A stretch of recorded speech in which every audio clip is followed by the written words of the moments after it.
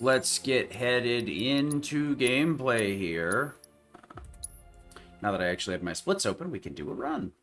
Because splits are definitely required to do speed runs. That's how that works. They're hard required. Taking a look at the timer here. It's about 9 seconds clear. Then I can skip. Trying to skip this first cutscene pretty efficiently. Luckily, Sephiroth has a combo. Ooh, a 19. I don't think I've ever seen that. You lose about a second every time the Disgorgon bites you, if not 2. It's a really weird fight. Usually what you're looking at is like a 21, 22 second time. You should not ever reset over Disgorgon, though. 2 seconds in the very beginning of the game is not that important, because I already threw it away there. Then I stop him. There's a lot of other things to worry about. Let's suss this out. How do I want to do this? The first trip to Nibelheim is more or less the same as the demo if you haven't played it already. There are some small quality of life improvements. You may have noticed we immediately started with Sephiroth, just like the demo, and there was no Zack segment. We can actually turn off all the Zack segments if we're playing a New Game Plus file. Okay, that was my fault for not turning left immediately there. If we turn off the Zack segments, there's quite a few little places where it saves time. Early on, that's the only one at the beginning of the game. The next time we would hit a Zack segment is almost like an hour and a half in. You probably already know there is one that does end up saving a lot of time too, where there's the Zack and Big segment. But none such a breath. I'll talk about that when it's appropriate, but we had to do a lot of like save loading shenanigans to save time on that segment, so not having to do it at all is really nice. all over the world like you guys. So we want to go up the side of the mountain there to force Tifa to follow us. Otherwise, the game wants us to walk around the road, which is super slow. All this is just to try and keep Tifa moving at full speed. This area right here, we just want to make sure she keeps moving. Cloud slowing down or stopping is an indicator that you're kind of going the wrong way, so you want to like readjust your movement. But for the most part, you should be good to go here. Yes, you really are the best. Just want to keep Tifa pushing. Luckily, a lot of the early chapters are pretty straightforward. A lot of the game is made up of overworld segments and what I would call dungeon segments, where encounters are forced and there's really no choice. You have to go from A to B from the beginning to the end of the boss. This is what I would consider a dungeon segment because we have no choice. We basically have to get funneled down the path. Buzz off. These little guys right here should always die to Thundera Magnify, or almost always. They can hit a damage range low enough that Thundera won't kill. Calling lightning. Piece of cake. Good enough. Trying to get the movement around here so that we optimize how we're moving and avoiding the slow bits. Combat movement is faster than non-combat. Oh, that's super annoying. That one felt pretty good. If you do the start of that fight right, Cloud will attack past the enemy there, which isn't super duper hard, but I'm a little annoyed I missed it. Buzz off. And that's why you don't bother resetting the Disgorgon, because you can just easily lose that time on missing an input or having the combat system act a little jank. So, you may be seeing me doing this little spinny thing here. What I'm actually doing is dodge rolling and then hitting the Punisher stance change button. It's a fight you want? And then alternating those as quickly as possible. That way I'm only using the... Oops. I'm only using the fastest part of the roll. And I threw away all the time save there. You need to be careful when you're exiting combat that you don't accidentally roll or stance change one too many times. Because then you'll end up performing the remainder of the action as you're exiting combat and you have no way to cancel it. So it is a bit of an annoying thing. And once you see the fleeing come up, you usually like only perform the action. You only perform the loop 2 to 3 more times, and that's safe. But I accidentally inputted a 4th time, and the thing is, the flee timer is known in Remake. I'm not sure if they actually give us the hard numbers of the flee timer for Rebirth. I believe it's 3 to 6 in Remake. It feels like it's a bit shorter in Rebirth, like maybe 2 to 5.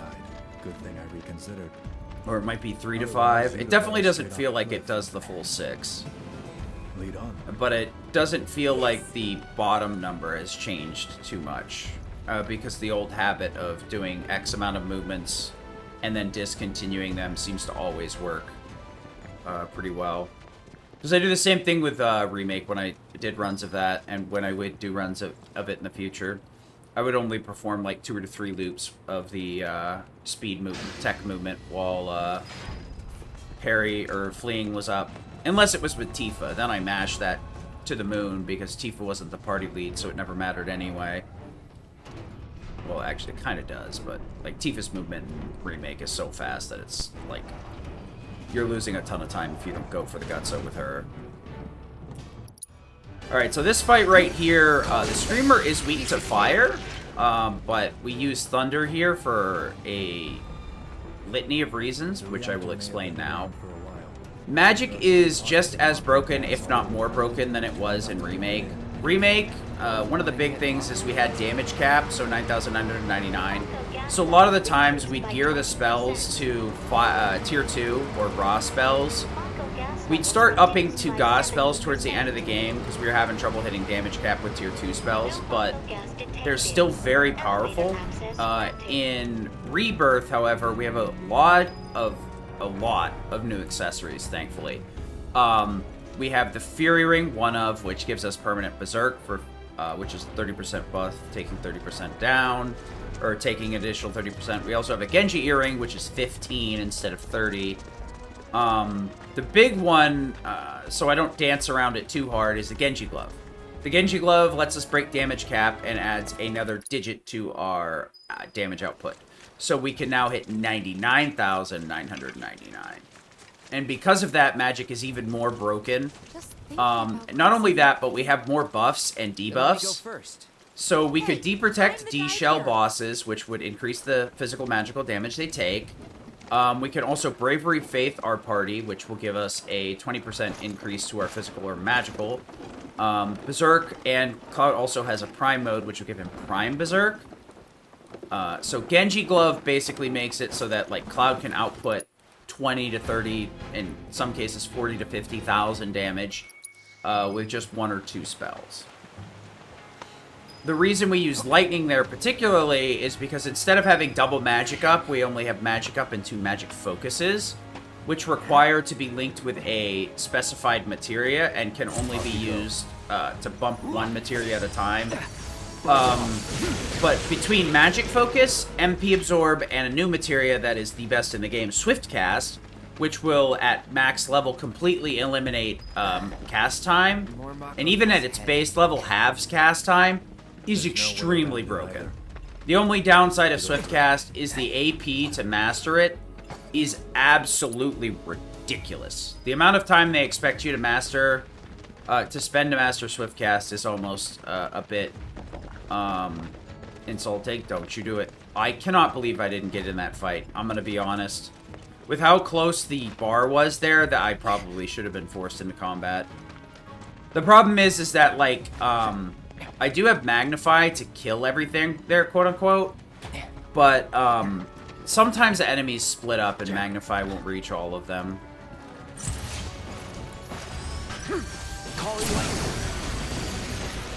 So I did some strange movement here so that Cloud can climb this before Tifa.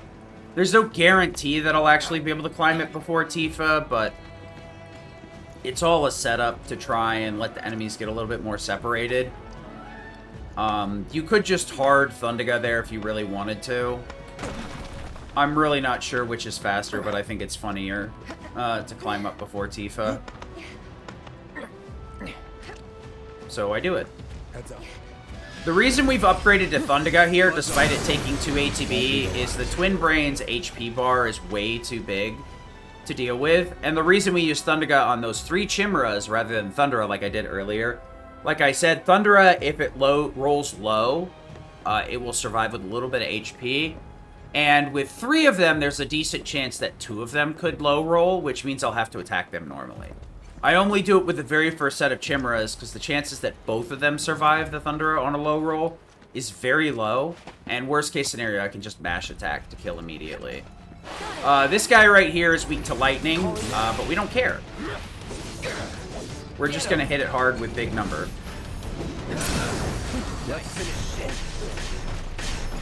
Buzz off. Well, that's that. We're kind of like stuck in that fight until Sephi has Zanshin there. So what I did is I used Thunder to soften him up a bit.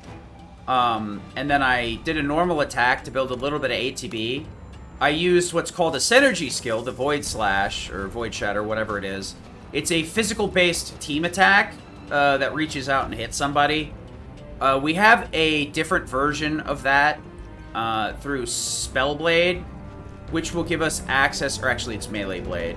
It's so weirdly named, but Cloud has a skill that gives the Synergy skill to Tifa, Aerith, Tifa, actually the easiest way to put it is Tifa, Kate, Shi, Aerith, and Yuffie. Spellblade can be done with Aerith and Yuffie, and Power Cleave can be done with Tifa and Kate Shi, or Kat Sith. And the Power Blade is physical-based, Spellblade is... Power Cleave is physical-based, Spellblade is magic-based and ranged. Spellblade's a little bit better at pressuring, and Power Cleave is better at damage. Or at least it would be if we were on a physical build.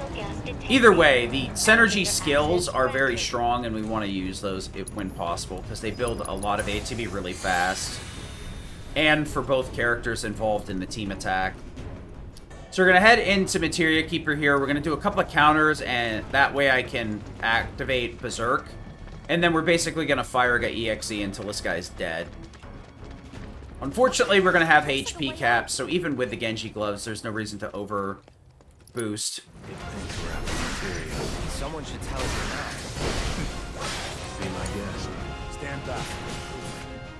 Burn. Honey. I want to be on Cloud here because he's going to jump down at my party. Even if he jumps down at Sephiroth here, I can still counter, but I'd rather not do it that way. Pretty mobile. Good thing I don't just fight with a sword. Call it fire. Stand Show back. What we can do. Sephiroth, You're in good take the lead. Defense, Cloud. No Cloud. This. It's all you. Stand back. I won't let you Try to mix it up a little. You need to vary your attacks. Damn it! Cloud was being really obnoxious there. I'm tight. Sorry, Bobby.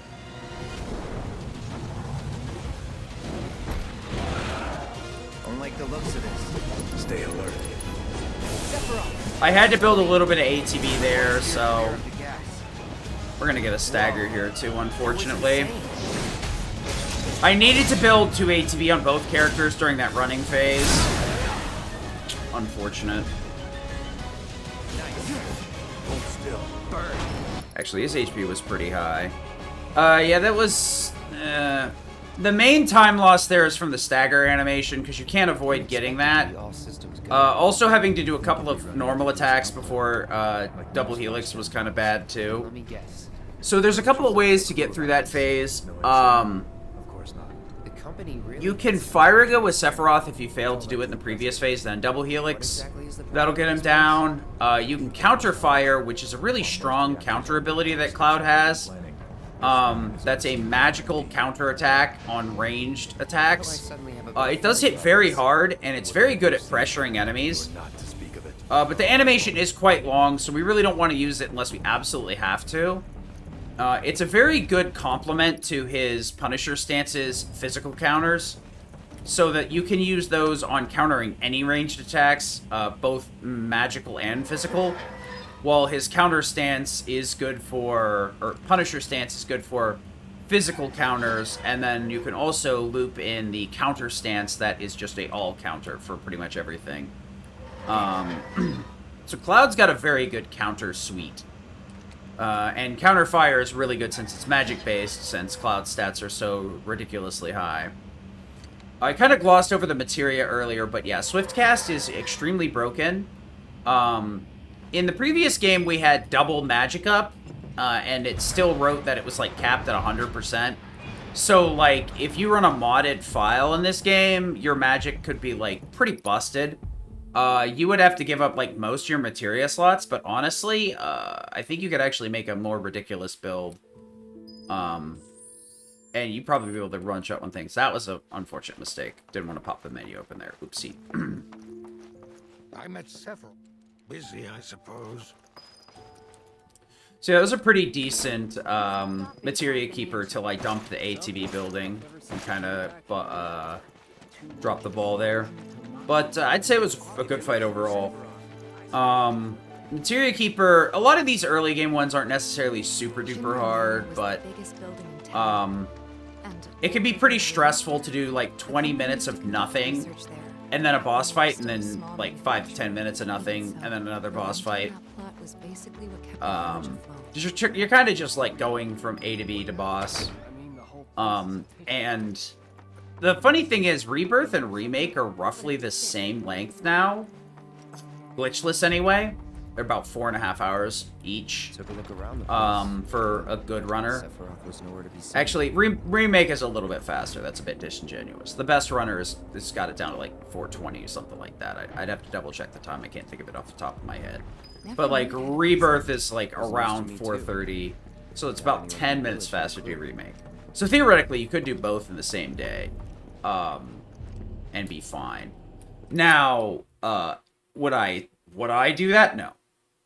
Not for lack of trying, for like not being able to do it. The problem is the custom combat mechanics. Sure, we'll call them custom combat.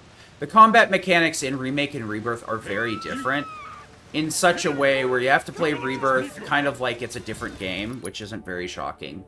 There's a lot of games where the sequel is like on its face similar, and at a casual level it's similar, but when you get down to a micro level, like a speedrunner has to, you start noticing differences that are actually quite important, that will drastically impact the way that you need to play the game. Remake has a lot of things where you need to be in control and you can't just let the AI do it. Or Rebirth is like that. And Remake, you need to learn to love the AI and let them do their thing. That's the fastest way to handle Remake. It's kind of funny that they're stark in that difference. But yeah, we have to walk through town here. We have to do Calm in a second too. So for a marathon, this would be a good cut-in point. Or just yapping about story. Pretty much anything at this point. Could do a story recap on Remake and like its different points. But for now, I'll go back to the materia thing that I was going to bring up. So there's a lot of purple materia that I'll talk about later, like HP MP swap, strength, magic swap, Vite spirit swap. We have an 8 magic up, strength up. I think we only have like 2 ATB staggers. We have like 2 first strikes. Luckily, we have a Choco King cape, which is an accessory that's functionally first strike but better. But it eats your accessory slot, so it's not quite as good because there's a lot of very powerful accessories in the game that you would really rather have equipped and have just a first strike. But Aerith needs the cape because first strike doesn't supply as much ATB as the cape does. So she doesn't reliably have 1 bar if we do it that way. What else? Now that I'm spiraled out of control multiple times and gotten away from the point. There's a lot of cool things to talk about with Rebirth, honestly. It's kind of hard to keep focus, I'm gonna be honest. And there's really no, like, rhyme or reason to how you should talk about it. I guess the materia is probably the most important part. But the thing is we really don't use Swiftcast on the boss here. We actually just have magic efficiency, or not magic efficiency, but magic focus equipped to fire and ice. So it's regular speed, fire, and ice, but it's got a 25% efficiency bonus, or effectiveness bonus. Magic Focus is actually a really cool materia. Not only does it, like, increase the damage of offensive spells by 25%, but it also increases the duration of spells that it's attached to. So you can increase the duration of haste. You could increase the effectiveness of your cure spells. You could also increase the duration of, say, Berserk on an enemy or Stop on an enemy. Though Stop rarely goes the whole time, depending on how you set things up. Stop is a really interesting skill, or spell, honestly, and it's one that I always forget to use. Hopefully I'll remember it when we get to part 3, instead of being like, stop these stunts. Follow me. Next time I'm gonna aim to get Stop immediately for my setups. Because a lot of bosses are weak to it. Or vulnerable to it. Let me put it that way. A lot of bosses are vulnerable to it, but have like a minor resistance, so Stop doesn't last super long. But yeah. But it would increase the duration of Stop, Poison, you know, any other like negative status effect, Sleep. Stop is interesting because it only breaks when an enemy is pressured or staggered, or the timer runs out. While Sleep does exactly what it says on the tin, and if you hit them physically, they wake up. I think magic attacks count too. There's only like one place I ended up using Sleep casually. There's a enemy skill VR fight where you're supposed to not kill the little annoying enemies, and you're supposed to kill the Mind Flayer or something like that without killing the enemies. So I ended up just using Sleep on that and hoping the AI didn't attack the little guys too much. I want to go up the clock tower next. You can see me. But yeah, with Damage Break, the magic focus becomes very powerful. And we end up double, triple dipping by using Magic Focus, Magic Up, making sure Cloud has the strongest magic setup, which is Rune Blade, giving him the skill that gets 10% damage bonus if he's at full MP. Setting up MP Absorb so that we can maintain that 10% bonus in perpetuity. Magnify. Magnify is kind of a weird one. You would think, oh, well, that's a damage penalty, not a damage buff. Well, if we can get multiple enemies close enough to each other, the magnified spells will hit multiple enemies. And that's more so for, like, bosses. So, like, Rudin Elena is one of the early bosses. If we set it up properly, we can group them together with a wind spell that Aerith has. And then we can hit them both with Thundaga Magnify, which will hit like a truck.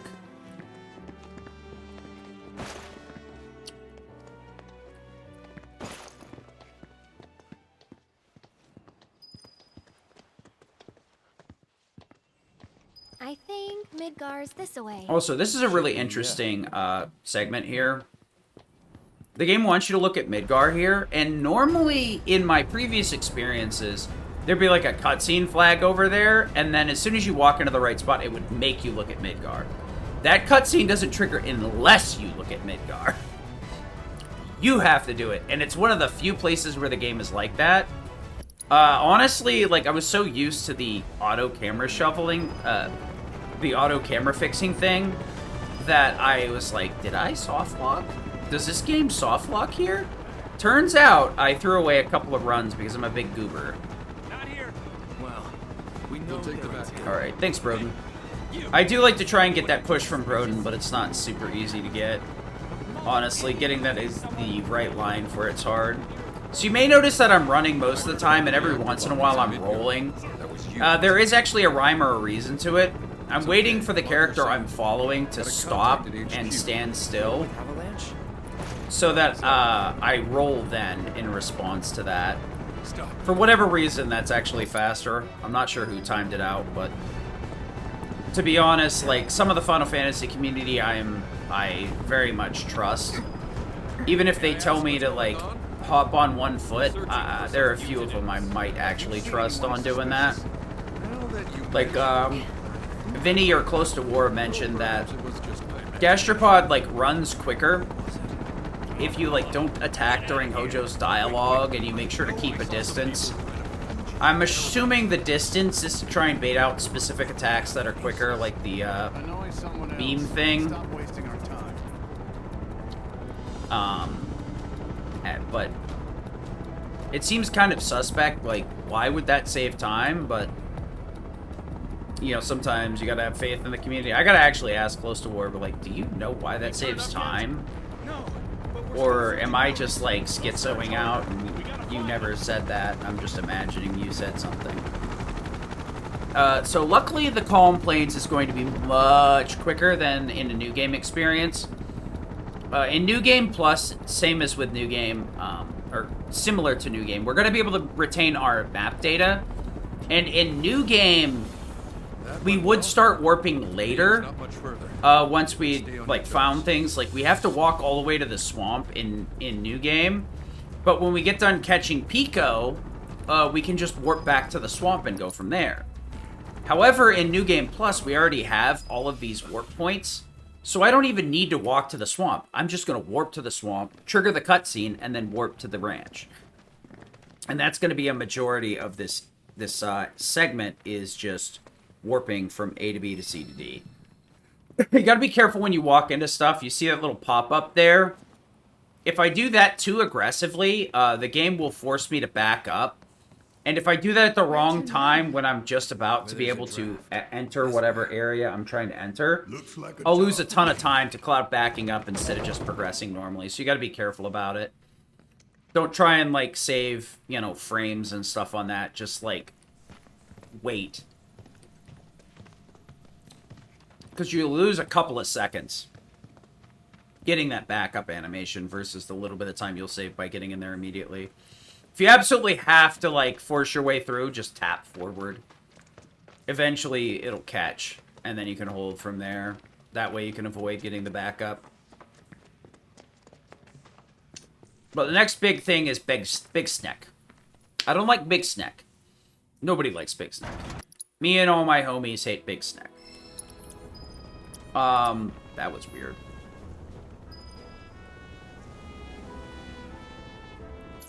So I was waiting for the mini-map to be available here. Whenever you leave Calm, or some of the areas, the maps take a while to load properly. So you have to wait. But yeah, we're just going to warp around for a bit.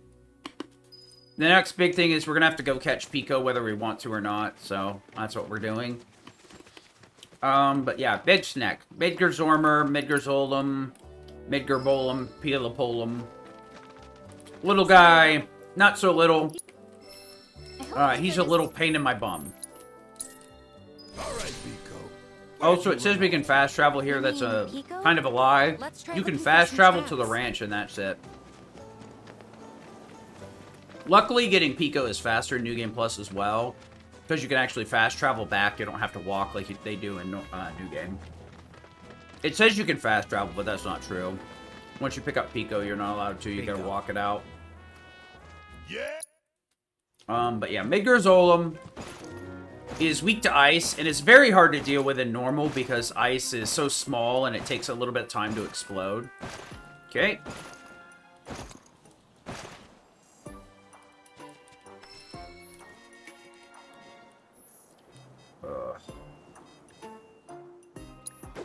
I don't know why the game's like that some days.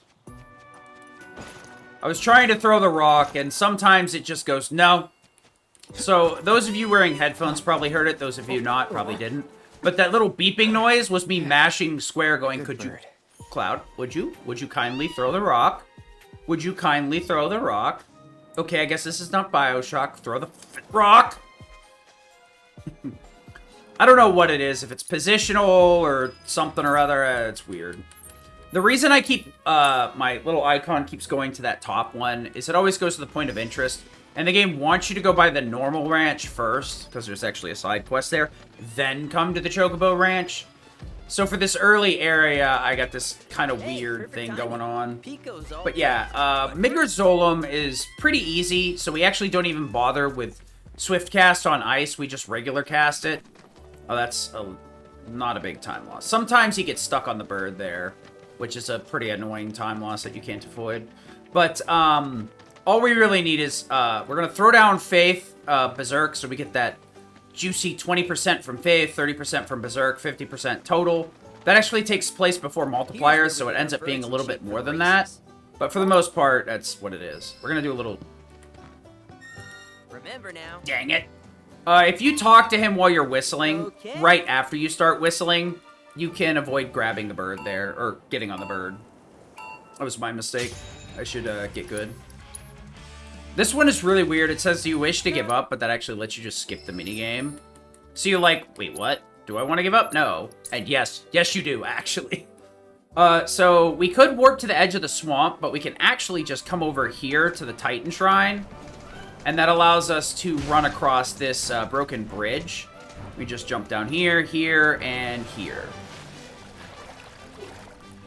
Unfortunately, that still spawns us in the middle of the swamp. But yeah, Midgar's Golem, we're just gonna ice him out. Luckily, it's a lot easier with the amount of the size of Blizziga in this game versus his tiny little head. And I say that because once he coils, his head is the only targetable part, which is what makes Midgar's Golem so hard. Is that dry land I see?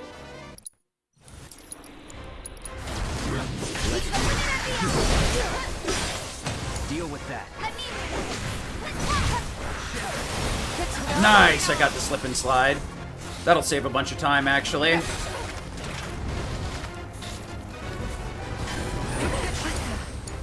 it absorbing heat? You rang? Everyone, keep your distance. Aim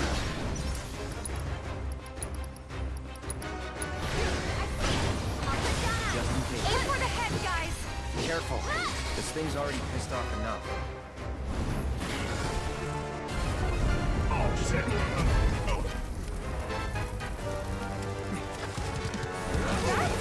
Not good at all. Then let's end this asshole. Let's get serious. Help a girl out, okay? One more. Good enough, good enough. Yeah, Midgar Sormer is kind of a scary little fight. The first phase is pretty straightforward. Ideally, I want to use my shortcut to cast Faith Magnify. But for whatever reason in that fight, I have a hard time opening the shortcut menu. Oops, that's not the one I wanted to open. I have a hard time opening the shortcut menu immediately. So I just, I very often accidentally open her tactical menu. So I just use the tactical menu to cast Faith Magnify. You have plenty of time to cast it, but you just want to make sure that it gets cast as soon as possible so that you can get the Congo lines of inputs out efficiently. Like I said, the Faith is 20%. I sneak in a counterattack and a Berserk on phase 1 so that I don't have to waste my ATB boost. Because he's always going to snap at the very beginning. He always does a physical attack like that. And then from there, you follow up with, oops.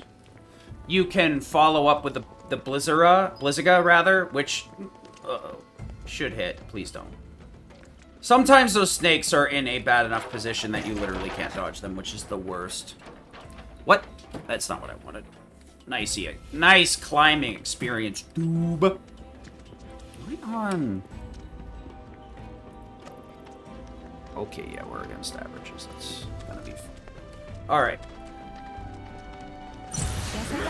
Normally, we'd want to be using Tifa's movement in some of these fights, but unfortunately... Ooh, that's nice. This fight and the Ogre fight doesn't always link up properly. So, yeah, it is what it is. Sometimes you have to stop and start there. You have to wait for the Ogre, wait for the snake fight to stop, and then you attack the Ogre, and then move. For better or worse, though, that the hallway where my combat ended, there seems to be a forced end point there, so... But yeah, we can't use Tifa's movement in this game. Uppercut was heavily nerfed. So it can't be canceled nearly as quick, it doesn't hit nearly as fast, and it also doesn't build nearly as much ATB or deal as much damage. Hey, Mech Bro, thank you for the good luck. Appreciate it. We're gonna go around the snakes here. Depending on where the snakes are, you can kind of YOLO a tight line, which I think they were far enough away, but looking at where they are now, I think they would have forced me into a fight, which would have been super annoying. But yeah, her uppercut is heavily nerfed. We still use it because it's fast and much more damage than her normal punches. But we don't use it too much. The worst part is that since it's been, like, nerfed in such a way, her movement is not nearly as quick. Okay, we're going around to the left then. Got it. The orcs here can be in random positions, so we want to make sure to skip the fight. But her Omni Strike now builds a ton of ATB. It does a pretty decent amount of damage. And the 20% damage multiplier is nice, to the point where we can loop, like, 4 or 5 Omni Strikes into Unbridled without, and still have an ATB left if we have a full bar. And we also can 100% guarantee she starts with it because she has 2 abilities for 50% versus Remake where she had either 1 ability for 50-50 or 1 for 75-30. So. Correct me if I'm wrong, but that sounds a lot like a nice, long, all-expenses-paid vacation. Well.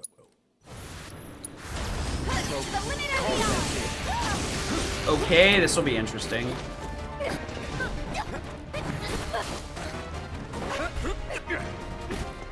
Just look pressed. Giving it my all. Let's go. Hello? Oh, that's my fault. Come on.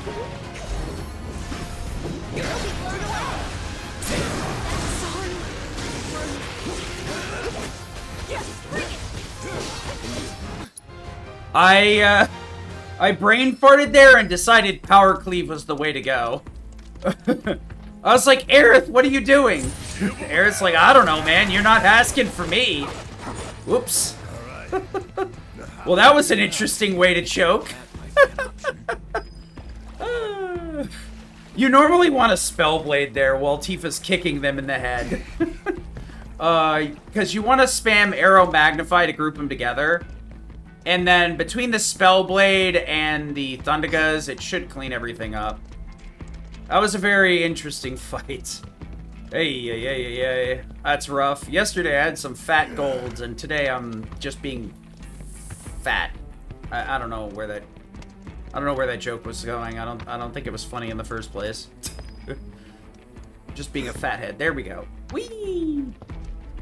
So Mithril Golem. This is a pretty straightforward fight.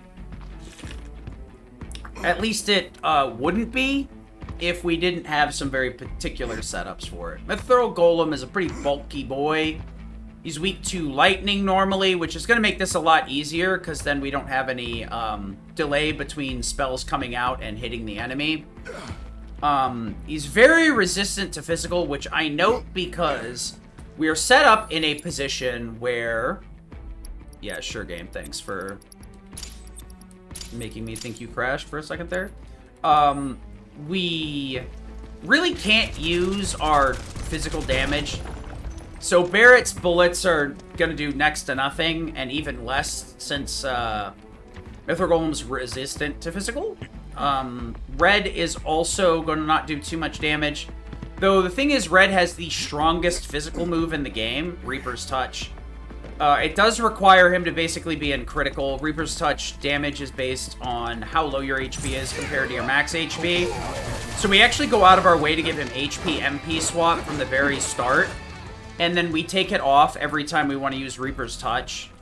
Or we use Self-Destruct to get his HP down to a point where Reaper's Touch would be in that critical position. HP MP up has a couple of uses besides just nerfing your HP and, you know, maxing your MP. It actually can do quite a few things. Sorry. I tried, like, lowering my seat, and it ended up making my legs hurt worse. Or at least it felt like it did.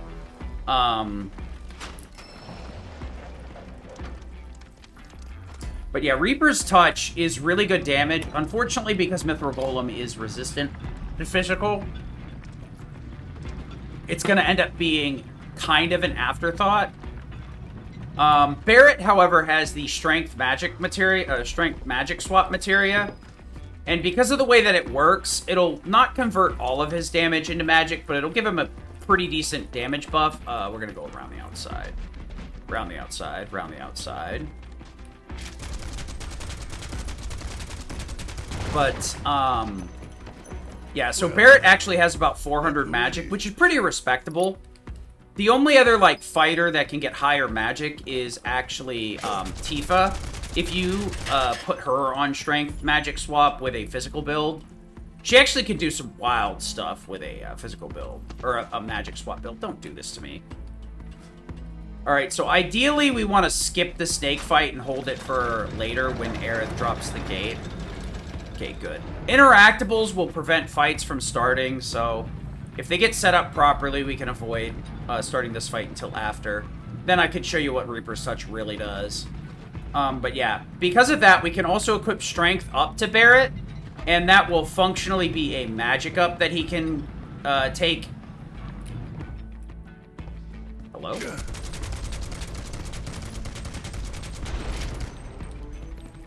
Which is super neat. Put that in there, please.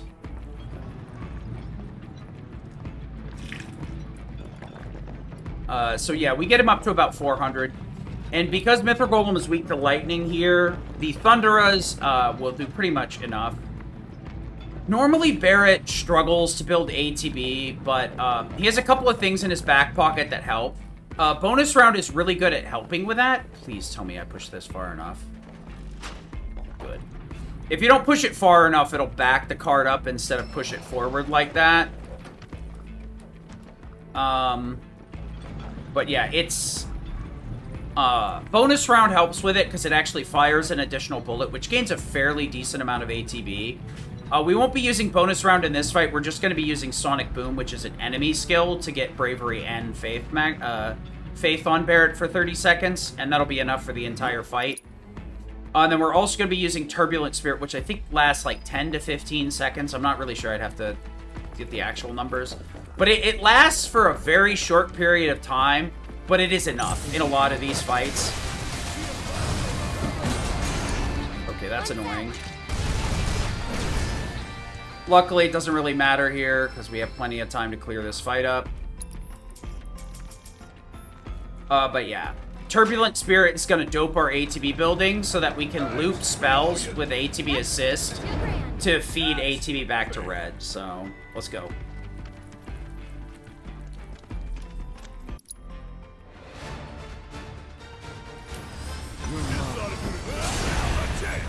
Hit it with everything you've got. Nope. I got lucky there.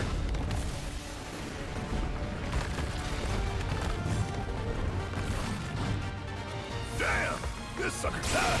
Looks like that hurt you. That's great. Gotta love it. That hell yeah. Try walking that off. That's awesome. What's gonna reduce your ass to rumble?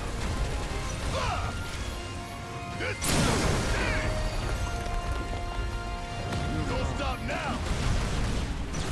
Or on the bangs. Coming at you. On you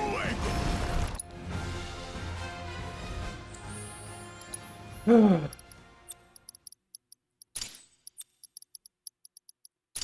So the reason that my menu went like kind of goofy there and it started shooting the things all over the place is I'm actually trying to do the menu in a really interesting way, at least in my opinion.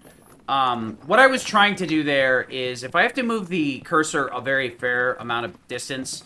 In the previous game, the cursor moved pretty quickly and we only had the 4 characters, so it was fine to just let the thing kind of auto-move. But since we have like 8 characters now, I really should take advantage of the double movement. So I actually do the inputs with the D-pad and the thumbstick if I have to move a lot of times to double the amount of inputs I can do. But sometimes, because I'm using the thumbstick, the movement gets a little bit sideways. And then it'll end up kind of shifting the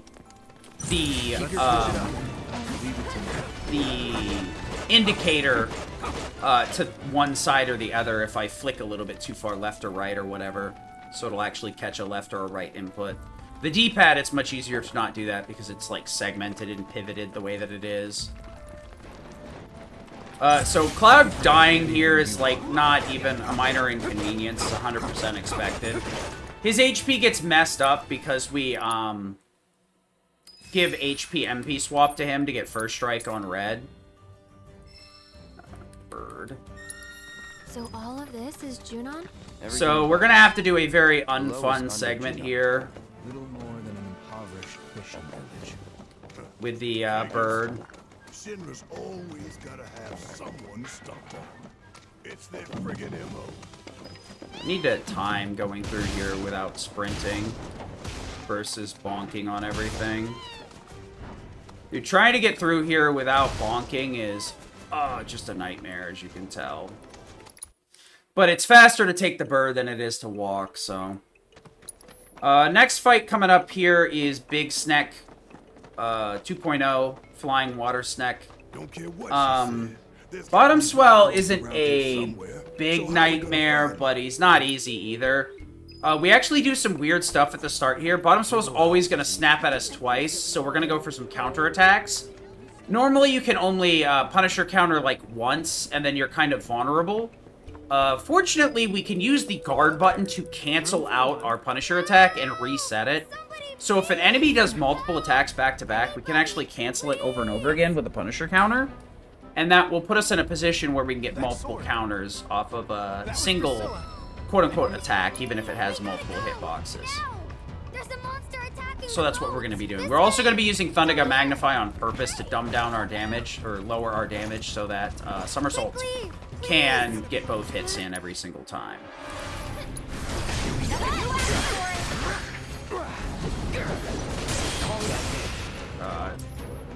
You're up. Ready? There. Yeah, let's finish this. That's it. Ah! What? Okay.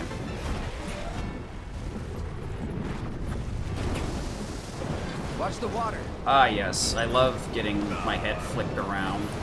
Let's be smart. With me. Coming. Now's our chance. Nice.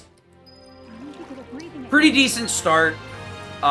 Anything at sub 47 I'm happy with. Someday we'll be looking for 45XXs, but 4630 is perfectly fine with me. Anything that slowly but surely pushes the sum of best down. She's so cold. There's a little bit of hesitation in these boss fights that could be improved, but overall, we didn't have any big hesitations that broke the fights.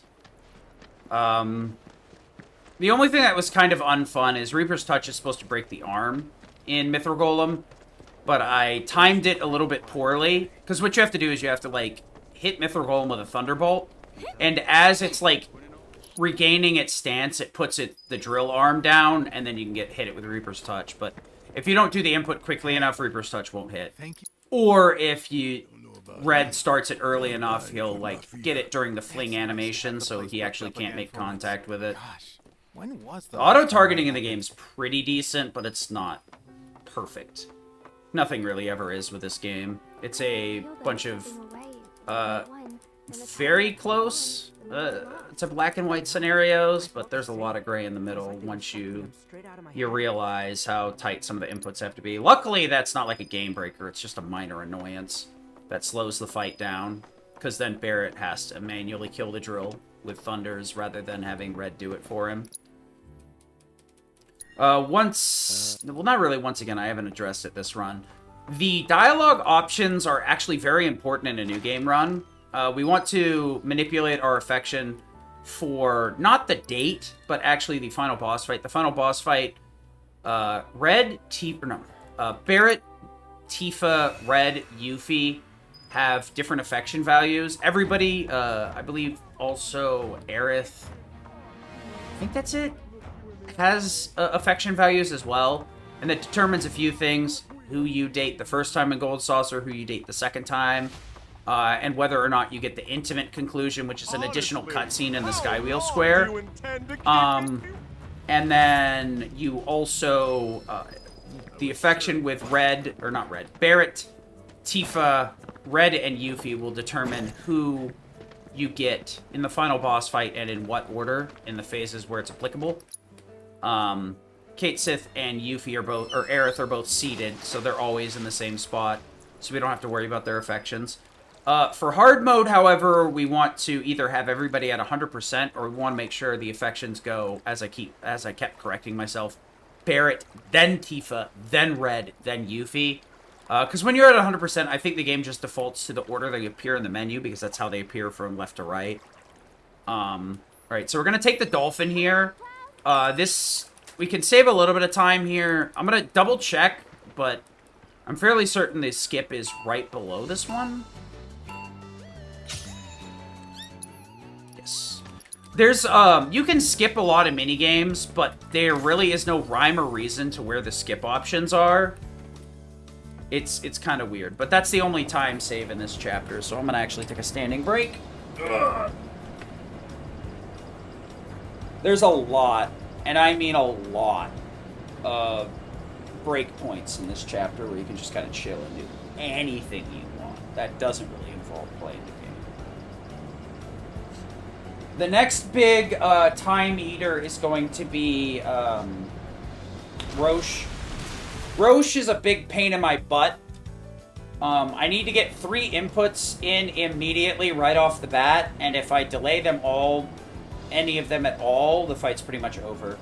And the reason that that's a big annoyance for me is you can't just walk into Roche's boss fight.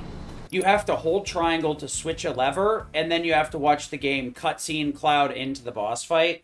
So you lose like 15 seconds every time you have to restart Roche. It's so infuriating. Especially when Roche's fight, at least phase 1, is so short and input dense, it's really annoying. It makes practicing Roche feel bad, too. You waste minutes of your life resetting. The worst part is practicing... practicing a lot of these bosses was actually kind of brutal until recently. Same thing with Remake. A little bit less so, but this game has a lot of long cutscenes in between phases. So resetting in like phase 2 or 3, you are almost always better off trying to recover. The funny part is now, those cutscenes are half as long because there's actually a fast forward functionality, which I've been using the entire run already. And that fast forward functionality allows us to play the boss, the mid-fight cutscenes at twice the speed. That's too bad. Would have been perfect. Which is kind of nice, honestly. You know, the weird part is that I guess Midgar Zolom doesn't break unless you have that tutorial there. That's probably why it frickin' freaks out. Just realize that. If you use fast forward in Midgar Zolom in a new game run, the camera kind of freaks out and like starts doing this over and over again. I don't know what causes it, and even you have to like not do the fast forward for like a good second or two to keep that from happening. It's super weird. I don't know if maybe one of the recent updates fixed it, or if it's just a matter of that there's no tutorial in New Game Plus, which is what causes it. So, Cloud, what can you tell us about Junon? It's a key military outpost with its own offshore reactor. Take a quick stretch break here. Against any seaborne assault. We got like a couple hours to go. We're gonna try and finish this run as long as I don't choke too hard. Not worried about PBing today. I'm worried about getting golds again. Neat. Any good restaurants? Sights to see? Especially considering the list is out tomorrow, I'd like to get a run in, since I'm going to be too busy to do one tomorrow. Just to be clear, you do realize we're not here on vacation, right? Of course I do. Hey, look, what's that about? Listen up. Midgar's 7th Infantry will return home with the President's commendation. Let's show him how a real drill team does it, and make our city proud. Troopers, you're all off duty until the parade begins. But use this time wisely. Practice your technique.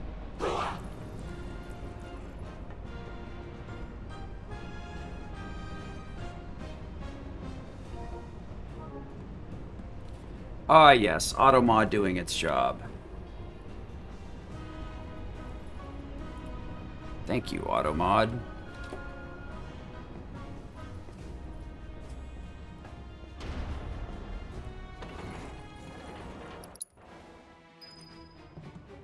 So we can get a little bit of optimization here. You see these little things on the side. Not all of them can be done like this, but notice how far Cloud is. Please get changed. Boop. Yep. So there's a lot of places where we're forced to slow walk, and if we do environmental actions, Those are set at a certain speed. I did them very early on where Tifa was yelling at me about trying to go down the broken bridge. We actually were, like, jumping over rocks on purpose there. That's why we actually went down the side of the mountain like that instead of the other way. We'll be doing that as much as possible. There's not a whole lot of places, but that's one of the early, easy examples. There's one at the very, very end of the game that saves a ton of time. But it also means that, like, getting a chance to heal before you go into the boss fight is almost non-existent without just wasting a bunch of time, so...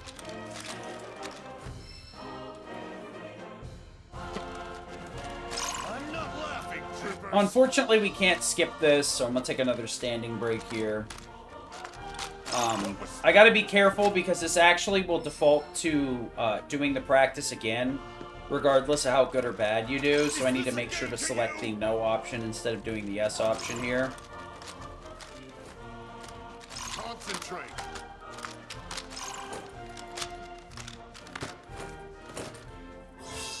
Alright. We will have to do the march for better or worse. That will be the first bathroom break that a lot of people will take. It's unfortunately split up into 3, so for a marathon run, it's like a minute and a half plus the cutscenes in the middle, 2 minutes, something like that. Because it's like 3 30-second cutscenes kind of all strung together. The second 2 are a little bit longer than the first, which is around 30. But it's easier to, like, oh, it's 90 seconds. So if a marathon runner needed to use the bathroom, you could, as long as they had a physical commentator, they could very easily just kind of be like, here you go, and then go hit the restroom. Assuming there's a restroom reasonably close to the run space.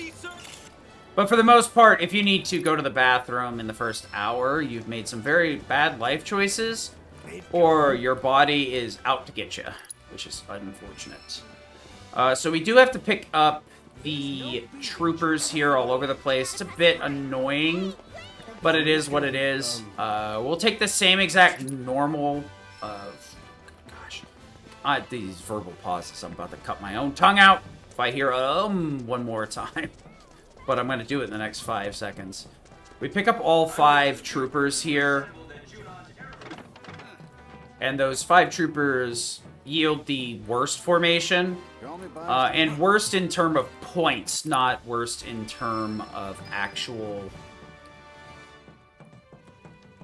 speed? It's the worst formation that takes the least amount of time to complete and also cannot be... You can't win the minigame with this. So we actually go out of our way to make sure we get the worst formation so that it's the fastest. The parade is RTA.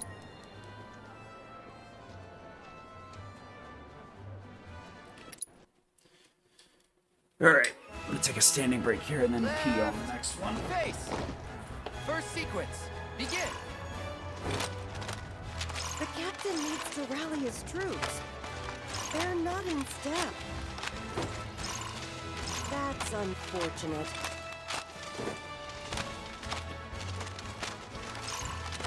Is something wrong? Oh, that's Second going sequence. to cost them. Begin. I'm not sure they know what they're doing. Do they seem a tad nervous? They did practice, right? They don't seem very coordinated. So I gotta be careful here to make sure I don't restart the minigame, so I'm waiting for the Shinra News Network logo before I skip the cutscene in between. Oop, there we go. Team, halt. First sequence. Begin. Do they seem a tad nervous?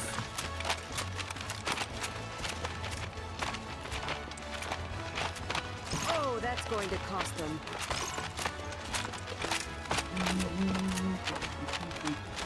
That's unfortunate. Formation change. They don't seem very coordinated.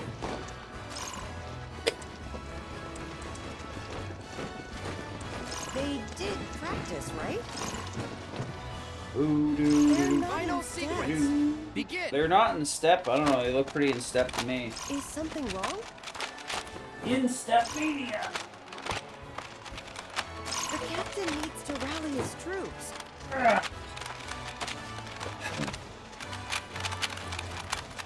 I'm not sure they know what they're doing. Left. Change. Face. Be right back. Formation. Change. Maybe they're still warming up. Oh, that's going to cost them. They did practice, right? The captain needs to rally his troops. Final sequence. Begin. Is something wrong? Do they seem a tad nervous? They're not in step. That's unfortunate. They don't seem very coordinated. Yare, yare, yare, daze. Do they seem Or a tad something. nervous? I'm not sure they know what they're doing. Oh, I know what I'm doing, my Oh, dear. That's going to cost them. Whether you like it or not, I know exactly what. Third performance, Rama formation, cancelled! Alright, so now we get to play the game.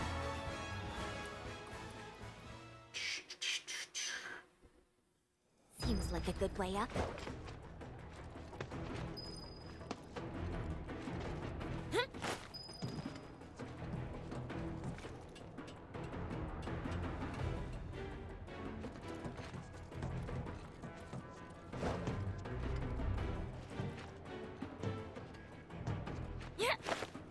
Alright. Shit, I don't see Little Miss Ninja So, anywhere. the whole... Now we actually get to head into Junon here. This whole area is a bunch of gauntlet fights with Cloud alone. We're going to actually be using his cleave ability. It's kind of not an ability, it's like part of his kit. Everybody has like a different special move if you hold. So Cloud's has the Punisher stab while he's in Berserk, or Berserk combo, or Prime combo while he's in Prime mode. Both of those will hit a lot harder. And the Berserk / Prime combo gives him Berserk / Prime Berserk. For his normal attack, though, if he holds square when he's in Operator, he actually does a spinning move. I call it Spin to Win. I guess everybody calls it Cleave. Don't know, don't care. But it will pull enemies in. So we're basically going to be able to group enemies together, tap them with a Thunder or Magnify, and then move on with our day. Until we get to some of the bulkier enemies, like the sweeper fights.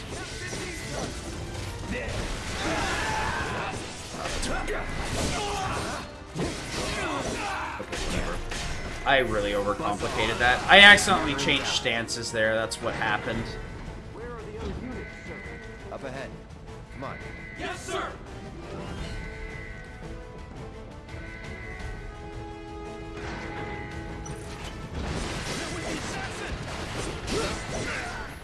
Calling lightning. Just like that.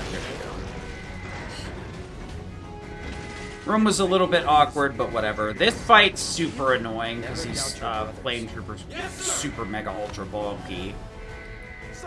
Think you can stop me? No, no holding back, just in case. Time to celebrate. Weird, but okay. The flame troopers like spawned in super late, so that room was way different than it should be normally.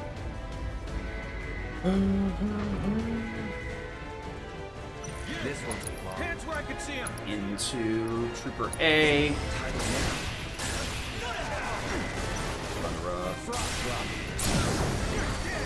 Calling lightning. Keep ready. Gotcha.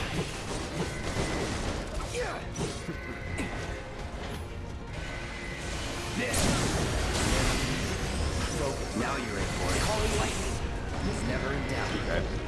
That last part of the room I actually take a little bit slow on purpose. I need Sweeper A to back up a bit to make sure that the Thunderga hits Sweeper B as it spawns in. And then I need to hit the B Trooper on the upper platform so that Thunderga hits everybody. And I need to not do it too soon, or else I've had issues with the Thunderga also hitting the B Trooper, so...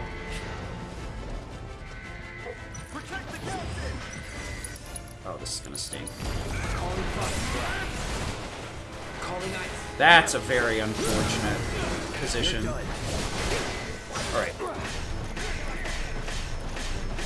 No holding back. Time to burn. No time. That was a really bad placement for the spinny dingus there.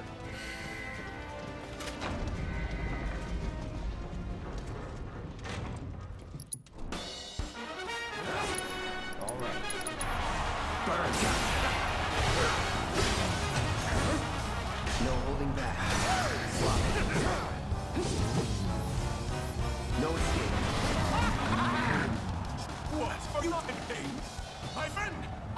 I'm gonna be honest, I messed this fight up more often than I should, so I was kind of worried.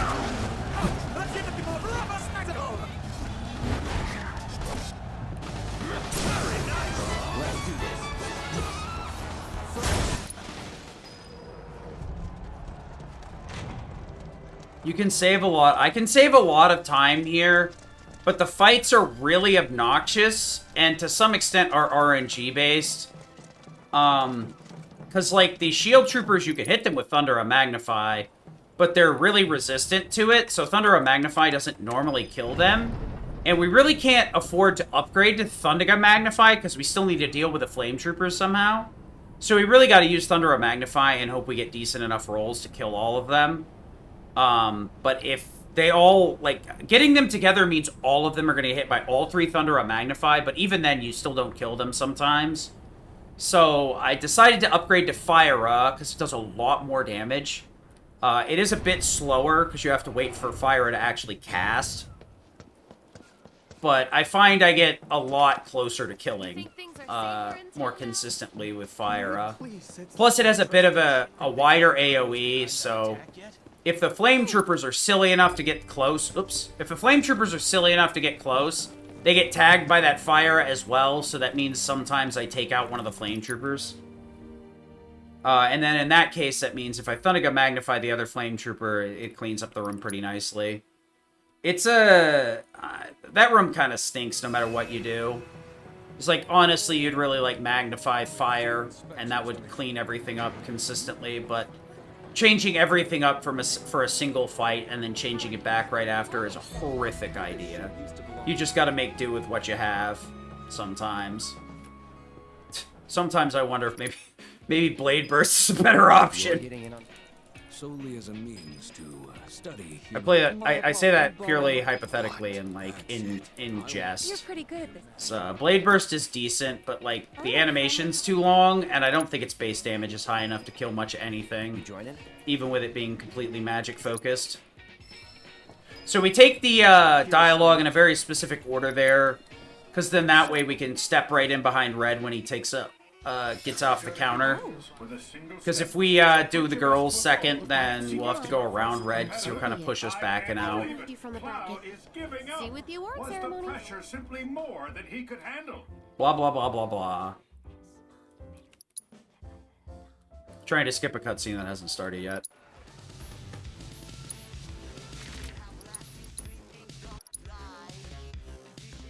And that is the last time we are going to see Queen's Blood. Didn't expect to see Hope you enjoyed looking at my casual deck. The highest I got was like rank 7 on this file, and this is the one that has the most Queen's Blood completed. I haven't bothered, like, downloading somebody's super mega optimal Queen's Blood combo, easy win button deck. I decided to stick with Turks.exe with the boosting and Ifrit combo. So it's a very simple deck. It's the kind of deck that I like to play with. It's like a very simple combo line. So Genova and the ship here can be a little bit annoying. The first fight, we have a lot of enemies spawning in wave after wave. So I need to manage my ATB in the right way so that I can clean up the enemies as quickly as possible without risking wasting too much MP. My biggest sin here is usually casting Thundega Magnify, or Thundega by accident, which will pretty much deplete my ATB to nothing, so I gotta be careful with that. Big one is attacking these guys, makes them dodge. But if I make sure to hit one of them in the right way, we're good to go. Ready?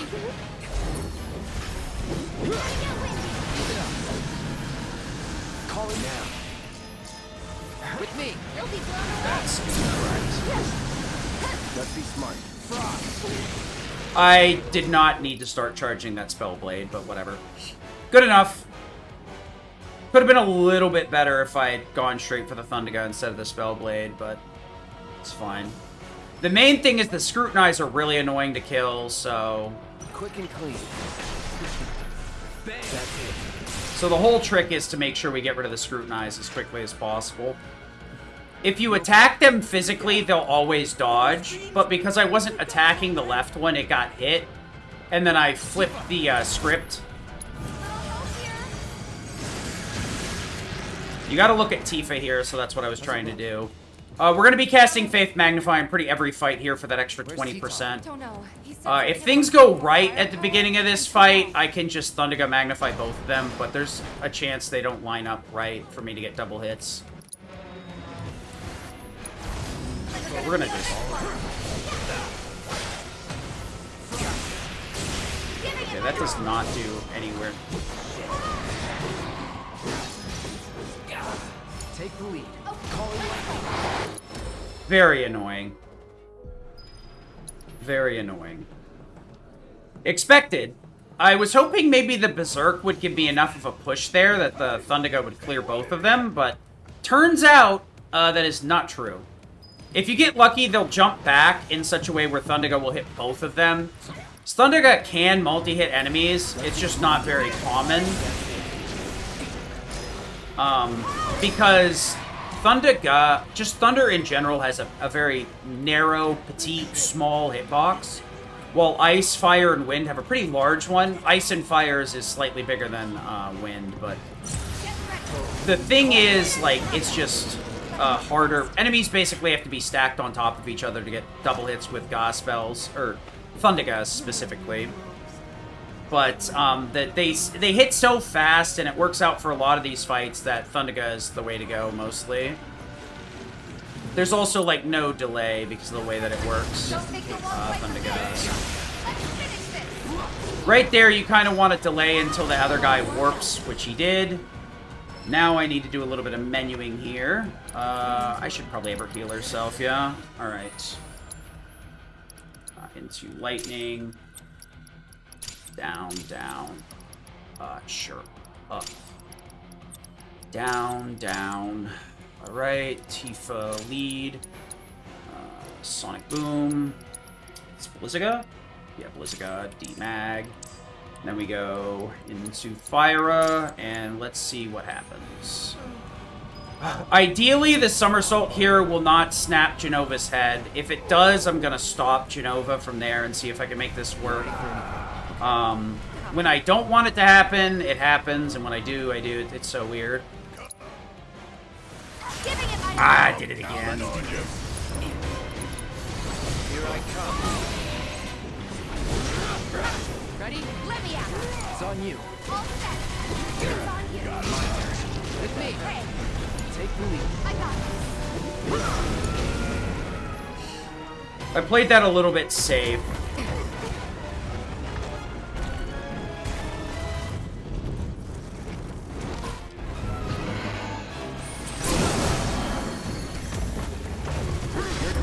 Into True Strike. Calling light. Come on. Finish it. Seizing the open. Watch this. With me. I'm in. I see it. So you may notice that I'm bringing up the shortcut menu. That's actually to let me know when the cutscene ends here, so that when I see it go away, I can hit the R2 for the fast forward segment. Yep. That's how that be. Genova and the ship in general can be very unforgiving. Setting up the fight on Genova isn't particularly hard. A lot of the early game's bosses aren't. After we get through Custom Valk, we're gonna hit a hard brick wall, and the bosses are gonna start getting a lot more difficult. regardless, I'd say like I'm an average to high tier runner. I don't know. It's kind of hard to like place your own skill, right? More stubborn than anything. Not exactly the best. But a lot of these bosses start getting extremely difficult, extremely fast from here on out. We're going to need some very tight input windows, and there's really... The only level of recovery is knowing when you blinked and when you didn't, so that you start backing things up. Because a lot of these bosses we can use stop on, so it'll help us fix the issue. But yeah. How I got my hands on it though. So the next boss, not this next one. This next one really isn't hard as long as you're paying attention. No money, and worst of all, no girl. I was a nobody with nothing. Custom Valve is the big problem, honestly. This guy is a beast. So we do a lot of jumping up the rocks there, because it's much faster than slow walking. Because normally you have to wait through all of Johnny's dialogue. But when you do it that way, you can skip most of it. The dialogue itself really isn't important. It's just kind of an indicator of how much time you spend. So this is why we've actually had the beachwear on the entire run.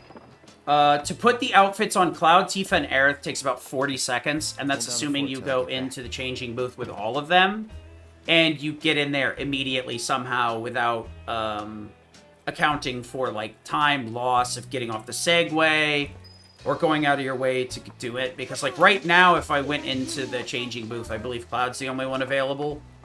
I'm fairly certain, actually. And I'd have to get off the Segway to activate it, which would mean I'd have to go to the changing booth again. And then also, I believe for Aerith and Tifa, the changing booth on the beach is not available, or at least next to the beach isn't available. So we'd have to go to a different one. So TLDR, without adding in additional numbers and other abstract values, it takes about 90 seconds to change your outfits, so a minute and a half. 40 seconds to put them on, 40 seconds to take them off. So if you want to just wear them for the beach, you lose a minute and a half. If you want to take them on or put them on at the beach, so you don't have to deal with them while run, you lose 40 seconds. It's very frustrating. For whatever reason, the beach isn't available unless you're wearing beachwear in New Game Plus. This is one of those quality of life things that I feel should have been changed, but it is what it is, I guess. It really only affects speedrunners, because most people, it's like, oh no, I lost a minute. Ooh, how sad. Now back to my podcast. Hey, we're going to switch to Tifa here, because we can. Sure.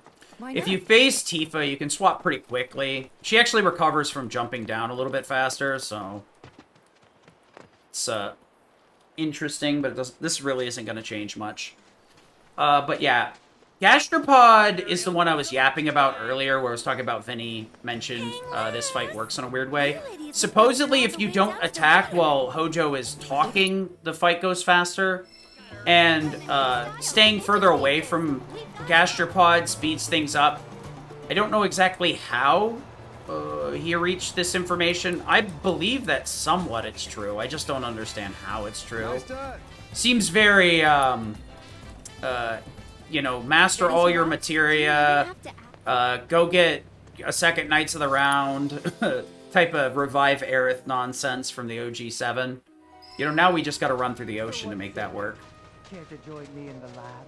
So if you get the camera in the right spot here, you can kind of run with Cloud, which is nice. Wow, that's quite an offer. It doesn't save a huge amount of time, because if we actually get over here too soon and start the next cutscene too soon, we'll actually soft lock. We'll get stuck in an infinite load. I'm not sure what causes it, but we know that getting here too fast is part of the picture. So I'm actually going to take my time getting over here and wait until he says something, blah, blah, blah. Or he must earn his title. I'm going to wait for him to finish this. Only by inspiring others does he earn the title. I found that, like, around earn is enough, but I wait till title to make sure we don't get an infinite load. I still get scared every time, though. But yeah, you can get over here a lot quicker. They're going down.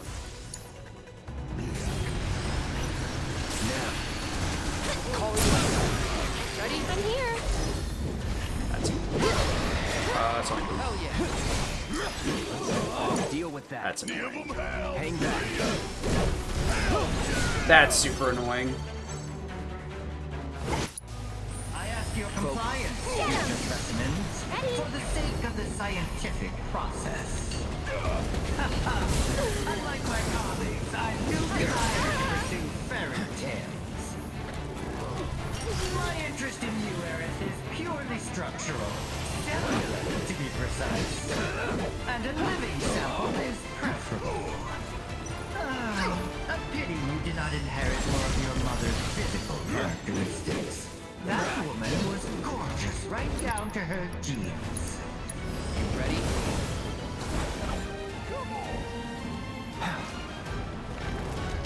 Oh no.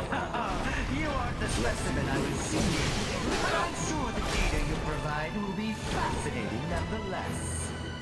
All right.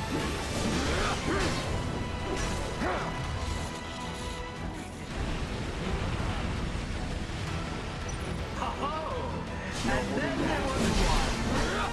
Come along quietly now. I can't believe I dodged that.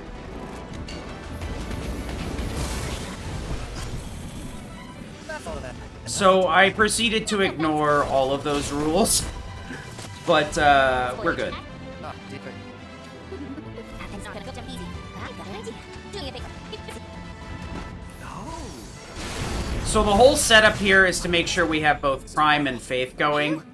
You could also use Plasma Discharge if you wanted, apparently, instead of Prime Berserk, but Prime Berserk's pretty easy to input, and it's the same difference, honestly.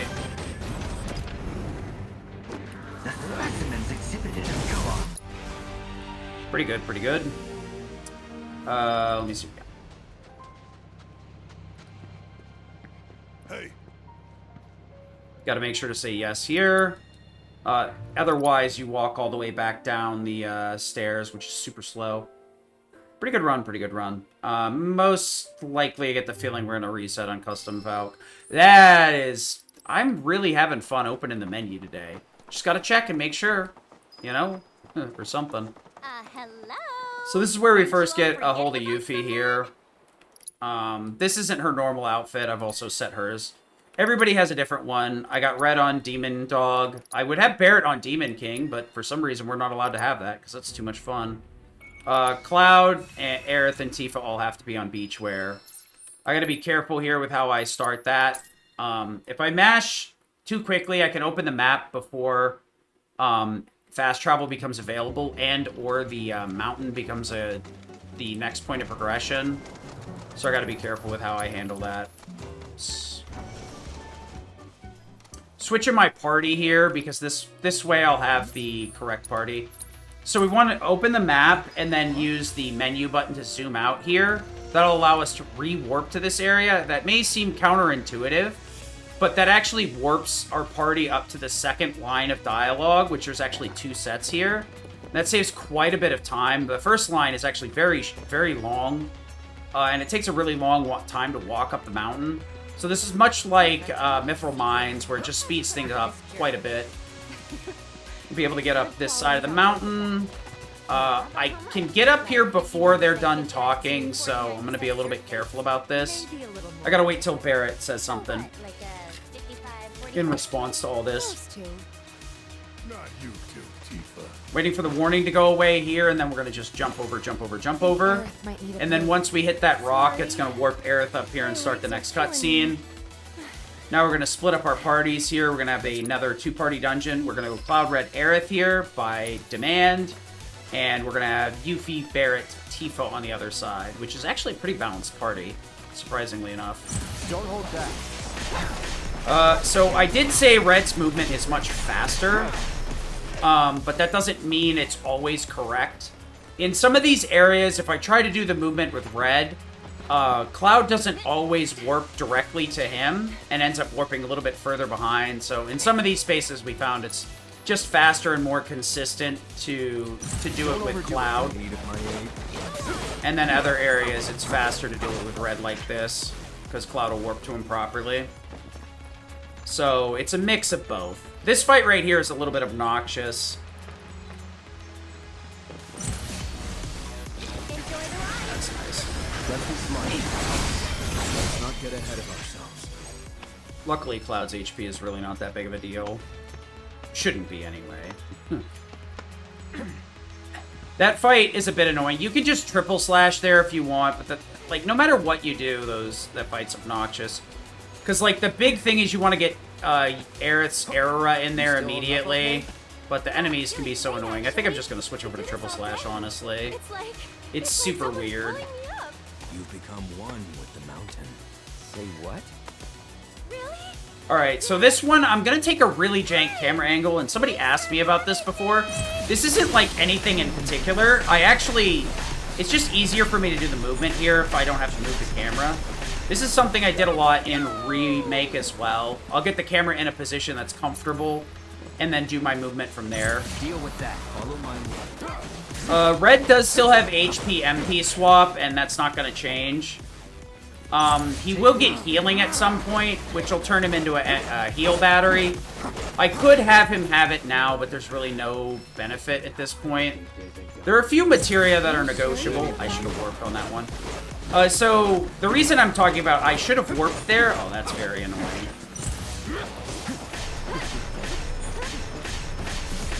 If you hold the guard button, R1... I guess you could rebind your commands, but if you hold guard while you're switching to a character, it'll actually warp the character to the enemy, and that is something that we want to avoid taking advantage of in this boss fight.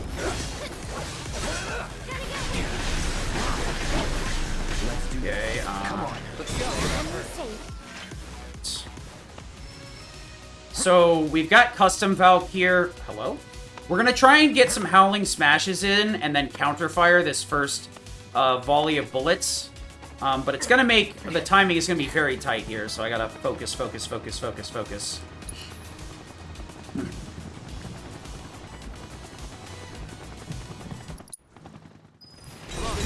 Keep it together.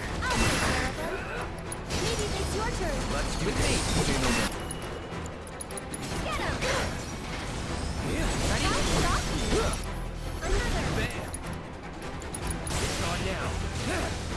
Let's go. Go on! Okay.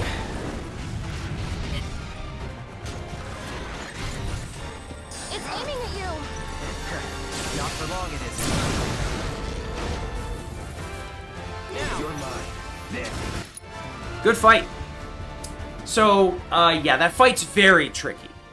It's not incredibly difficult, but that fight, I would say, is about as hard as it looks.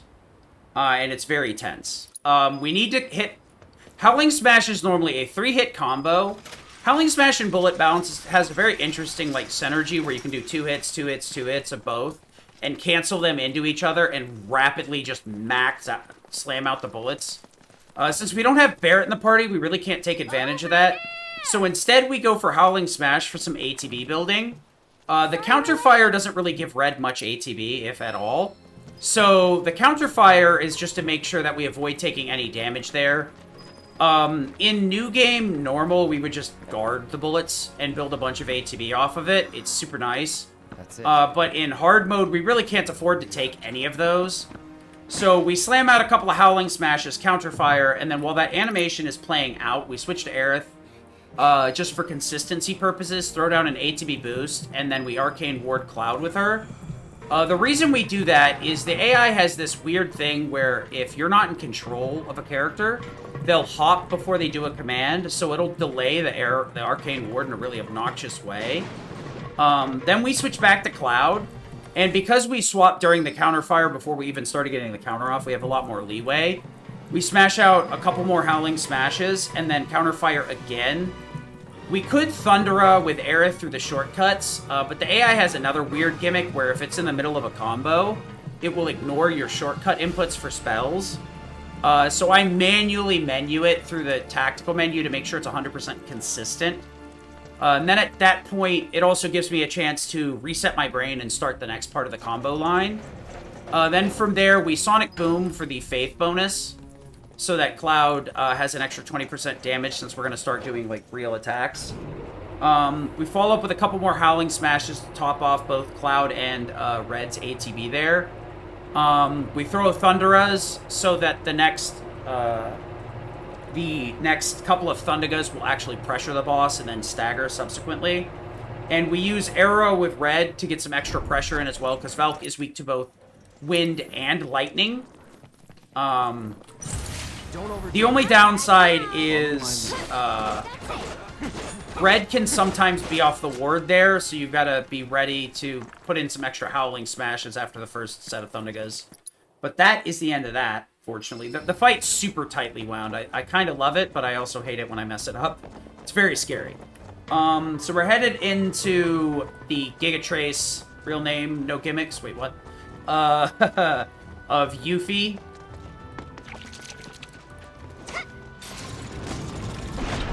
Sorry, can't help it. Sometimes it's a little bit of the legitimatism kind of making me act like a little goober. Which way? Well, ball of energy with very little brain cells active. We're gonna have to power it on first. Basically, like, all my practice is putting all my my combat ability in my muscles, not my brain. It's all muscle memory, baby. None at all. We do need to make a slight adjustment here. By a slight adjustment, we have to make a pretty major one of about 6 or 7 materia swaps. We need to set up Barret so that we're good for both Gigatrice and Dyne, because Dyne's the next boss fight. And Barret has to solo that fight, so we have to over-optimize him to some extent to make that fight not obnoxious.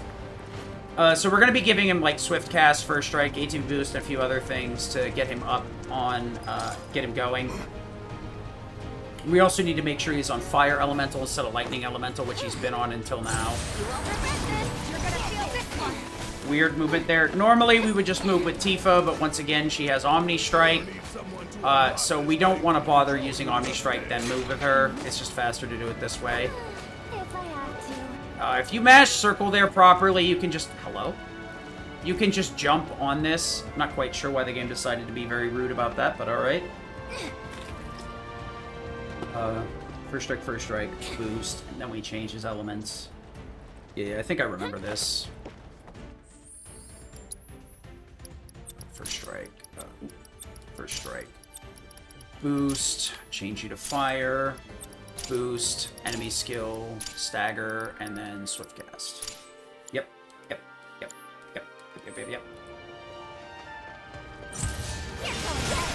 I take this fight in a much different way. You can actually just fire gun the Spearhawk here.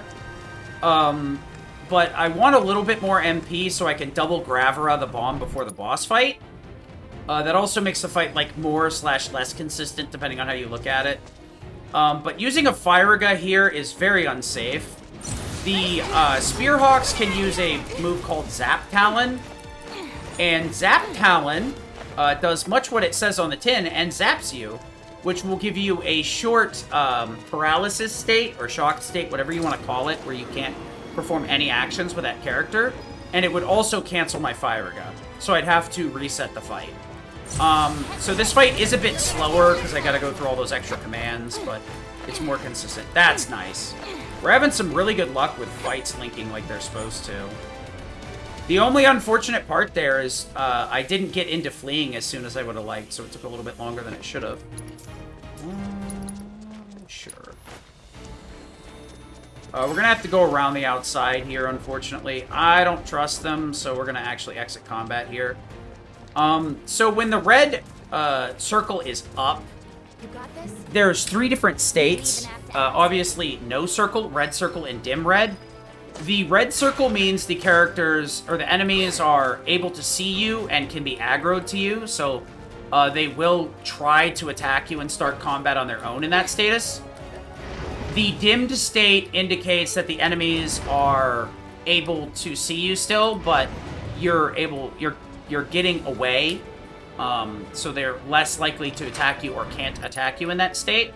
And once it completely goes away, the enemies lose aggro, forget you exist, and return to their center positions, or spawn positions, whatever you want to call it. So that way you have a chance to get around them. Sometimes you can kind of snake around them without doing the dim and combat exit.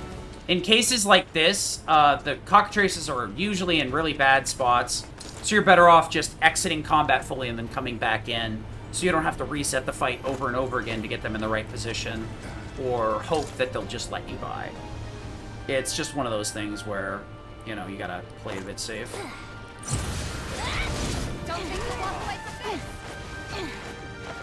So this is the last fight here. If I get good movement, I can actually enter and exit the flea there. And I can save a little bit of time by not having to flee twice. In new game, entering and exiting flea there is actually awful.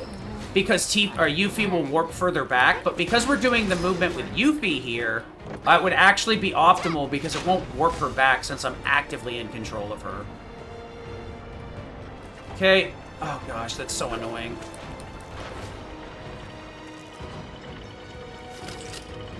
So with that spinny little crane, I did a kind of interesting movement where I actually tapped the not D-pad, but thumbstick forward rapidly to get much more movement than I think you're intended in one go. So the idea is to get the pendulum to like allow us to move where we need to as quickly as possible. Normally these boxes are really nice in New Game because we can actually get...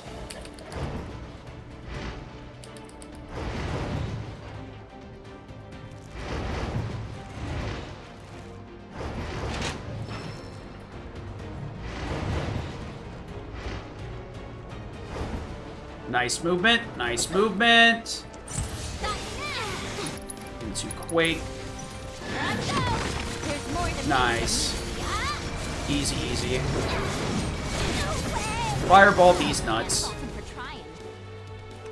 Yeah, killing the bomb normally just ain't worth the effort, so we hit him with Quake so that he's hit with Petrify, and then we follow up with Gravity spells to do enough damage to just cause the Petrify to proc rather than trying to kill the bomb normally.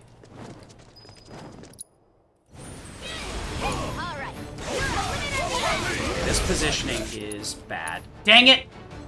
I don't think I needed a reset there, but I did anyway. I did not want Barret in that position. Oh, Barret, why? HB boost. Turbulent. Fade. Firaga.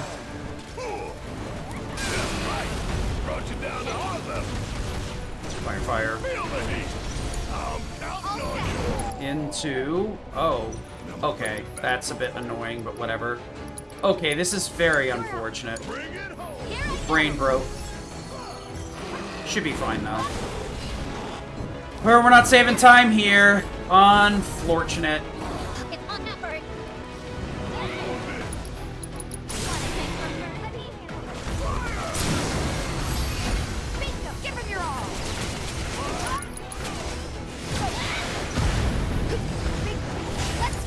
Okay.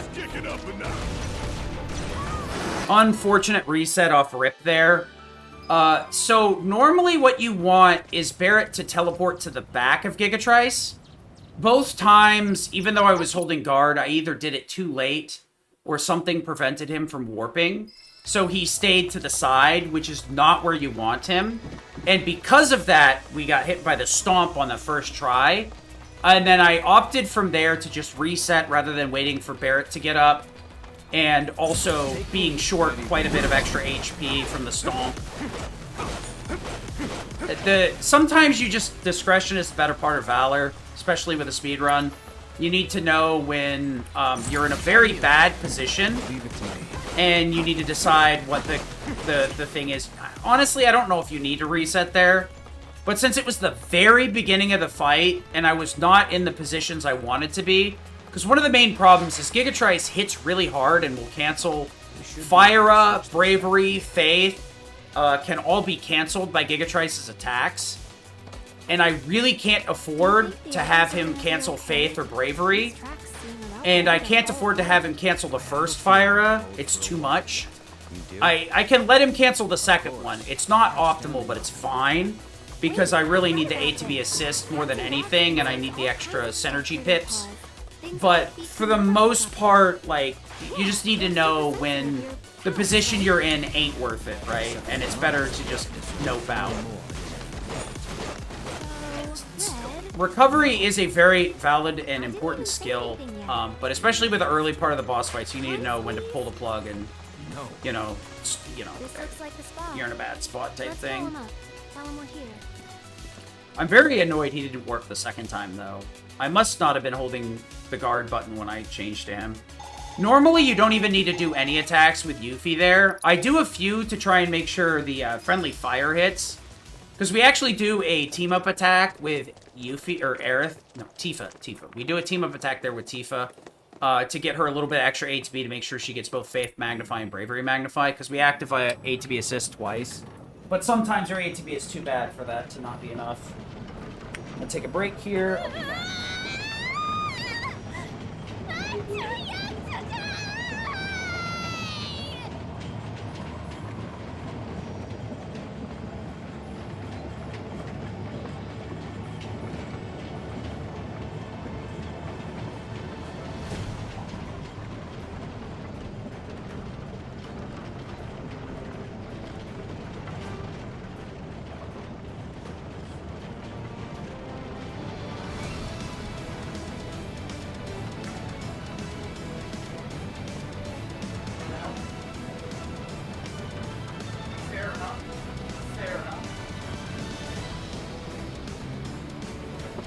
So normally this minigame would be super important in a new game run.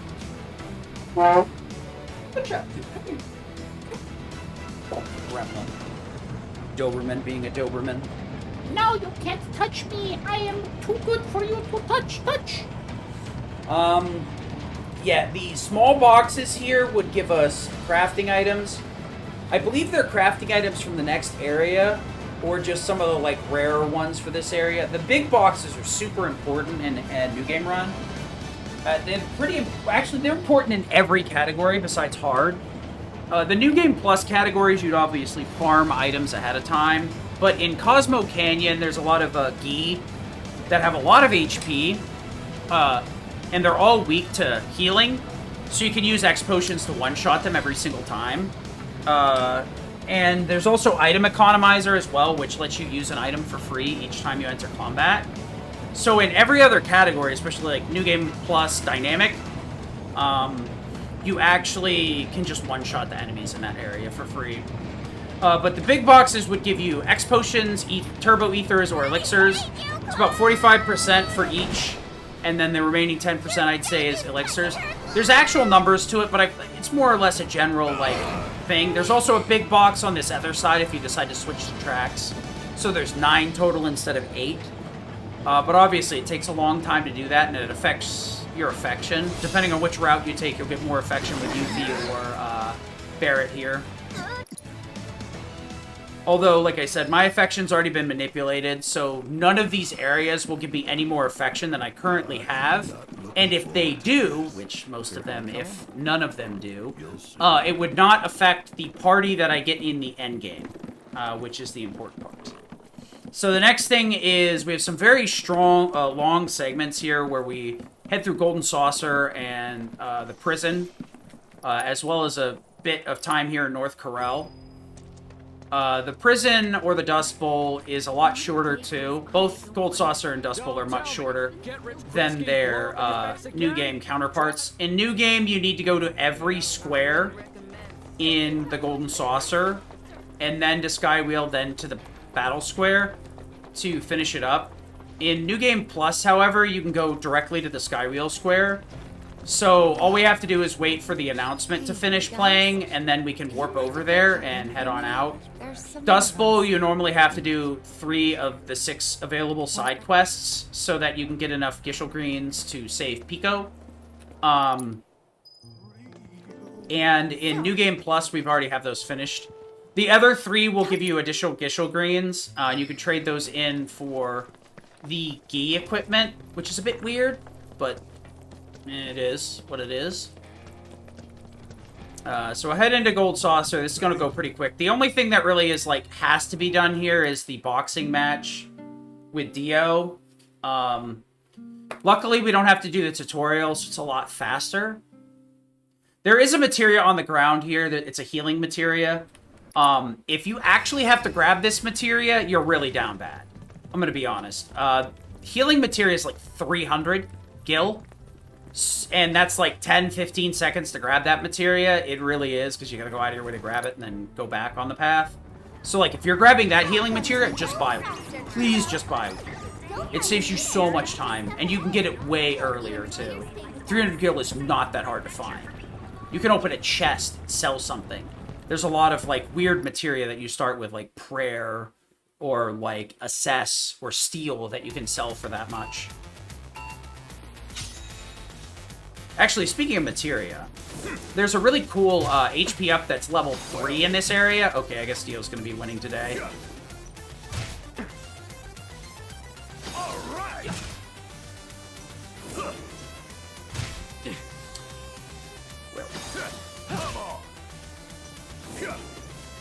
Two punches in a row. 2 punches in a row. Dang it.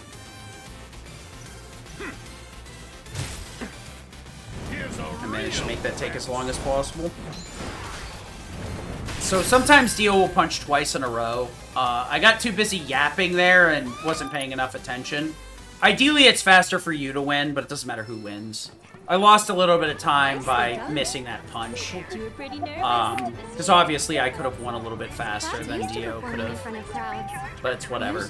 So what I was going to yap about there for a second is actually when you get to the theater, if you go down to the very front of the theater on the right side, there's actually an HP up materia that's level 3.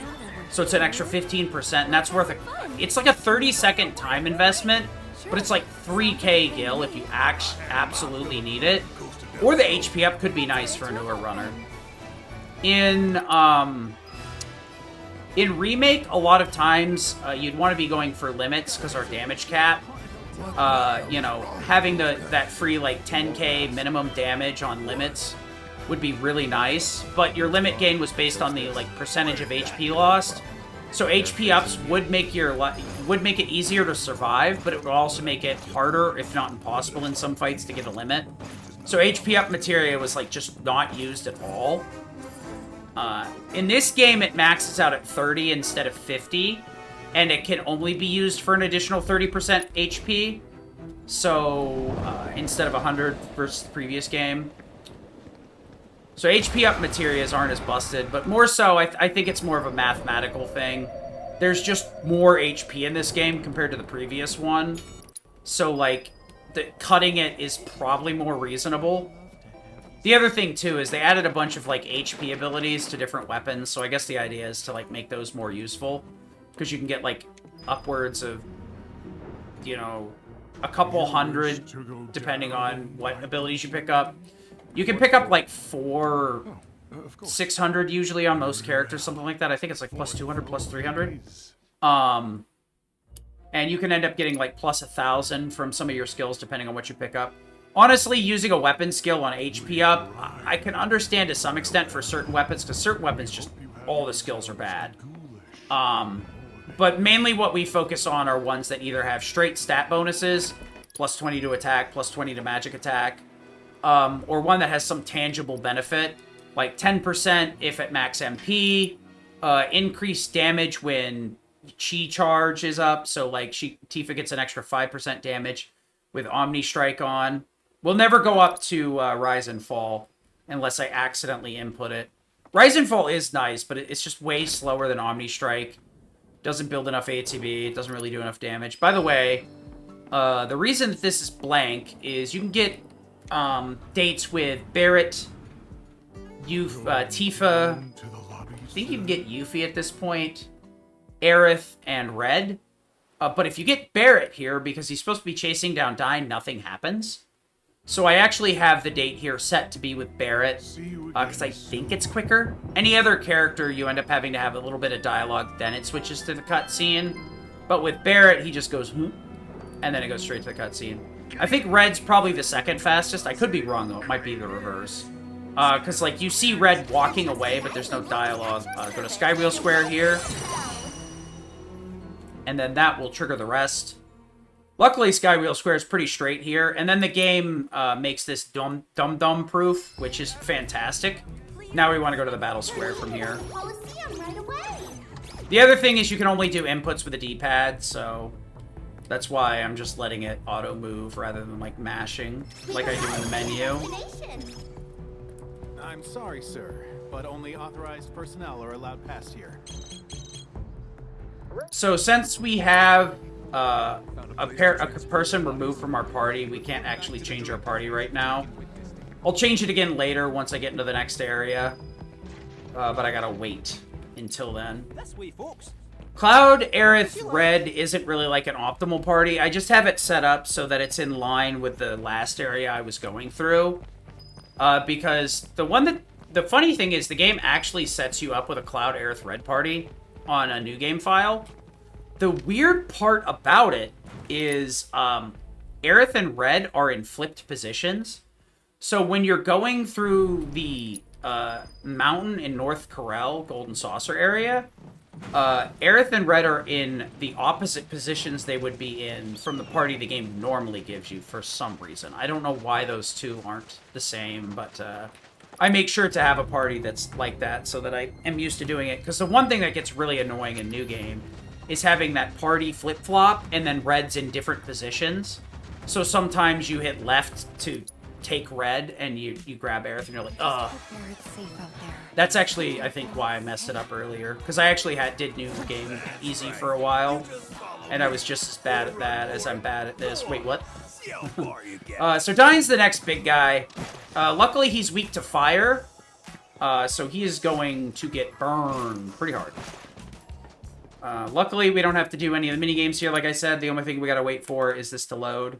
We also don't have to do the race at all, so we can just skip that. Luckily, there's a cutscene after the boss, after Dyne.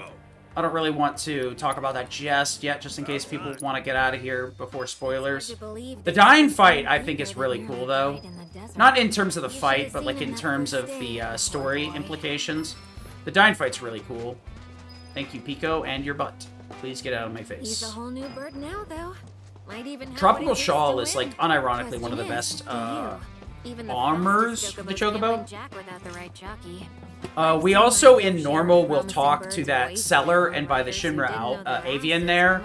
Because we do get a couple of feathers from grabbing Pico at the very beginning of the game. And the Shinra avian is actually a really good headgear that'll give us a speed boost throughout the entire course. So, it doesn't give us great stats, but its ability is really good. That was nice, actually. I think getting pushed around that way may have saved a little bit of time. I'm not 100% on that, though. I don't know why Cloud's got to go all the way to the back of the elevator like that, though. That's very weird. They do some weird stuff with the pathfinding in this game. You'll see the characters do some real goofy things if you're looking hard enough. And sometimes you don't even have to look that hard because it's pretty obvious what's going on. They do like sprinting back and forth, like over the course of, you know, like a meter or something. Quite literally, I've seen them like do sprints, shifts, whatever you want to call them. All right, so we're gonna head over here, hit the rug, and then I'll save load. What that does is it immediately pushes me into the next phase here, so that the that they're gonna ask me if I want to start the race, which I do. Okay, now first thing here is actually like selecting the Chocobo stuff, and then we want to skip the minigame, skip the cutscene, then skip the minigame, which I believe the skip option is at the bottom here. Unfortunately, we can't open the menu until after the race starts, which is a little bit annoying, but it is what it is. Yep. And we're done. Now on to the actual input-based part of the fights. Dyne is kind of interesting and really easy at the same time. Barret has Overcharge Recharge, or something like that, Overcharge Stagger. So whenever he staggers, he'll get about 85-90% of his overcharge refilled. So once we do finally stagger Dyne, we'll go from having almost no overcharge to having an entire bar real quick. There's a lot of places where we need to keep in mind that that is a thing early game. We also want to make sure that we're ready with Bonus Round and Turbulent Spirit. As long as we do the fight proper, Bonus Round plus a regular combo is going to build a lot of ATB when in Turbulent Spirit. And Bonus Round plus Overcharge will more or less fill the whole ATB bar. Because Bonus Round adds in additional bullets that are magic-based. They're very good at staggering the enemy. And they actually add quite a bit of ATB. It's only every other fourth bullet on your normal combo and every other Overcharge bullet. But it builds a ton of ATB. So basically, we're going to be doing setup on the first couple of inputs. We're going to throw in a Sonic Boom there for that Faith and Bravery bonus. And then we're going to gasoline through the fight. Good. And if it's done right, we'll get to the end of the fight and run out of Turbulent Spirit, like, right on the final stagger. But that's fine, because we'll have enough ATB from that point to finish things up. Fyra is more or less gonna nuke Dyne, for better or worse, especially with Swift Cast. He doesn't stand much of a chance. Casually, this guy is really rough, because he has a lot of unblockables that the game really doesn't want to, doesn't really... I don't know how the game wants you to interact with it, honestly. Alright, let's focus. This round, Turbulent Spirit, Overcharge. Sonic Boom. Fire. Oh, that's really rough. Bad ATB building. Remember when we had that rat problem? You and me set traps, and you got caught in one of them. I guess old habits die hard.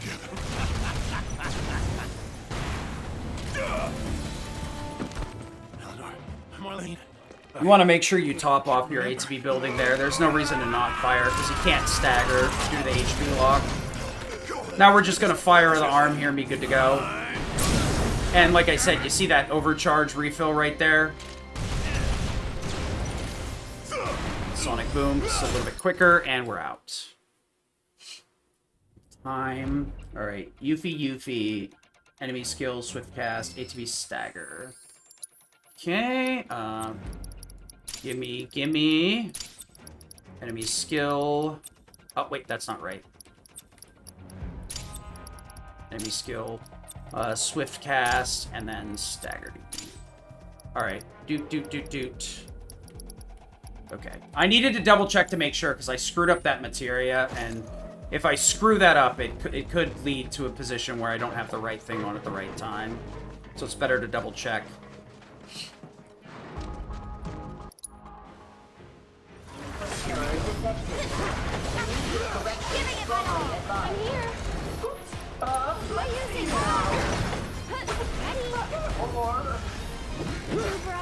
Keep it up. Calling lightning.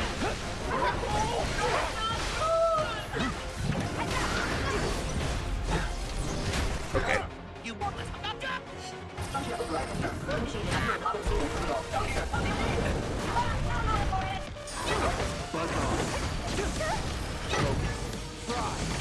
Well, that's uncommon. Skip. Good enough. Alright, so I believe there's another cutscene here, I want to say.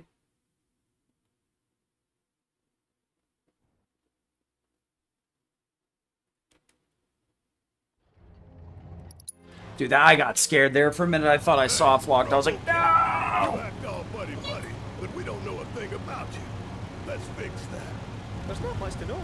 I'm a 9-to-5 nobody at a small Shinra subsidiary. Another paper-shuffling, copy-pasting forwarder of emails. Another Shinra lapdog. Lap cat. My mistake. But you lot are special. Properly special. Never met a specialer group of people in all my life. How could I not tag along? How could I not tag along? Bullshit. Come now, this is a road trip. We should be bonding, not fighting. Barrett, promise me you won't take down Scarlet unless I'm there with you. All right, I promise. If you don't give up the ghost right here and now, that is. I won't let some stupid Actually, no, I got plenty of time to do this. get the better of me. Alright.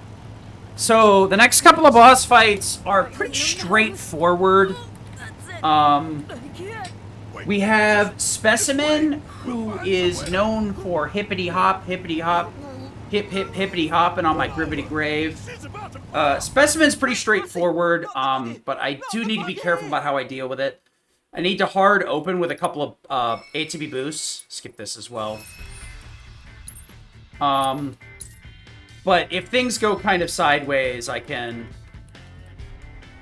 be fine. It's actually faster to do this It's very annoying that we have to, like, call the buggy here. We can't actually warp with the buggy. Because one of the biggest problems with the buggy is, like, the summoning and entering it takes so long. I also make sure to drive a very specific way here, because it takes a lot to drive, a long time to drive over garbage. Really, here, we're only worried about getting the cutscene going ASAP. Open a map here. And then zoom out, zoom in. So I zoom out by flicking down on the thumbstick because it makes the icon move a little bit quicker because the world is less, you know, zoomed in. I think it also moves a little bit faster as well. But at that point, we really have no way to move to that quicker than to do it like that. But yeah, we're going to get forced into this party. Oh, we're really not forced into that party.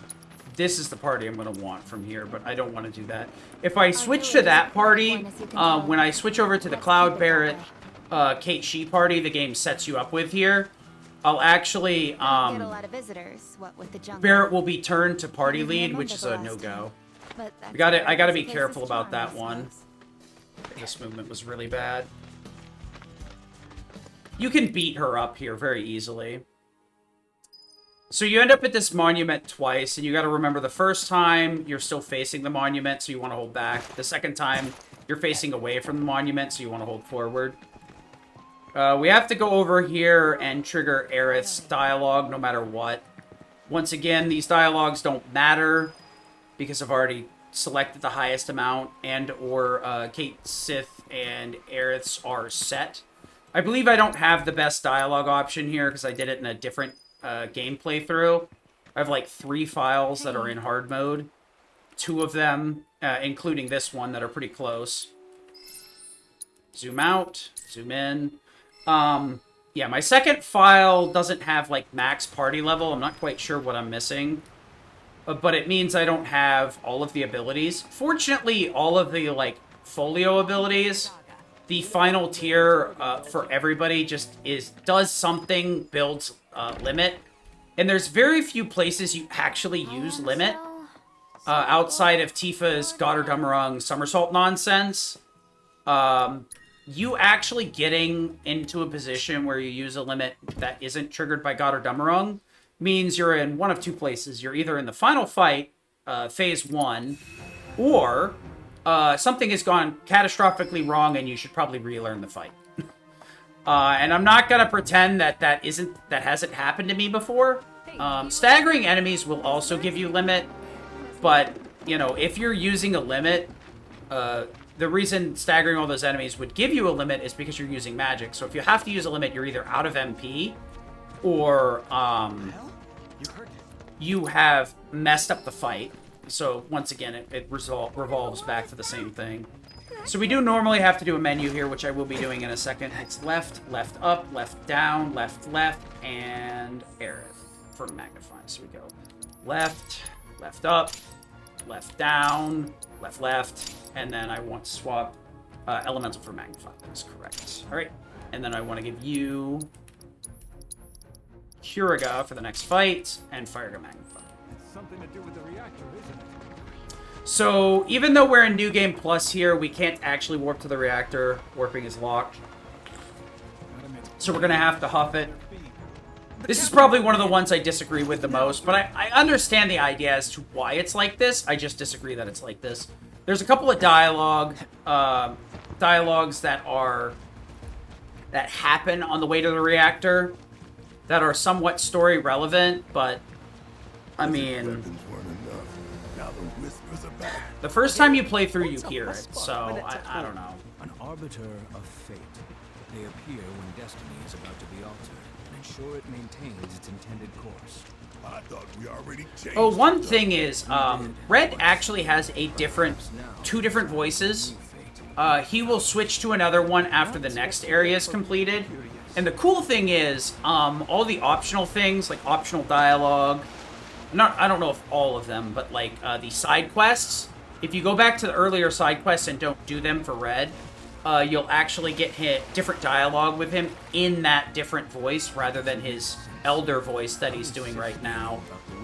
That's a really cool one, and there's a lot of side quests to be done in New Game Plus that are tied to specific characters that give you additional weapon folios. So they'll give you additional levels, so you can upgrade your weapon, and or they'll give you more points to your folio, and they'll give you more points to your folio. Normally, like I've said earlier, Red's movement is the fastest, but because that is literally the only fight that we run away from in this area, we don't even consider it.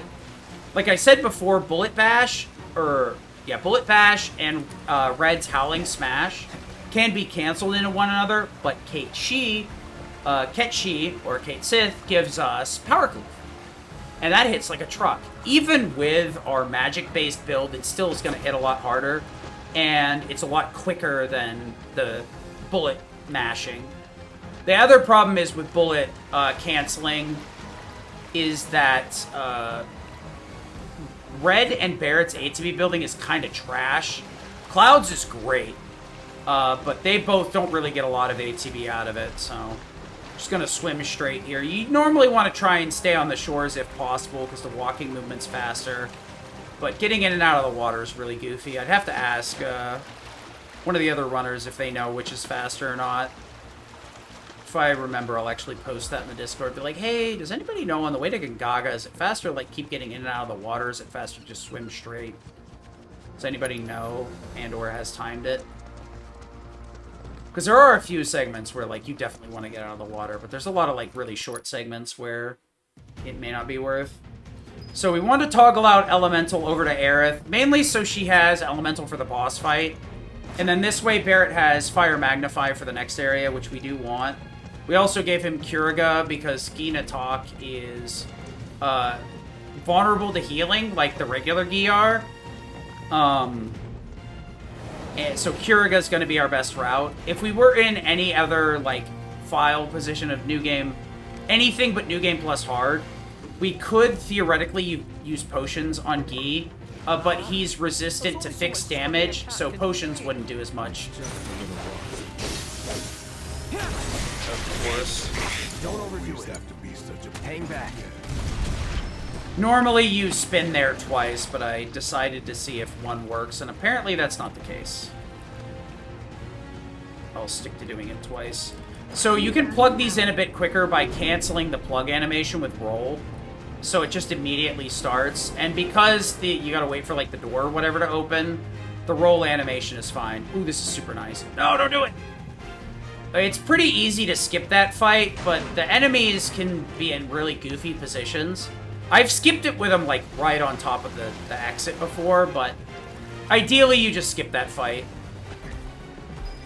So there is a way to warp up to the platform that I'm trying to get to right now by actually, like, standing under it and then triggering the fight of the enemies I just skipped. It is cool and saves, like, theoretical time. The problem is, if you don't watch that cutscene right there where Sephiroth, like, spawns in and walks through the door, the game will soft lock. So if I come up here first and evacuate the water, then watch that cutscene, it still soft locks. It's super weird. But yeah, if you get in a fight with those enemies, you can up warp to this platform right over there. And then you can just come in here immediately. You could also do the same for the platform on the opposite side where the golden collar is. But it's just better to spend the 10k buying the golden collar. It saves so much time versus grabbing it. It's so frustrating because, like, golden collar is, like, right where we need to go, but it's so far off of, you know, the path that we need to travel that we just can't be bothered to get it. The up warp, like, theoretically would make it better, because then you could theoretically up warp to the other side after, too. But luckily, 10,000 is not that bad to get a hold of, honestly. It's really not an issue until you get into normal mode, because you need money for potions in normal. Because healing is much harder to come by. And MP is a little bit thin. Because the damage dealing in normal is much more important. So MP is a lot more of an issue, even when you have items. Because specifically in combat, your MP is going to run out sooner or later. Luckily, the game does load you up with ethers, turbo ethers, and, you know, other ether-adjacent items, like elixirs. Everything looks fine. You know, I do want to heal Cloud here, actually. Messing around with Dingus here is not something I want to do. Maybe. But he's back now. Should be fine, though. Okay, we do have fire. Alright, we do have Synergy Thunder, too. That's good. Come on. He definitely has Berserk, because I saw Binding earlier when I double-checked. Fire.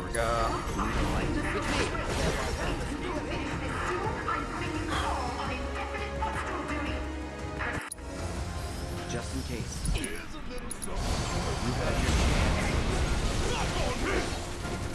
Into Berserk. Stay sharp.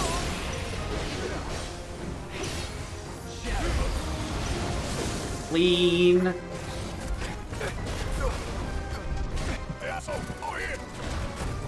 I'm good. No idea.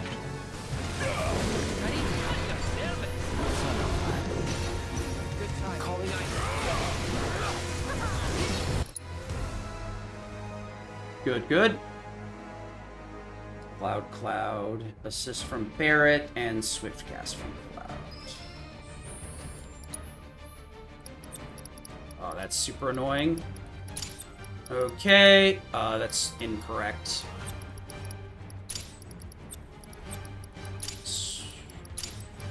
Swift Cast and Assist. Should be good. Everyone! Take the choke.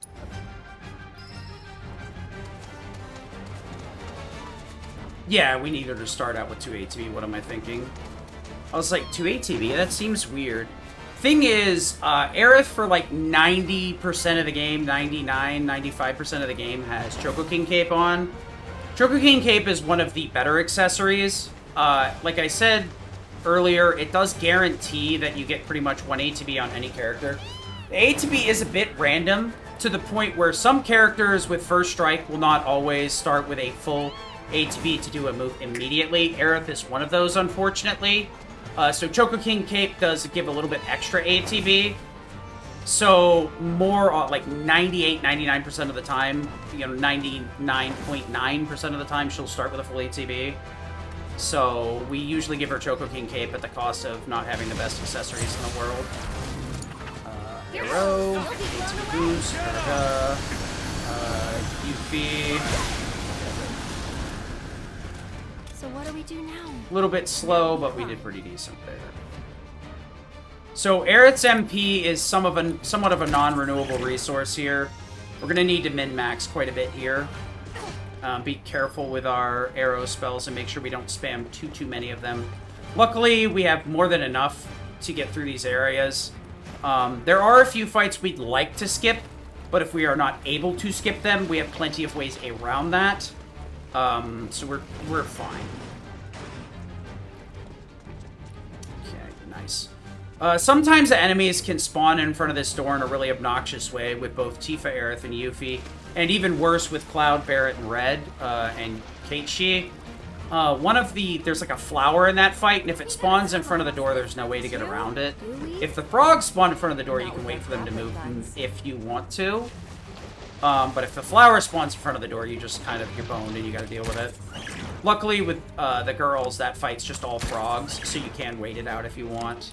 And you probably... Nah, I don't think you need to, because Arrow would probably kill them all. I want to try and... There we go. Zipline that without jumping down. You can jump down, and it's not like you get in a fight immediately, so it's not that big of a deal, but a lot of these areas, we're just trying to skirt the encounters. So we can stretch out the plug down there that we need to open the door by grabbing the plug, rolling as we drop it, and that will, like, bug out the cord, and the game won't really tell, and we'll be able to keep, like, moving it further and further. But oddly enough, even if you do that movement, it takes so long that it just ends up being faster and more consistent to do this. Which is kind of annoying, because it would be pretty funny to actually stretch out the cord and make it work. But it's just easier to do it this way, and faster, or more consistent.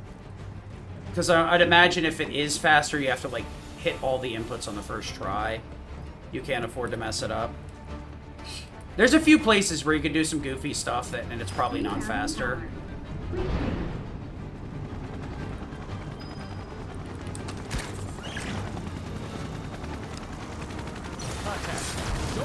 Arrow. Boost. Arrow. Arrow. I'm your one-stop club right now. It's not the right thing, but whatever.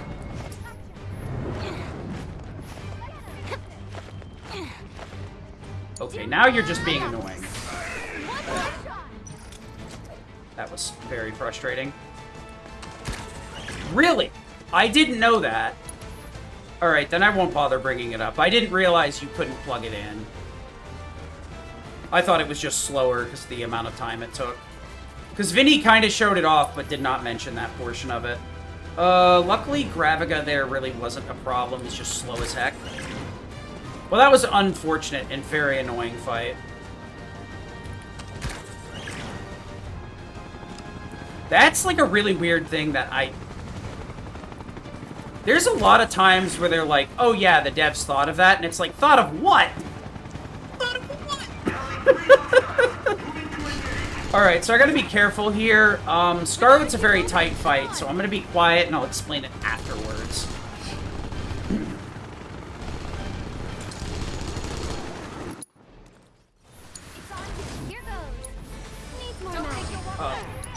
That's...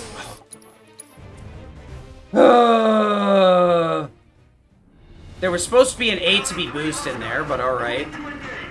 Plus 15, let's go. Hello, let me out. Come on.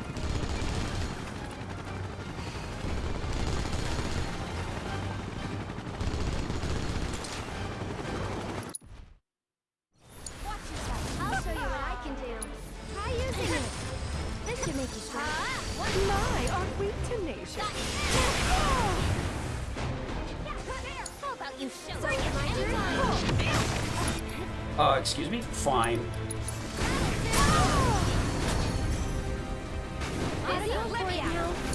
Damn it! I'm getting really annoyed here. Bravery. You ready? Run around. Go on. It's past time. I got. Hands on.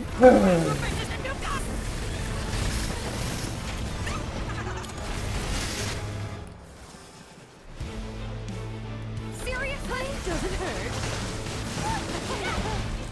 There. Giving it my all.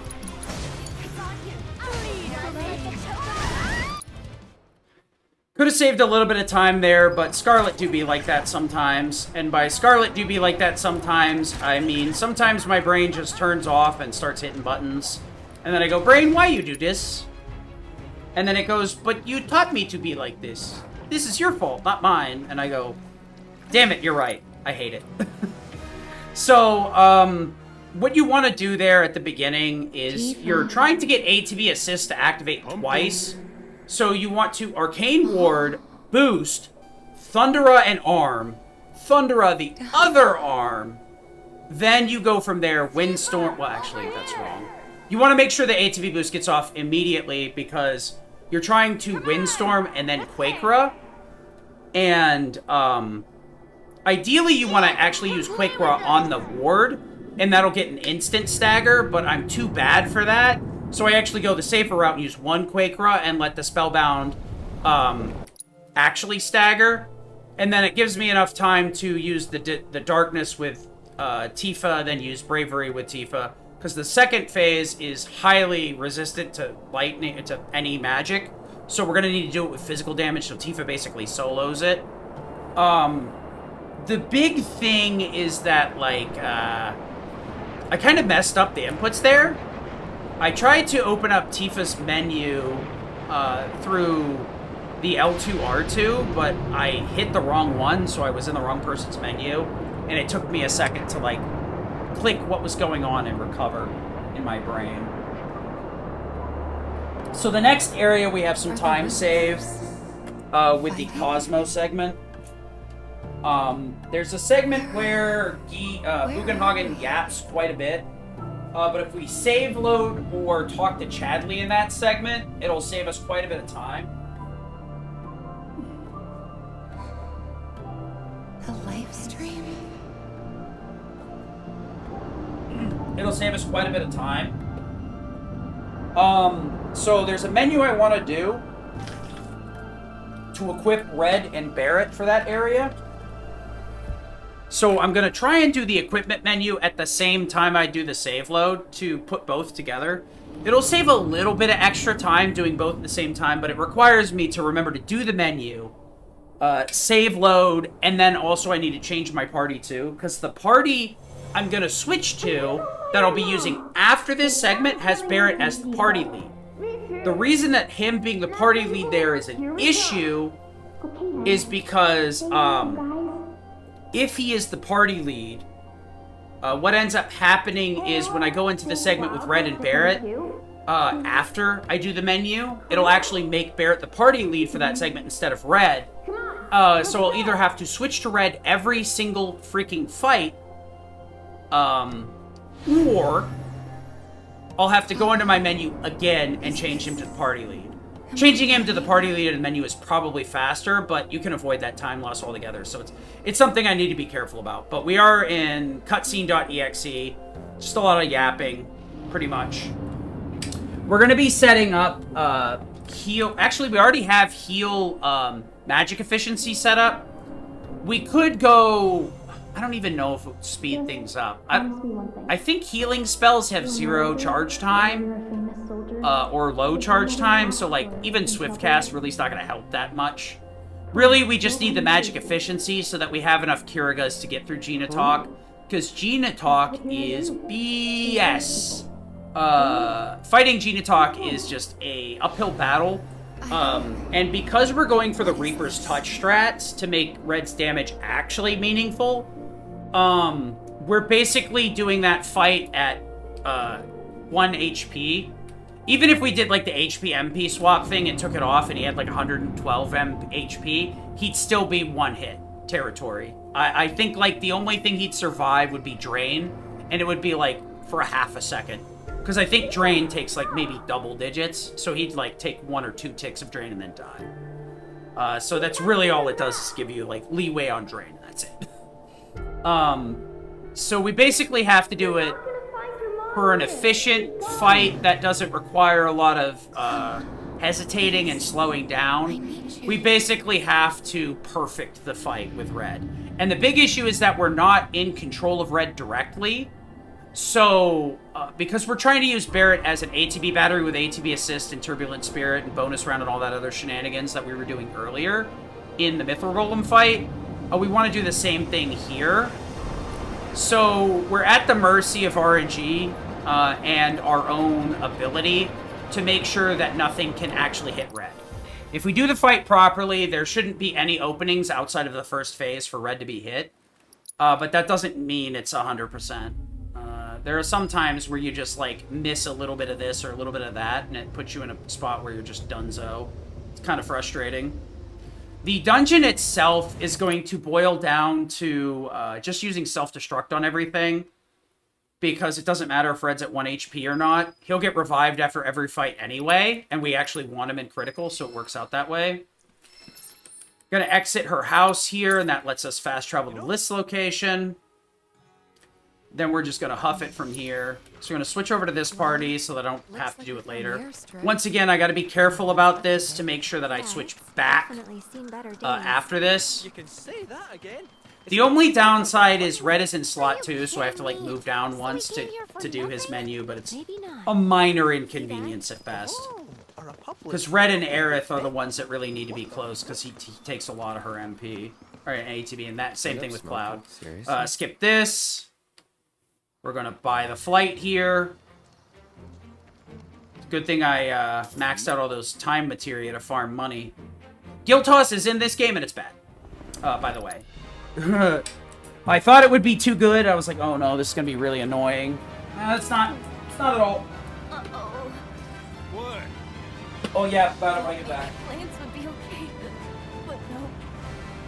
Not in here? Hey, Sid. Yeah? You not worried about flying around in the open like this? What if Shinra sees us? Shinra don't own the skies. Shitheads couldn't stop me even if they tried. I think you and me are gonna get along just fine. We're getting pretty close now. Yep, bringing her down.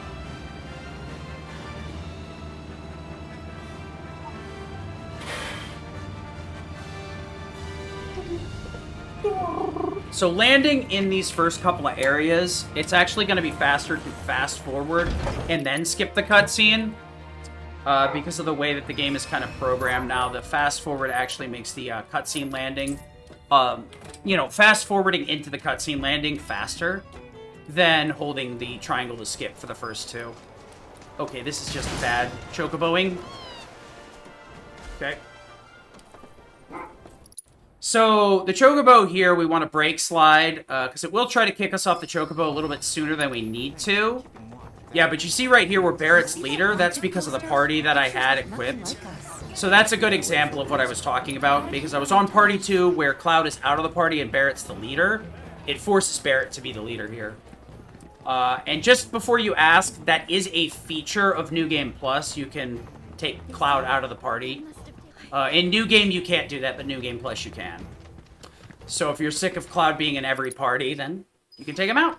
I think it's more of a design decision that they made it that way, because Cloud just has a lot of flexible skills, counterattacks, extremely strong defensive options, extremely strong offensive options, or at the very least, they're strong options. And some characters suffer from not really having any options, or no options in certain situations. Like, Red being in the custom Valk fight is kind of BS, honestly. Howling Smash is alright, but Red himself can't attack. So, like, I guess the idea is you were going to use Howling Smash and Aerith to do the fight, but the thing is now that they fixed aerial combat, Cloud can just warp to the boss and wail on him with a sword. So there's no reason to use Howling Smash. Assuming you've bought it. It's one of the earlier skills, the bullet bounce, whatever it is. But not everybody uses it. A lot of the skills in the game are kind of middling. And you're not really heavily incentivized to use them. Outside of easy, you can get punished very hard by using Power Cleave and Spellblade and any other charge ability. Because in normal, a lot of things will cancel those charge moves. So you need to use them at the right time. Speaking of, I'm going to use my air conditioner at the right time to save my head. Alright. So, like I said, we're going to be swapping out parties here shortly. Luckily, Cosmo Canyon's mercifully short. It's the same in New Game and New Game Plus. There's really no time save outside of just being able to warp over to town, more or less. Which is pretty nice. We also get to save some time in this area as well, because there's a very long cutscene with Zack and Biggs, where they're walking through part of Midgar, talking about just, you know, being a hero in general, and, you know, being part of Avalanche, and a bit about Cloud. Normally, we'd need to do a lot of save loading shenanigans to top off there, but because we've got the Zack segments turned off, we don't need to deal with them. They're not particularly hard, but it relies on you hitting the first save load properly immediately, because that glitches it out so that you can run throughout the whole segment, and then the rest of it you have to save load at a few different points to keep the game from soft locking / progressing Biggs' dialogue a little bit earlier. Anyway. But yeah, I did mention there is Guild Toss in this game. I think it's called Spare Change. The thing is the amount you spend per throw, and it's in, you know, multiples of 1,000, from 1,000 to 10,000. The thousands only determine that you do an additional throw, but its base damage is so low that doing 10 throws of Guild Toss or Spare Change is kind of bad. You've got a lot better options. It is an interesting thing that's kind of cute, but I don't think I've seen anybody use it on anything. I guess maybe, like, Spare Change and HP Absorb, or just because of the amount of hits you can siphon a decent amount back, maybe. Although I'd probably, like, more likely HP absorb, enemy skill, or jump. The only thing with jump is, I don't know why it's 2 ATB. There's a lot of weird things like that where it's like, but why though? Like, Blade Burst was pretty slow in the previous game, and they slowed it down even more by adding an additional flourish to it before Cloud starts it up.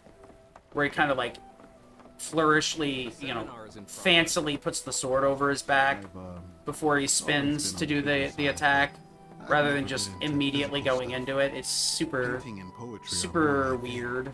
My old man. Almost done here, though. We gotta take one more elevator ride back down, and then we have another segment where we kind of have to talk to the party. Luckily, the one in Junon, which was one of the first ones, you normally have to talk to everybody before you start that attack segment where the Yuffie is in danger. You would normally need to talk to 3 out of your 4 party members and then go to the inn, but we can progress normally. Here, we have to talk to everybody because it's actually, like, affection discussions. Luckily, it's the same difference no matter what we're doing here. So we just start with red, work our way left. Doesn't matter who we talk to. Luckily, this story, just, like, the dialogue in general is very merciful in this game.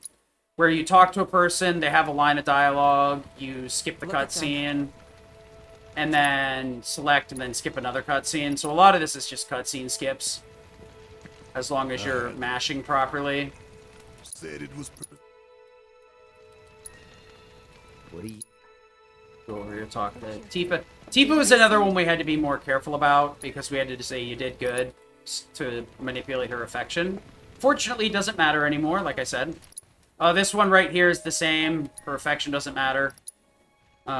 She's set position. Okay, we go down, down, empowerment, autocast for enemy skill on Cloud, skill master. We want her lightning to go to wind, which should be this direction. And then we want her assist for Barrett's ice. Okay. Okay, save low, dummy. Forgot the important part of that whole shenanigans. I should have just talked to Chadley at that point. Well, it is what it is. You're fine just the way you are. I commend you for choosing.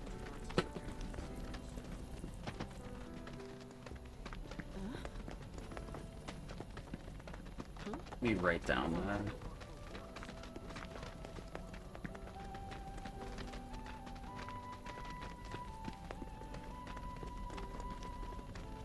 Don't let him get you down.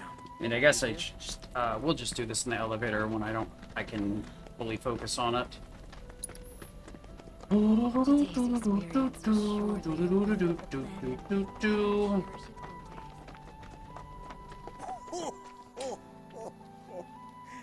then, shall we proceed?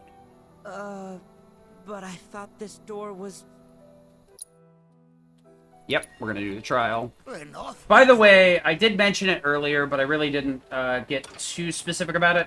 Dynamic mode on a speedrun is normally the same in new game positions because it only activates when you are 5 levels over, I believe. But in New Game Plus, it actually does affect things. So dynamic is its own category in New Game Plus. That is its own thing, you know what I mean? This, hit the switch, and center the dial. Alright, so this is the hardest boss coming up, in my opinion, outside of the final boss. The final boss is several waves. And the finale of the fight to end those waves is dependent on if you did the previous fights better or perfect, correct, whatever. Okay, good. We are on the right party here. Like I said, I do want the Barrett, Aerith, Red party after this segment. But if I go into this segment with that party, it'll screw things up because Barret will be changed to party lead, so I'll have to go in the menu and fix that. Or just deal with it every single fight, which every time you change a character, you have to wait for the camera to move, and it's super annoying. There's no real benefit to, like, starting each fight with or Barret in any particular way where, like, oh, he'll get the attack out sooner or whatever. It's not really worth it.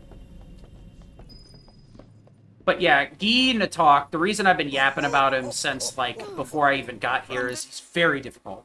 We need to perfect guard the first couple of hits on Guy Natak, and that, with the HP MP swap, will get us a limit if we block or tank at least 3 hits. This is a place So we're gonna go boop. And that's very important. You just float yourself up into I need to go into a very specific spot here. We're trying to jump over some environmental objects on the right side here, so this may seem weird, but this actually saves some time. Like I said, since we have to slow walk, it saves quite a bit. Okay. But yeah, Gina Talk, we have to hard start with some perfect guards. And while we're doing all that, we need to Kiriga and then Reaper's Touch once this initial combo is done. And make sure both Reaper's Touch and Kiriga land so that he gets pressured, then stop him. But I also need to make sure that the Kiriga and stop are done in such a way that ATB Assist will activate to give Red some extra ATB so that we can use Mind Blast at the start of the next phase where he summons a ton of skeletons. Mind Blast is a one-off per fight. That's a really strong enemy skill, but it is really slow to start. But it will wipe out all the skeletons, and has a wider AoE than Self-Destruct. We really couldn't afford to Self-Destruct anyway, because we have no way to revive Red at critical HP. You know, we don't have Phoenix Downs, which would still put him in a position where, like, his HP would be a little bit higher than we want. And life would, or Rise would feel way too much. So the only thing we could use is, like, maybe Reprieve. But he doesn't have that, which is super obnoxious. So yeah, we're really kind of, like, starved for options here. And we just need to make sure that we loop Reaper's Touch in such a way that, ATB boosts, Destruct, Fire. Bit unfortunate there, but whatever.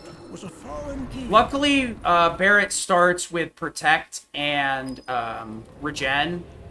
So even though his MP is really tight for this area, he will recover a little bit of HP every time we get in a fight. And as long as he doesn't get hit, he'll go positive. Even if he gets hit, he'll go neutral. Please don't make me fight you. Ah, dang it. Nah, it's going to be faster to do it this way. Work is never done. I was thinking about switching to Barret there, and I'm like, nah, I've got Reaper's Touch active. I just need to pull the enemies together here. So yeah, each one of the fights we want to start with Wild Dash. Are these? I do want to roll into this cutscene if possible. I'm not sure if it's faster, but it'll let me drop the statue a little bit closer to the thing here. But I think it does take make the cutscene take longer to start. So there is a very, very annoying fight coming up here with a G Archer. When I hit it with the first Reaper's Touch here, it won't kill, and he'll be using Animus to do a small AoE and buff himself. If I'm in range of Animus, it will cancel the second Reaper's Touch, or it'll kill me if I'm not in Reaper's Touch. So I need to get out of the range of it and then follow up with Reaper's Touch after. So it's a really annoying position to be in. I could also perfect guard it too, but I'm not really sure the timing on it. So this can be really weird. I end up resetting this fight a few times. It's super annoying. Here we go. Good. Honest, I'm gonna tell you right now, both my freaking toes were curled to the max when I fought that guy. The problem isn't that, like, I can retry him pretty quickly, but I have to pick up the statue to start the fight, then drop it, then start the fight. I can't just run into it and start it. It's super obnoxious. There's a lot of fights in this game that have, like, really weird start conditions, and if you restart the fight, you end up losing a bunch of time, especially the final boss. if I accidentally retry before this fight, it makes me go through the whole walking segment again. So there's quite a few places where you can lose a lot of time. It is nice that we can get ahead of Bugenhagen here that way. That saves a little bit of time, but not a huge amount. If we were in any category but hard, we would also hit the chest up here for a couple of, well, any category that isn't New Game Plus. We'd be picking up the chest over here for a couple of Giga Potions. Those heal for about 3k a pop, which will work on the Sorcerers and the Archers. But it's a little, at least in easy. But it's a little bit too little to kill a Lancer. Lancers have like 3100 or something like that. So without a couple extra hits, Lancers won't die to a Giga Potion. In hard mode, they won't die to a potion at all because we can't use them. If I didn't discuss that, that's kind of the major gimmick of hard mode. Dungeon benches and normal rest points will not heal MP, and your items are locked. Oh, jump down.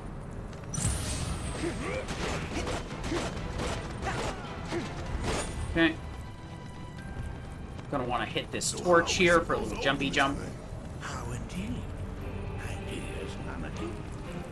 Grab this. I'm gonna keep the camera tilted up here because it wants me to watch the gate close, so it's fine. We got a couple of Gi fights coming up. At this point, we don't. It's more than 1v1, so it's 2v2 here. Excuse me. Oh my gosh, game! Why are you being so obnoxious? Oh, that's super annoying.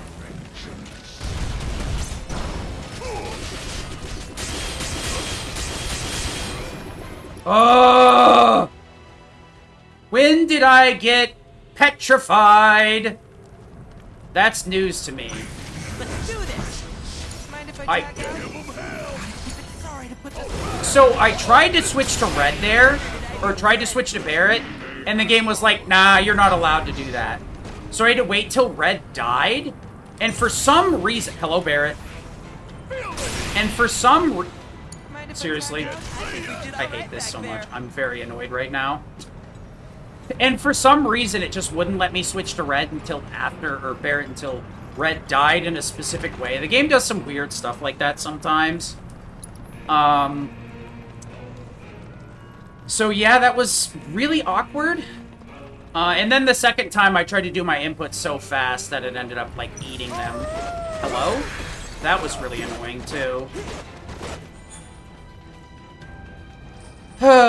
Whatever. Oh, that's great. I love it when Barret's losing HP for no particular reason. Oh, hit the button, please. Ready?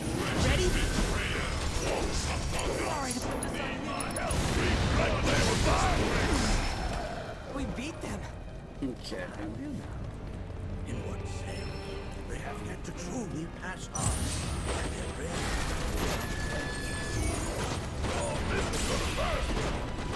Here we go, refill the HP. Reminds me of those altars. So, I geared down my fire spell. I lose a little bit of time doing it that way. But it lets me end this with full MP, which puts me in a much better... I'm not 100% certain. Okay, fine. I'm just gonna risk it. I swear, sometimes it's impossible to get red back up straight. He just kind of does whatever he wants to, and it's super obnoxious. Okay, good. Alright. I'm not super happy with Barret's HP, but if I lose 5,600 in this fight, I'm gonna lose anyway. It's just that's just them rules. We're definitely not gonna be able to gold here because of those silly fights up till now. But we can save a ton of time on Gina Talk as long as I lock in and lock out. Unfortunately, I do have a bit of RNG at the start of the fight. If Gina Talk only gets me a 2-hit attack, I have to restart. I can make the fight work, but it requires a bunch of very tight recovery stuff that I'm not familiar with that I probably shouldn't do. So we're going to go for the normal fight here. He usually has anywhere between a 2 to a 5-hit combo, and the 3, 4, and 5 are a lot more common. Talk about an axe to grind. What the hell is this thing? That's annoying as hell. Yeah, we're not doing that. No, no, no, don't do it. Don't do it. I really was about to do that fight, and I should not. The big issue is you don't have enough vengeance to do the whole fight like that. Oh, that's gonna be annoying. Yep. Okay, that's my fault because I was holding guard there. It's fine, we're not losing time yet, but we're failing to save some time, which is a bit unfortunate. Talk about an axe to grind. Why the hell is this thing missing us? Please hold still. Okay, we landed it somehow. I don't know if that's gonna work. You got this.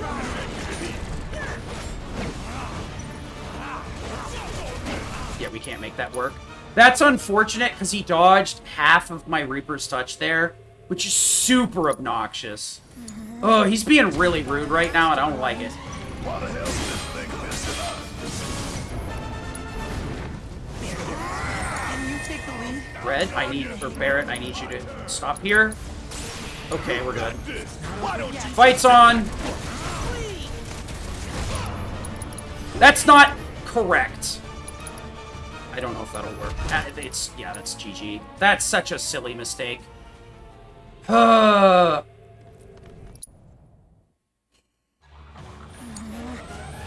an axe to grind. Why the hell is this thing missing us? What?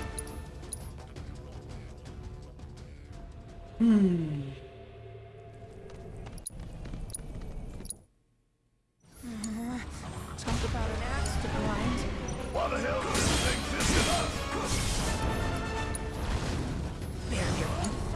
Alright, watch and learn. I'm gonna handle it. Need my help, do you? One shot at a time.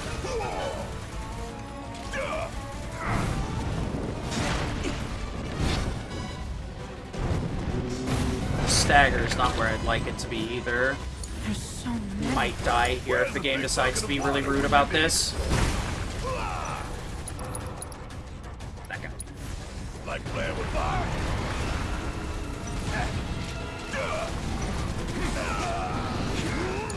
Okay. Not over yet.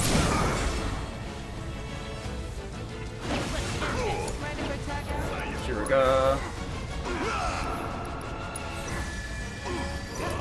To Berserk. Recharge.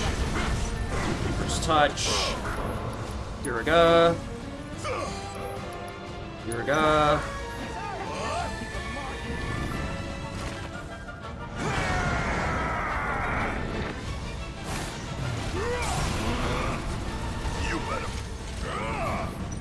Okay, I'm gonna have to do it this way.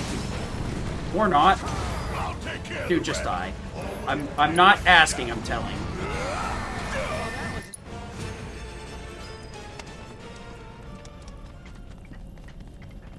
Okay.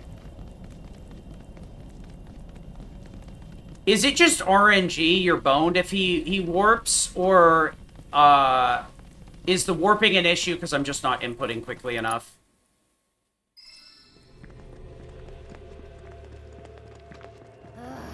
Can anyone explain to me why we're even taking I'll this do detour? this. Yeah, so unfortunately we lost quite a bit of time there. We're on a mission to secure the material we need to, you know, save our homeland. How can you talk like that in a place like this? I'm scared. I kind of expect that from Gina Talk. That fight's very frustrating. It's something you're going to lose a lot of time to. We haven't lost all the time saved thus far. One of these days we'll get a good run with a good Gina Talk, but seems like the game is very dead set on not making that happen anytime soon. Probably too slow with the Kiriga? Okay. Well, if... Mainly just the question is... can I fix it by being better, or am I just at the mercy of RNG, I guess is basically what I was trying to get at. You know what I mean? So it's my turn? Can you take over for me? We need to fire here.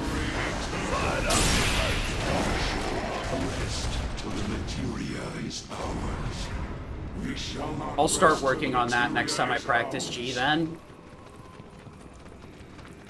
I'd imagine it's probably the Kiriga then. So I'm a bit hesitant with it. Maybe I should switch back to doing that Kiriga through the tactical menu. Because I don't think I really had that much of an issue with him slipping away when I was using it tactically. That might be the one place where it's justifiable. Because I can do the final part well enough. with Kuriga through the menu.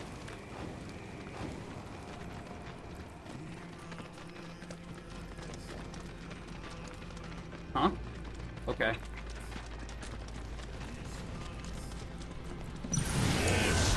Oh, that's why. I'm gonna head back. Take care of them. It's your turn. Salvation will be ours. Salvation will be. There is but one thing that can deliver one's ultimate salvation. Okay. And that is materia. So in my PB, this last fight did spiral into a death trap. So, we do have a lot of time to save here.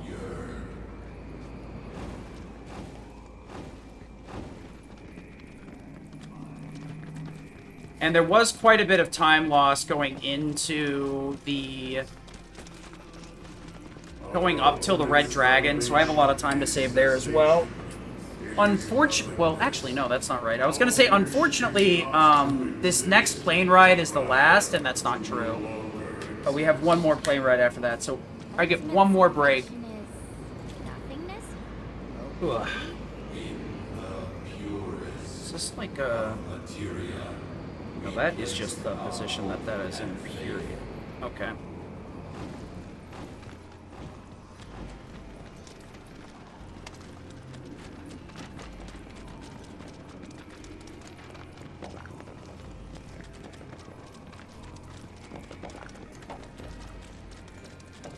So this room kind of stinks too.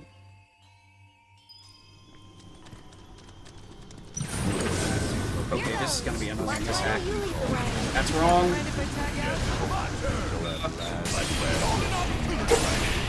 Just touch, HP boost, overcharge. GG red. Yeah, so these fights, you can't really save time, but you can lose time. Each and every one of these fights has a dialogue line associated with them, and if we don't, those not born of the live stream can never join us. If we don't one cannot get the fight done before the dialogue is over, we lose time. As long as we finish the fight before the dialogue is finished, we save time. Yet idleness brought no solace. This one right here is more or less the same. We just need to make sure we get up here before he gets done with this line of dialogue. And as you can tell, it's a very long one. It's really not to completely save time. This one, we're going to cutscene skip as soon as the name goes back up. There's a couple of tells as to when you can cutscene skip. Like when a mini-map disappears, where like the camera starts panning. There's a few different tells that I use to make sure I get my cutscene skips ASAP. Line and sinker. Those undead suckers actually think we're gonna give him back their materia. They called it their salvation or Hey, Crystal, thanks. I'm gonna go shoot them shortly. Give me a minute. And it will be with barbiturates, not with a bullet. I swear. Can't let him have it. Or I'm gonna get a padded door. Did no one else sense him? I'm gonna get a door. I'm gonna just cover it in like soundproof foam.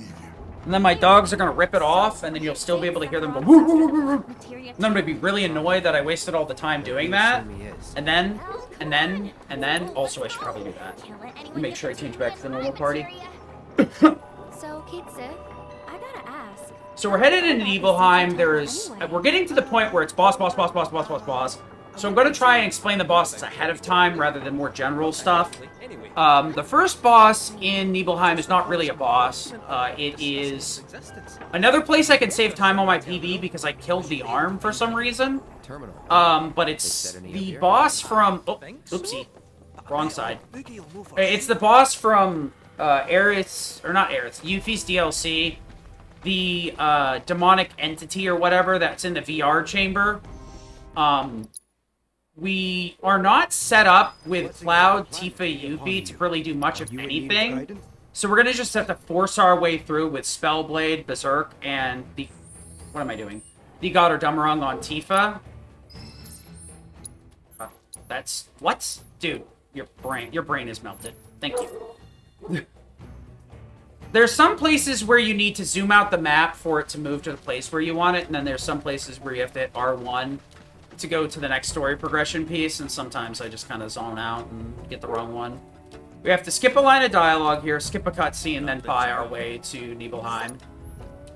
Which fortunately is not too slow, and then there isn't a cutscene here. But it is a bit slow, so I'm going to take a quick restroom break. It's going to be one of my last ones that I get.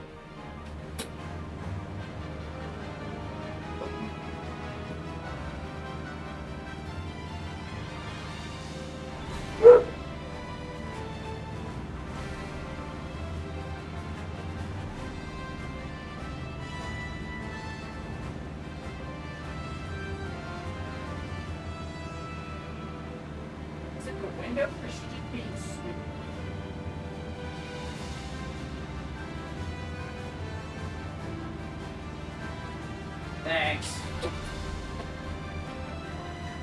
Alright. So we're gonna land in Nibelhimmel. Himmely.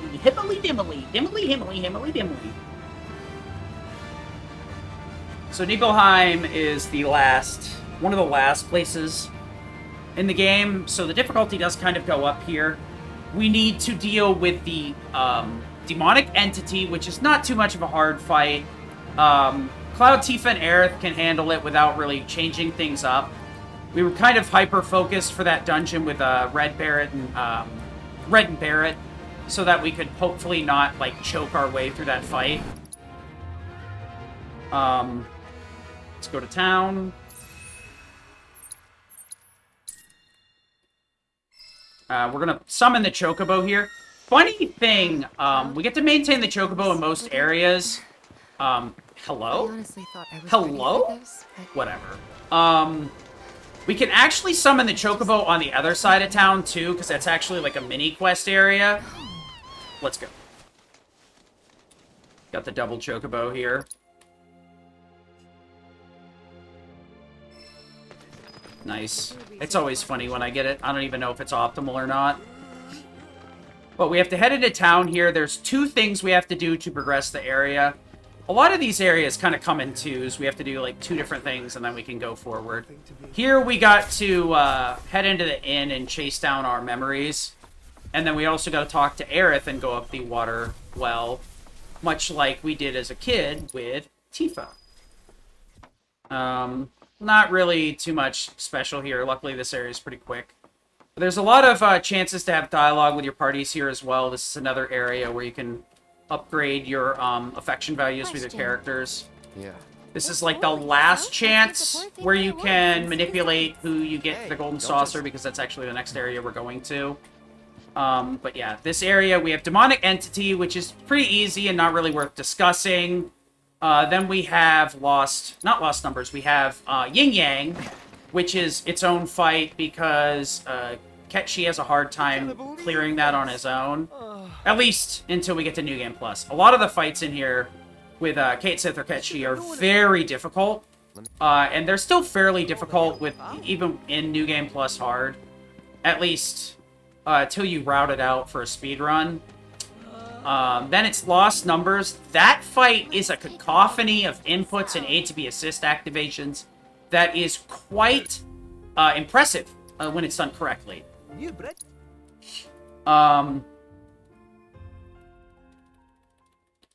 Then after that, we have Vincent, and then we have Roche 3. Hello? So where are you going?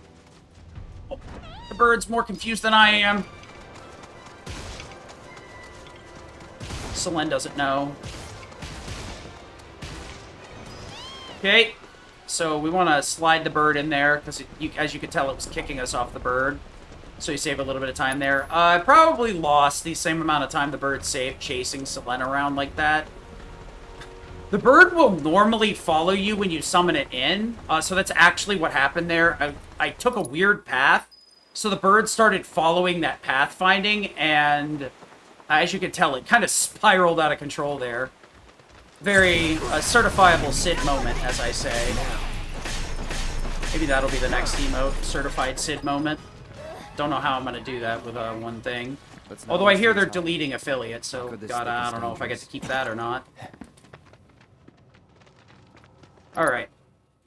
So we could take this fight over here, but we really want to avoid it. The Velociraptors are super oh my gosh. The Velociraptors are super obnoxious, and they're not that easy to fight. So we want to avoid starting that fight, especially since we don't have First Strike. Nobody really has the HP to deal with them. Somersault's not going to do much to flying enemies, so we gotta make it work. This fight right here with the grasshoppers, we'd like to avoid, but when they do silly things like this, you may not be able to get around them. Okay, good. Pretty much, as long as they don't jump at you on your way up that side, you're good to go. I can save a little bit of time here against PB2, because I just ran face first into the zoo fight. Like, even though I knew I needed to go around it, I was like, I'm gonna save time after that awful Gina Talk fight. And this time, I'm not gonna ask stupid, because I had a bad Gina Talk fight. I'm just going to accept that as a fact of reality that Gina Talk is always going to be bad. That is just how it is. It's a standard, a coefficient of universal reality. Gina Talk is bad, universe exists. Gina Talk is good, universe starts to implode on itself. Just like Marvel. Oh, no. What was that movement? I have never seen Zoo do that before. Oh my gosh. I should be able to sneak around here. You can go up those rocks too if the enemies are too close, but yeah, I don't even know. It might have just been faster to reset. Well, no, that's not true. If you reset the fight with that zoo, it actually pushes you off that platform to the one next to it that you had to climb up. And then the game doesn't really adjust your height properly, so you just spawn in and fall. It's funny, it's almost worth showing off, but it is slower because you have that free fall where you can't control yourself, so you lose a little bit of extra time on top of the reset.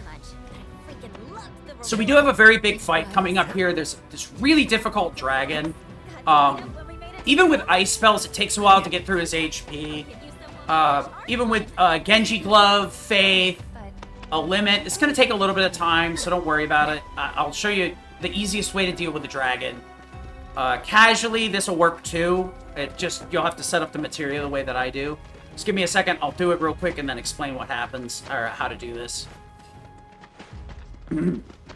Dragons are, like, always notoriously difficult in this game.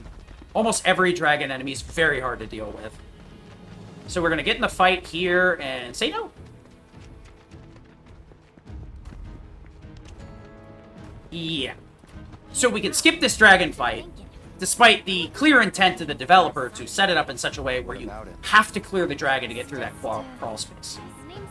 If you just walk straight there, and as soon as you see the fight trigger, just hook left immediately. Just be careful of that little thing sticking out on the left side of the room. If you kind of walk into that too much, you'll get caught by the dragon.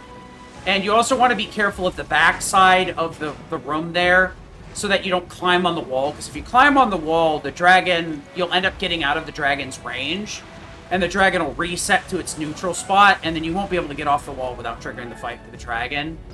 So, you gotta be careful with the movement there. But yeah, it's pretty easy to do. It's a pretty funny fight skip. And if you're over here grinding for Hades armlets, which is the best repeatable armor in the game, you'll have to do that dragon fight a few times. So, if you're not worried about grinding your experience here, which you shouldn't be because there's easier places to do it, there's actually a really good place in Gagaga that you can do in easy. That's very easily cleared as long as you have ice and you've progressed to New Game Plus mode. I guess it's not that weird for people to move to. I'm not sure if you need normal or not, but I'm pretty sure you can do it in easy as well. Into Wutai either. I mean, take Colonel Lockrock. He and Viceroy Saruf are the whole reason we haven't. But yeah, we could have done a really cool fight skip with the dragon as well. We could have actually gone to the tunnel, triggered the fight with the dragon, and then reset, and it would have put us on the other side of the tunnel. It would have also despawned the doors at the end of the slides. Slight puzzle, I guess. So you could just walk through it. The problem is this switch at the elevator wouldn't have spawned in, so we can't do that.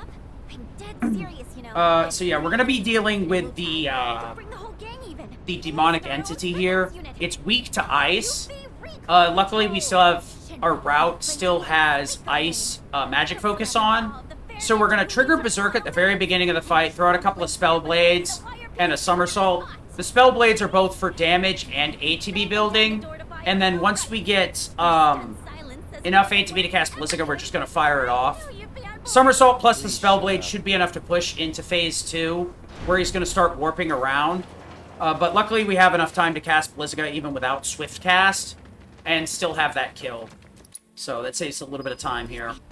And by a little bit of time, it saves a plot. Letting him warp around is awful. You just absolutely do not want to do it that way. This fight's very funny, though. Like, they really set this up like it's going to be some sort of hard fight, and you just steamroll it. Honestly, you can clip through this guy real fast in almost every difficulty. I didn't really have much issues with him in normal. It only got annoying when I let him warp around, and it was like, that's my fault, not his.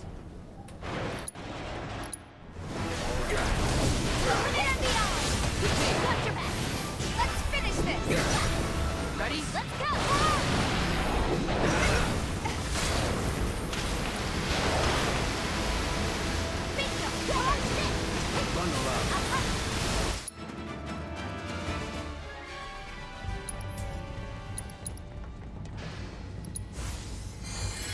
Want to make sure Cloud's healed up for the next segment, and then that way I don't have to worry about healing with Tifa or anybody else. The main thing is, your MP gets kind of limited, and you have to go through a pretty decent gauntlet of fights. So Cloud's HP becomes a very non-renewable resource. First Strike, Cloud's Elemental, First Strike, Empowerment. So I want to give him ATB boost First Strike, swap him over to Fire, then start setting up Kitshi. Okay. We want to put you on High Caliber. We're going to give you... Wait, what? Okay, yeah. My brain got a little bit too caught up there. Hermes, yep. And then we go First Strike off of Red. Then we go First Strike...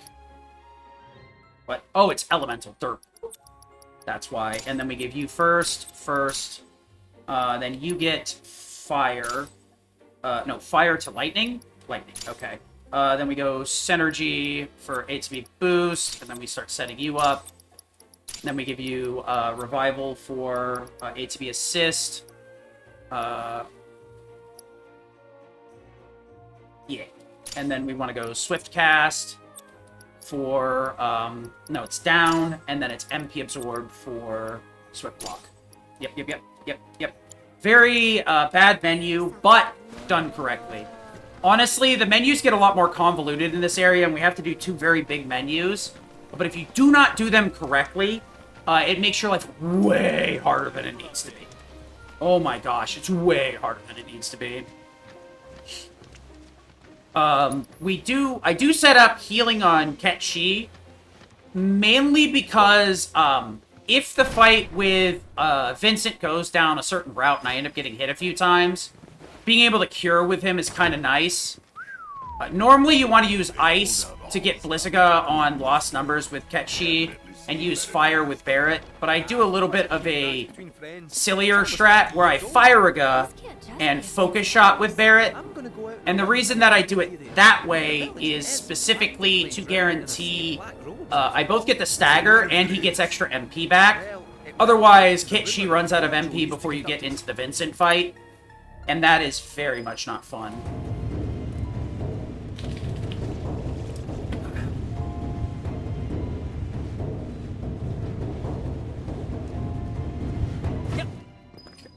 So I should have 2 ATB right off rip here. It's on boom, fire up.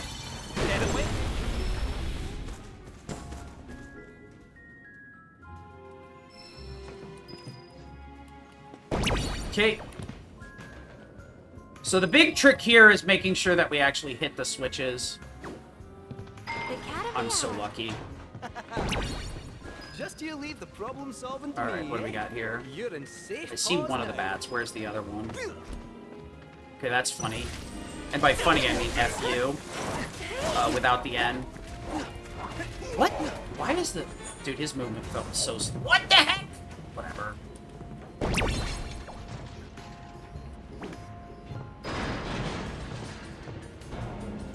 Alright.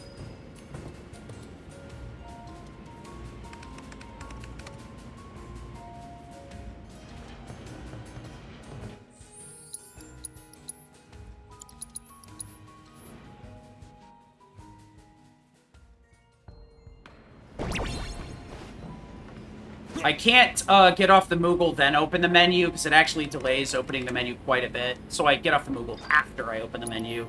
This HP and MP is fine. A lot of these fights, I gotta be kind of careful with the way that I do things. Because my MP is a little bit tight, so if I do them in a kind of a goofy way, it's probably because of that. Piece of cake right here. You'll be blown away. You're welcome. Seriously, could you just... Really? Soldering, please. See you around. Man, Sonic Boom on that is so frustrating. It should hit more consistently, but it just doesn't. That's the box. That's definitely not close enough. That is, though. I'm gonna smuggle this box. Okay, this is kind of annoying, but we're good here. Gonna go fire and then Sonic Boom. I do it the other way around because I don't really need the stat buff from it. Let's aim this. Right.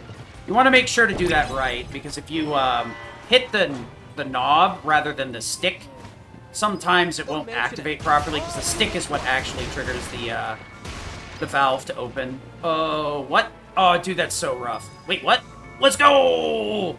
Alright, this room is really annoying, and I'm going to try and explain it after, but really the big trick with this room is...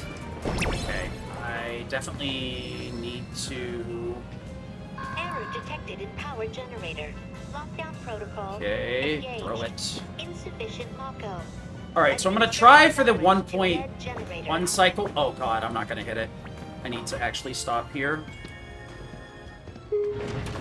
Frickin' games messed with me there, because it made me jump over the thing like 6 times. Alright, that should be fine. Required to meet operational standard.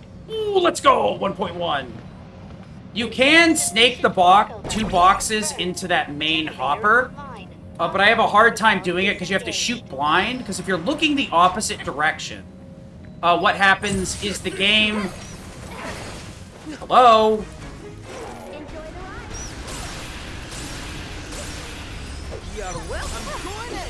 Moving on then. The game won't move that cylinder as long as it's shadow, or the cylinder itself is off camera, and you can't see it. So if you can aim blind, you can actually, like, get 2 of them in the hopper. I go for a more risky version where you try to sit and hit it in the other one, which is harder to hit it in, and there's no, like, opening valve on it. So, like, there's no guarantee that it'll actually land.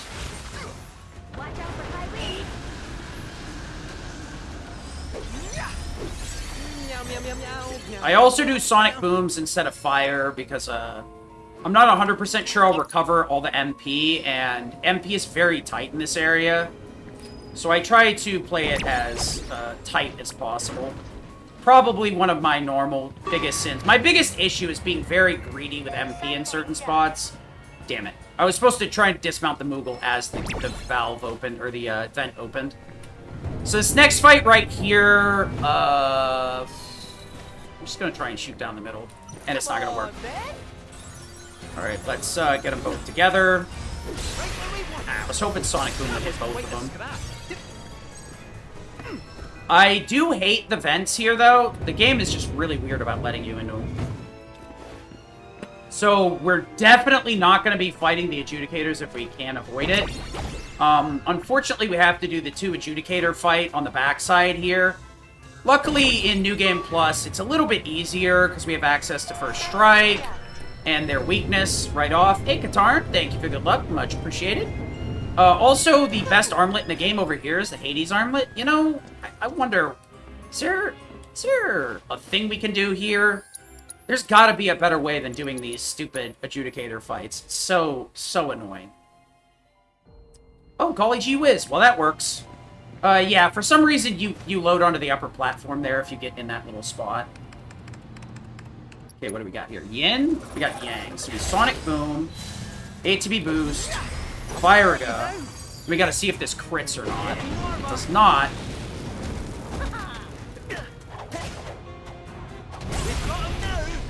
I'm gonna have to probably guard this. I wanted to guard that. Fire, please. Fire again. Okay, good. Do lose some HP there and have a slightly slower fight, but it's fine.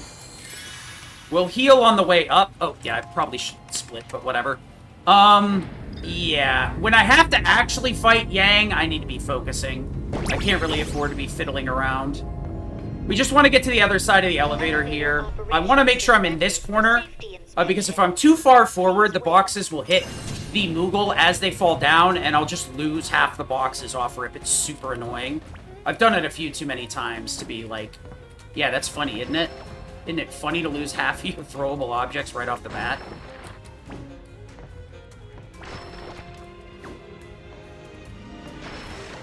Should be fine. You gotta be careful here. If you throw it the wrong time, you can accidentally break the boxes as they're falling down. That's super annoying. Luckily, I had to get so far lead anyway that it's not too bad. Okay, that was really bad. That's probably going to miss on the backside. Oh, it didn't. Okay, that could have been done a little bit better, but okay. You always keep throwing, no matter what. You do not stop throwing unless you're sure that it's done. We're going to heal up here because lost numbers can just absolutely mollywop the crystal crud out of you. I'm going to have to focus here, and then unfortunately we're going to go straight to Vincent, but I'm going to be setting up a lot of debuffs on lost numbers so that I can do enough damage to get through this, because lost numbers really isn't weak to anything, but I also do not want him shifting between physical and magic resistant forms. So the goal here is to nuke him before he starts swapping forms. That's basically what we're aiming for here. 36. 10. Oh, no, you don't. I've seen you do this to me before. I'm not doing it again. Okay, I guess we're going backwards then. 59. 97. Alright, let's go.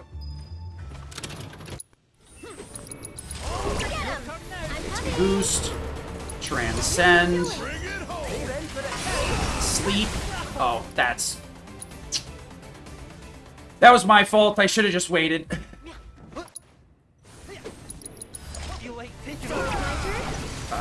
Transcend here. We're just gonna guard this and take it slow. Sleep into Faith on Aerith. Aerith Arcane yourself. HP boost. What happened here is fine. Shell. Stop. Okay. Meteor. Okay. I got a little bit overexcited there and thought I messed things up. We should be good. Alright, we're good to go.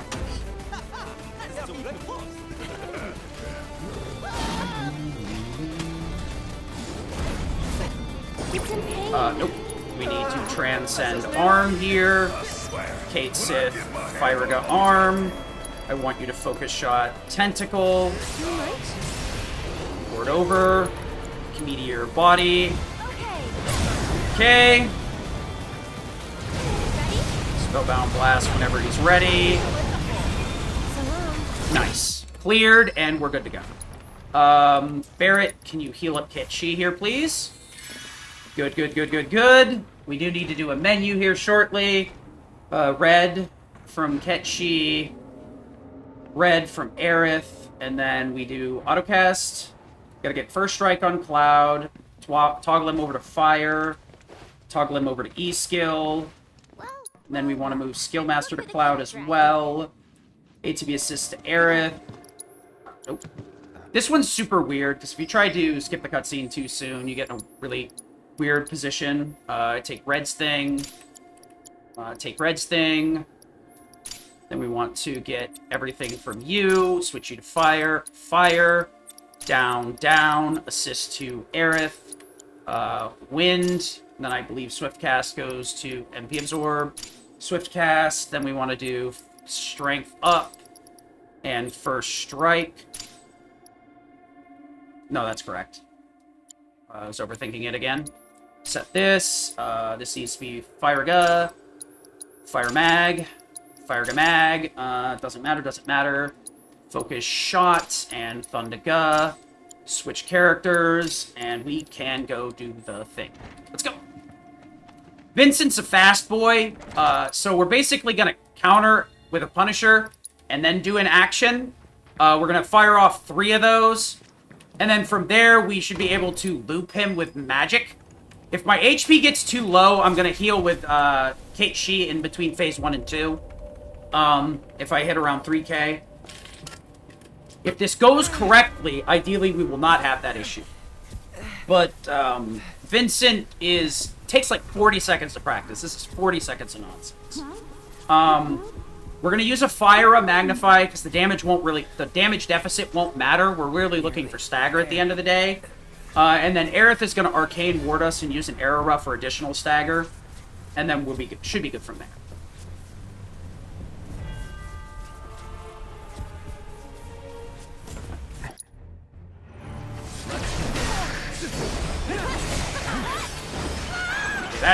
She lost her ATB boost? That's so lame, dude.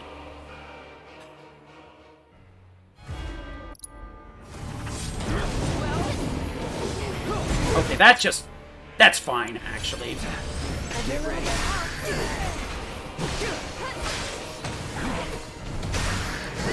Deal with that.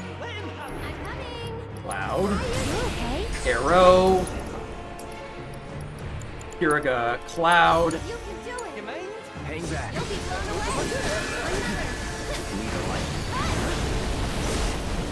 Okay.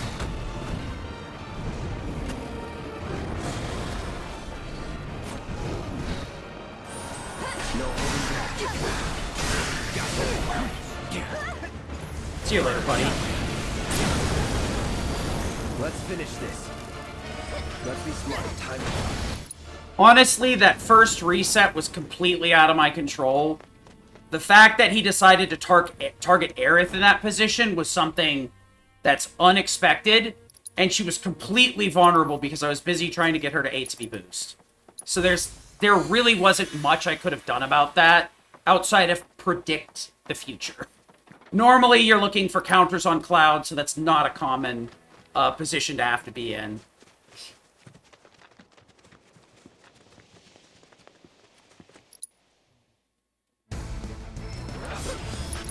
Right mode. Here I come. Plasma discharge. Let's be smart. 1, 2, 3. Sonic boom. Into Gorgon. Fire up. Fire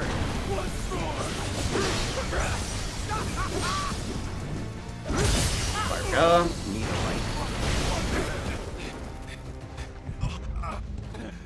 You okay? I won't have your pity. This is a race, remember? Come on, Cloud. We're on the whole stretch. Time's up. You're done. GG. GG, go again. No? Sorry, scrub. Alright, I'm not gonna act like I'm actually good at the game. I had to pop off there for a minute. That was really nice.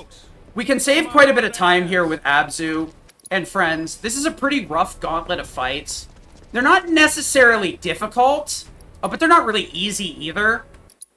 So I gotta get my gear in gear. This is the last break though, so I'm gonna take a quick break until my eyes are nonsense.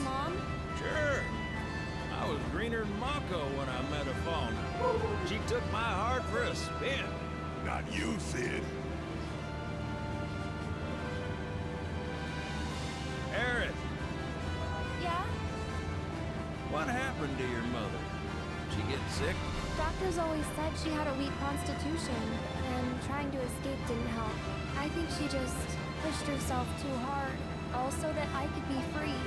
I'm sorry. At least she went out on her own terms. Did she? Even if she didn't, you should honor her memory by enjoying the life she gave you. Yeah. Thanks.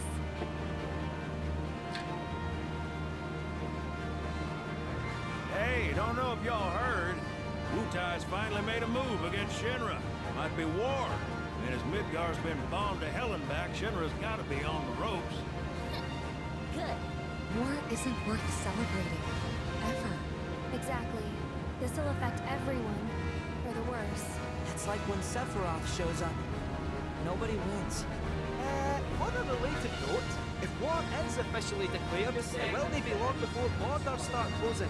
So, if you've got something yeah, we'll get there when we get there. Shuffle on. I'm just letting you know, since you said you were doing budgeting stuff. What the? Sid? You better behave. Hey, Sid? You start barking. I'm The gonna first time. poopy at you. Time, everything's under control. Yes, good luck, kid, for the puppy. You did you go boo boo. I said just sit tight. This beauty's maintained by an expert. I wound up the Doberman. Now it's over. She's gonna be running around. You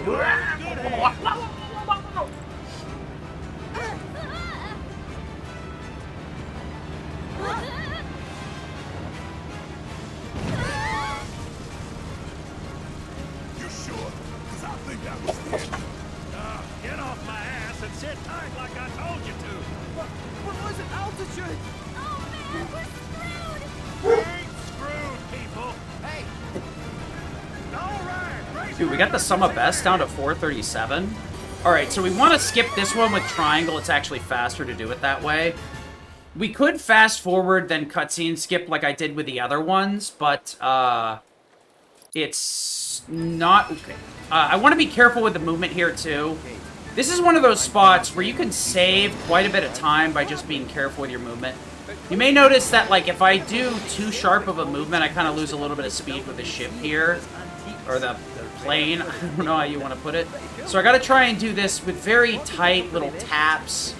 Or just slight adjustments to go around stuff. If I get too close to the walls, I'll get a massive speed debuff. So I got to be careful with that. It's like the one area where I have to take a hard turn. See what I mean? Between cutting the ribbon and boarding up the windows, the keystone vanished into thin air. So it's not at the saucer? Do you know where it went? No, but I know a man who might. Ah! Did it again. Deal. So you want to stay tight to the walls, but not too tight, like I said. I've been around a while. After the museum debacle, all Dio was demoted, only to be promoted again when the saucer took off. Great director in no time. A real richest to rags to riches story. All of which is why we're bound for the saucer. Hey, Sid, did I hear right? You used to work with Shinra? Still do on occasion. Them boys got. I gotta be careful here, because it actually won't let me warp immediately, so if I try to go too quickly, I can actually lose a ton of time. Being a big goober here, so... I actually kind of take that input a little bit slow. So now from here, we need to go to the Golden Saucer, which we're in. Skip this cutscene. We need to head over to the Battle Square. Then we go to the Inn. Then we go to the Opera. Luckily, we can skip all of that. And by that, all of that, I mean we can skip all of the play. Go straight to the Skywheel Square and then dip out from there. And then that puts us immediately in the Battle Square again. Check it out, Cloud. I wanted a cough drop, but I realized I couldn't get it in time. Yeah, it's good old corn. Complete this. Fill in the blank. Good old corn, fill in the blank.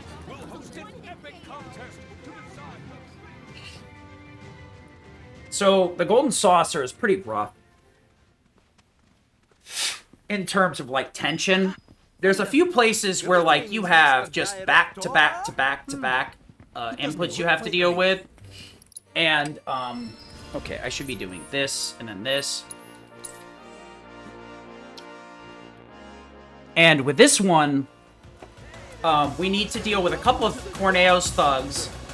We have to have a rematch with Abzu, then we get a short break in between where I can heal up and everything. And then we've got to deal with Rude and Elena, which should be pretty straightforward, and then Rufus, which should be straightforward, but Rufus is a very difficult fight. In the last couple of runs, I've gotten very lucky. He's given me very favorable patterns to start with. There's a few openers where he just kind of stands right in front of you and then says, "Come hit me," pretty much, and just gives you a super free opening. But there's no guarantee that I'll get that. In the last couple of runs I have, so I probably will be losing time on Rufus. I can't guarantee that because, you know, it also includes Rude and Elena. But we gotta go straight to the inn here. Wait for this cutscene to actually finish. This is another Zack segment where we would have to, like, have the Zack flashback. You can take any character here. The party we would like to see for this entire segment is called Tifa Aerith. Tifa having access to the Somersault with God or Dummerung will make all 4 of the earlier fights a lot easier. She has Faith Magnify, so it's gonna boost our magic damage the whole time and make it pretty reliable on killing everything pretty quickly. And then we can also use that Faith Magnify to boost Aerith's damage as well. So she kind of has everything we need. Aerith also has magnified spells as well, Magnified Wind. And at this point, she's on Magnify Wind MP Absorb, so she manages to maintain that 10% damage bonus as well from having max MP. So, while her damage is lower, and she doesn't have Swift Cast, so her casts are slower, she's a very good support unit in these fights. So the play here, yeah, we can kind of skip everything. It's a little bit goofy, though. So you have to, like, skip, and then I need to, like, select with a... It's so weird. You have to, like, move the right thumbstick to aim the camera here, instead of them changing it out, and then you have to, like, switch over.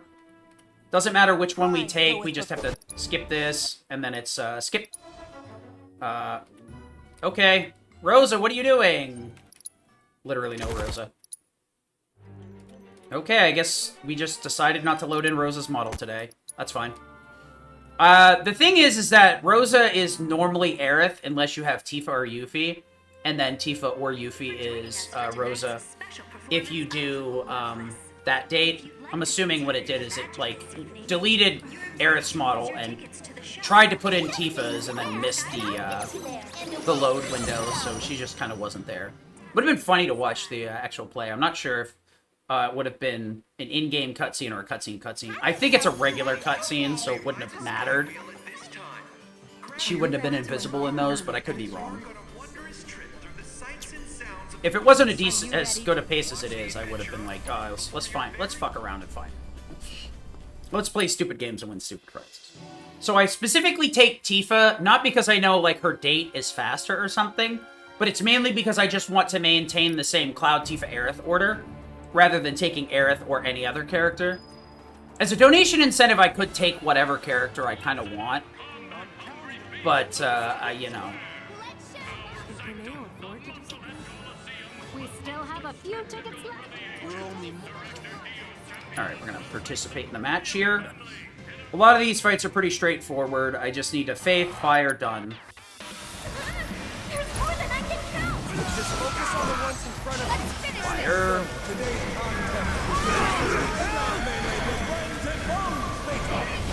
Okay. Don't think you'll walk away from this. Feisty fighters can run rings around the competition. Just trying to keep up with them on the daily is almost impossible. Giving it my all. I made my pages with love. But I'll be damned if I know The fact that I got 1,000 needles again is kind of weird. They can give you one of a few attacks. 1,000 needles is probably the best, because they don't hit you instantly.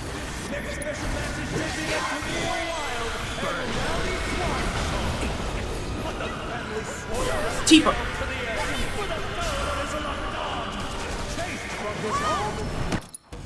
Whatever. I'm not gonna think about it. Bathe. Berserk.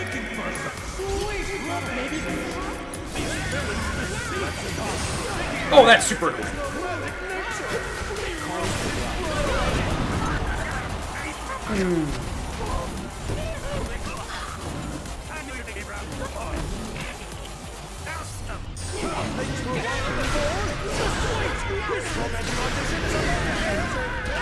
Oh, Tifa, I'm gonna need you to cure me right now.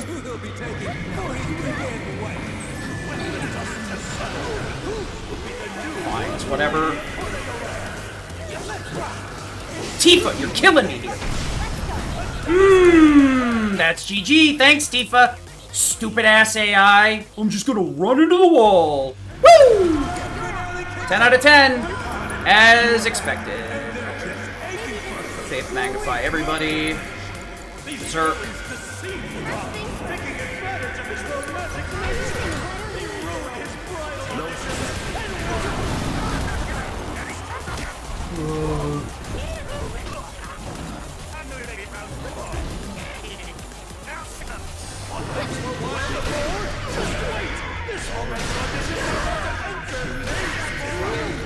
Fire up, somersault, AT boost, fire up. I did that wrong, but whatever. Very unfortunate time loss there, but not much I can do about it when the game decides to be really obnoxious. Right, we're good. Are you ready to... Fantastic. Then without... Deal with that. Watch yourself. I'll show you what I can do. You're gonna feel nothing to worry. It's your turn. Okay, that's super annoying, but always expected.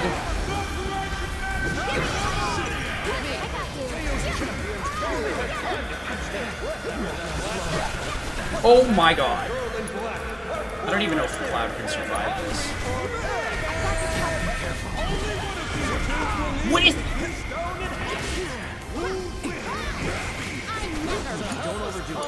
This is so weird. I do not know why that they would not switch phases.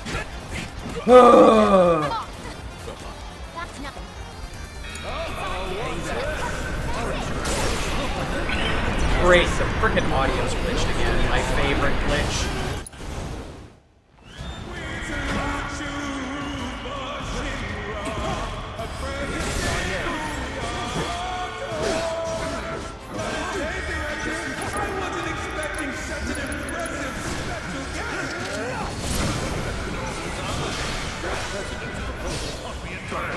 That may be a bigger issue than I think it is.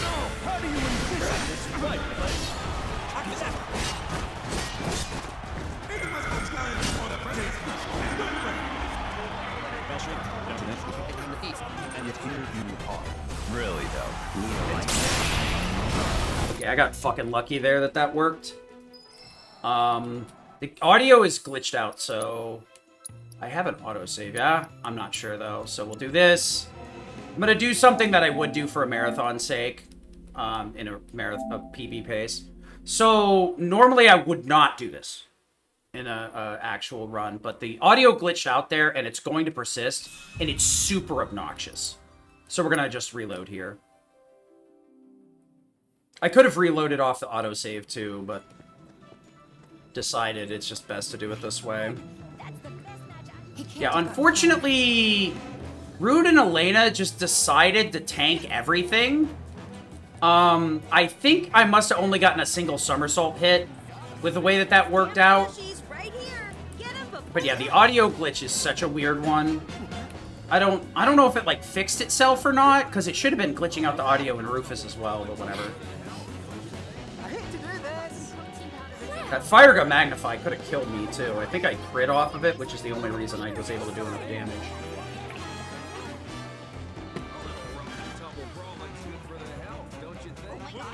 But I could be wrong. I'm not sure. Yeah, Rude and Elena should not have been that difficult. Why am I not rolling? Because I'm underweight, that's why.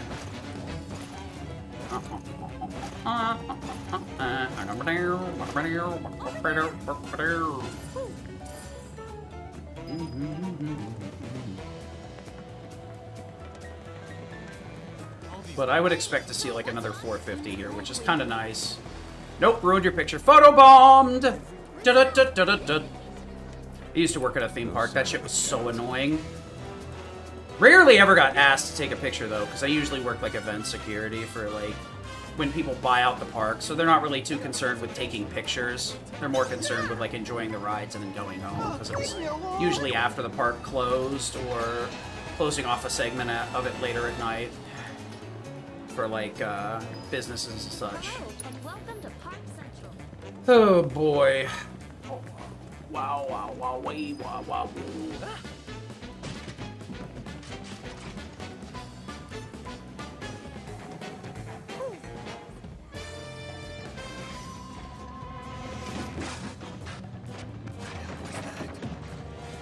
No, I don't want to do that. I want to check to see if, like, my scroll wheel actually, like, let me scroll through the splits, but I'm worried that I might have screwed it up and made that, either didn't bind it or I bound it to, like, unsplit split. You know what I mean? And then my scroll wheel is a little bit sensitive, so... we want to go... Actually, I want to go in here, because so kind of... I want to... Could you let me... There we go. I don't know why they put the target so close to, like, the character thing here, but it's super hard to get that lock on there, I swear. Alright, that gets us into the next chapter. And now I'm in the boat, so I need to pull up the mini-map here. And if I actually push down to go to the bottom, it'll wrap around. There's a lot of interactables between the two areas, so that's much quicker to do it that way. Right here, we don't want to do it because there's like 5 or 6 interactables on Gilgamesh Island, so it takes forever if we do it that way. So it's just faster to scroll forward manually and zoom out. Alright, so we are in the final dungeon. There is no more places to go but forward and die. Welcome to die. We're going to start running into just as difficult fights. Luckily, the chain fight's pretty much done there. The only chain fight left is the final fight. And that is a whole different kettle of fish. It's way worse than that one. If you fail one phase, you fail all the phases. You basically need to reset to the beginning in a lot of positions, so I have to be very careful with how I handle this. Especially, like, the first... It's made up of, like, 3 distinct different fights that are around... It's, like, 6 phases, and then 1 solo phase. But the unfortunate part is that last one has, like, a 30-second cutscene before you can start the fight, so... This, somersault anti-boost. Fire. That is incorrect!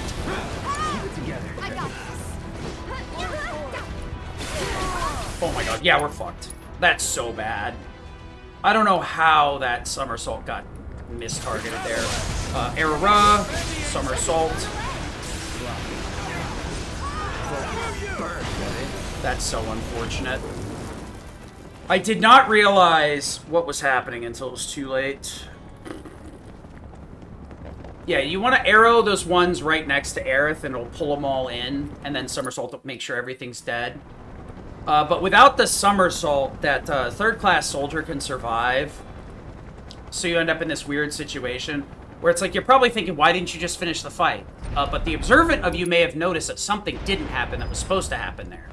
There's actually 2 more waves of enemies that spawn on either side of that platform. And if I had just finished the fight then, it would have spawned those additional waves, which are not worth fighting. Excuse me. Moving on then. So the reason I reset was to avoid spawning those additional waves, because at that point I'd wasted all my ATB. I had no good way to refill it. I could kill the enemies if I planned for fighting them, but the plan is to not fight them, so you plan to burn through everything on that first fight real quick and be done with it. So one of the other things is now Red has healing, and he functionally has infinite MP for the time being because he has HP MP swap. I could theoretically take HP MP swap off of him if I wanted to. There's no particular reason to. I could also... One of the other things I should do is upgrade to Curaga instead of Cure, because there's no reason to spam Cure, because it's more efficient. He has 8,000 MP. Just use Curaga. And it's something I realized in mid-run today. I was like, wait a minute. I should just Curaga with him, shouldn't I? Because there are some places where I want to heal a lot of HP fast, and using Curaga is fine. Because he has more than enough MP. If I run him out of MP, I did something weird, or I de-equipped HP MP swap. So a lot of these are just kind of to play into the MC Escherness of the original game. Right here we grab Red real quick because he's part of one of the parties, and then that way I can just switch back real fast. Cloud Tifa Aerith is going to be our party that we want. Please tell me you saw that. No comment. Alright, so heals for 6. Okay, that's good. That means Curigo will basically be a full heal, unless I'm dead. Want to go that way. That way we can climb up here.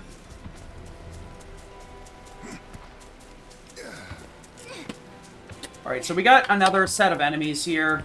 These ones can be a little bit more annoying. It's a 3rd class, a couple of shield troopers, and a 2nd class enemy. Just a regular trooper. Not an elite, thankfully. So ideally, we want to kind of bait them so that Fire Gun Magnify hits everything. If it doesn't work out right, I'll end up having to Somersault, Omni Strike, whatever, the regular trooper. But the idea is to get rid of the shield troopers and the 3rd class soldier, 100% guaranteed.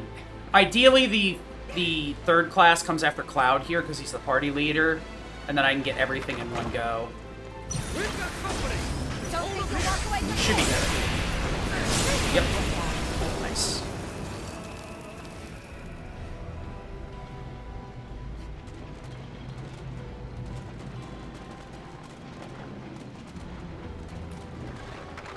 So, one of the things is Comet's actually a pretty good materia. It does some decent damage, especially on a big boss like Boss Numbers.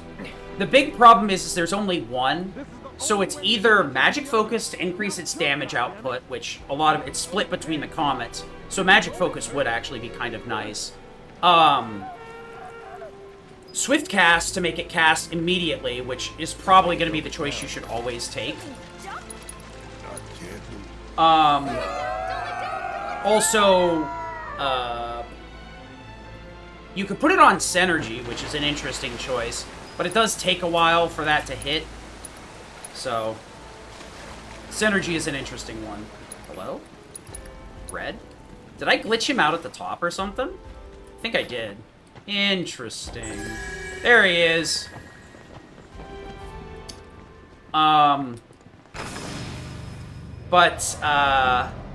Or MP Absorb. Yeah. What am I doing? Stop! I kind of, like, let go of the thumbstick, so the movement got kind of messed up there. Yeah, so Comet is cool, but you only get one of them, so you really can't, like, optimize it like you can the other materia that you have several of. It's kind of frustrating, actually. This fight is going to result in me losing a lot of HP. That's wrong. Mind Blast.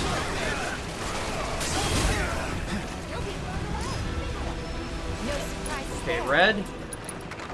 That's not what I wanted to use. Okay, this is going to be a little bit annoying. Hopefully it works out right on the first try. Limit. Head.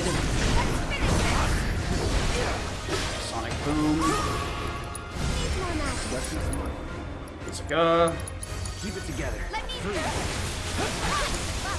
My turn. Let's go. I'm here. Got an idea. Let's use the doors. What's my end?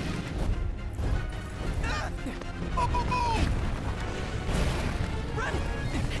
Okay. Don't let up.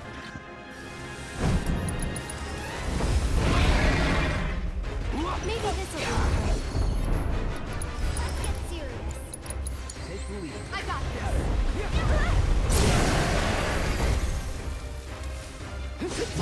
Got your number.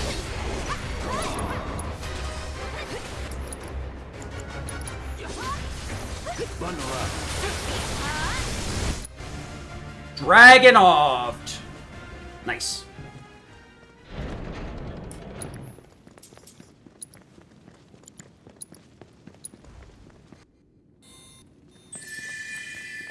The only thing is we start running a little bit low on HP, or MP here, because we have to use ice on the dragon rather than fire. Dragon's completely immune to it, so the MP absorb setup doesn't work as well. Luckily, like with fire ice on magic focus, we get more than enough damage. Actually, I don't think it's on magic focus anymore. I think it's on swift cast. Yeah, I'm pretty sure it's on swift cast. It's over. Yeah, but we could have saved some time had I not messed up that very first fight, unfortunately. We're all gonna die. Hey, get your shit together. You're gonna feel this. When I see the slug ray move closer there, I'm 100% certain it's going to get double hit. The trick is you fire-gun the shield trooper so that the explosion of that fire-gun hits the slug ray, kills the shield trooper, and then it magnifies to the slug ray, so the slug ray gets hit twice by fire-gun magnified. So even though it's not really weak to fire, it's weak to getting smacked twice by a tier 3 spell. Something I never really addressed early on. In Remake, tier 2 and tier 3 spells were somewhat interchangeable. The only difference was the amount of ATB, or amount of MP it cost, and the amount of damage that it did. Tier 2 and tier 3 spells would deal the same amount of stagger damage. I think that's different in this one. I'd have to check the numbers. But tier 3 spells now cost 2 ATB instead of 1, which is a pretty big increase because like ATB has been changed, so you actually have to build a little bit more ATB in this game. Because now instead of it being like 2,000 point bars, it's 2 1,500 point bars, which is like a really deep digression. But like tier 3 spells take 2 ATB now instead of 1 for tier 1 and tier 2. But because of the Genji gloves, you want the higher damage output since you can break damage with Cloud anyway. The real big thing is that tier 3 spells will do about 2.5 times damage to about 250% of a normal Fire. So the amount of DPS it outputs is explosive. Especially with Magnify, when you can theoretically hit multiple times. You do take a slight damage decrease by taking the 25% debuff of Magnify, but if you can hit something multiple times, even without its weakness, it'll choose through that HP pool real quick. So our next big boss is Iron Giant. He is a big jerkface, McJerkface. We're racing to get Sharpen activated. Really what we're trying to do is get United Refocus active as soon as possible. The thing I gotta be careful of is some of my attacks will take a long time to come out, and if I do them too soon, Sharpen will get canceled by it, and I lost some time to that last run, so I gotta be careful about it.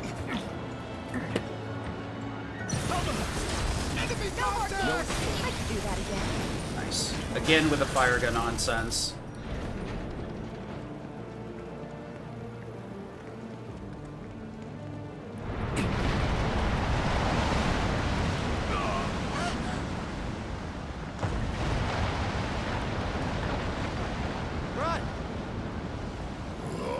Don't gotta tell me twice.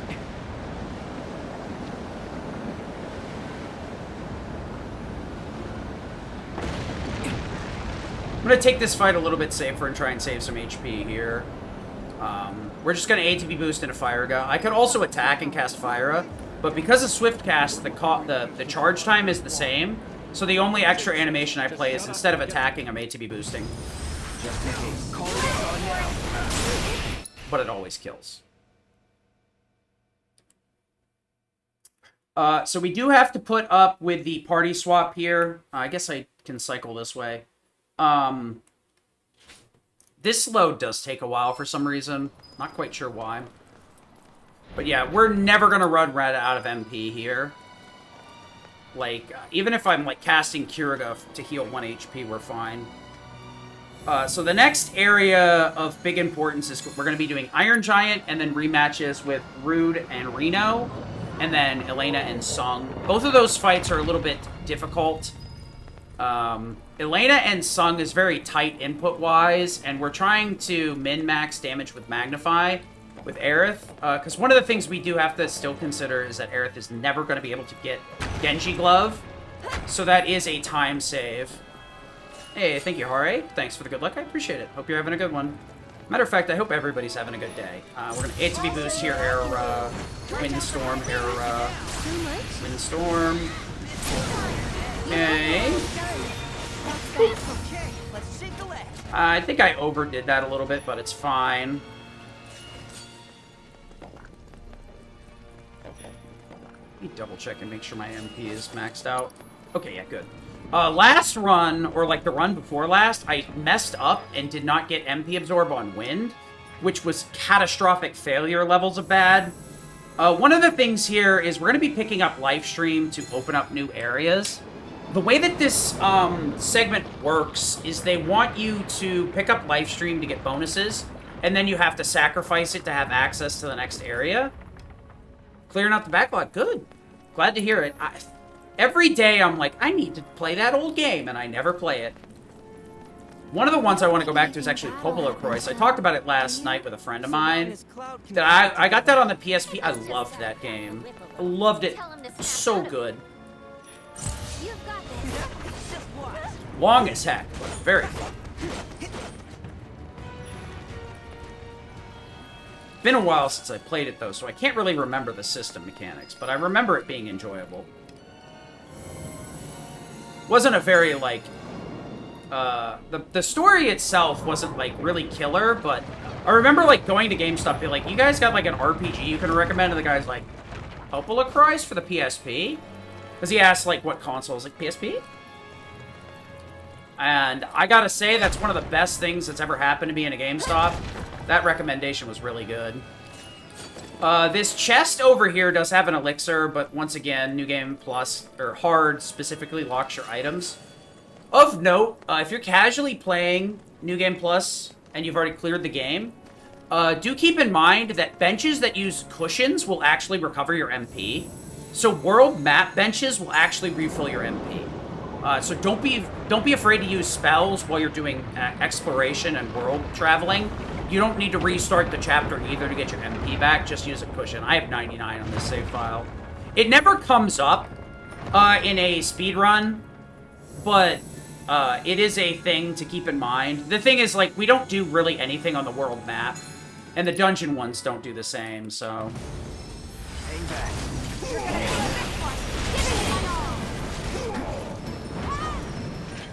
Let's go. Yeah, I still have a Vita TV because I was gonna... I don't remember if I bought it casually or specifically for speedrunning, but at one point I was gonna speedrun Mega Man X Maverick Hunter, and I was actually gonna do Vile. It's been a long time. Maybe I'll get back to doing that. That's always a fun one. Plus, the Vita isn't really like a bulky system or anything, so it's super easy to just throw it in there in your setup and then just jump a HDMI over to it if you really don't need, if you need to. It's super nice. I can't remember if you need a lifter for it, though. I don't think you do, but I could be wrong. Because that's the problem with some of the old PlayStation systems, like 3 and 4. They were, like, on this trip where they thought people were going to copy Blu-rays, which, you know, may have been true. But, they had, like, copy protection on it, which was super annoying. But, yeah, the Vita is really fun. I like it. Let's see here. Unfortunately, with the Vita, I never really had many titles for it. So, Iron Giant here kind of hits like a truck. So, I'm not worried about Barret, but I will top Cloud off. Because if I miss enough counters on this, Cloud will lose a ton of HP. If things get really bad, though, I'm going to stop with Barret to try and regain control of the fight. But this fight is pretty straightforward. I need to just get 4 moves with both Cloud and Barret so we can use United Refocus with the 2 of them. And then from there, we'll stagger once he sharpens, because we do need to stagger Iron Giant to progress. We don't need to kill, we need to stagger. You're gonna feel this one. All right. Now, coming. Nothing to worry about. Nice. Bring it.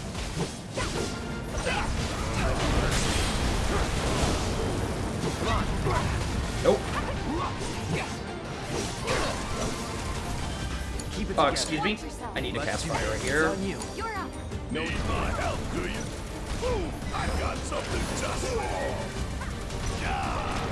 Let me show you how it's done. Alright, I gotta be careful because this will probably be sharpened. It is. Alright, I gotta cast Thundaga. Deal with that. Then cancel that with United Refocus. Can't hold me back.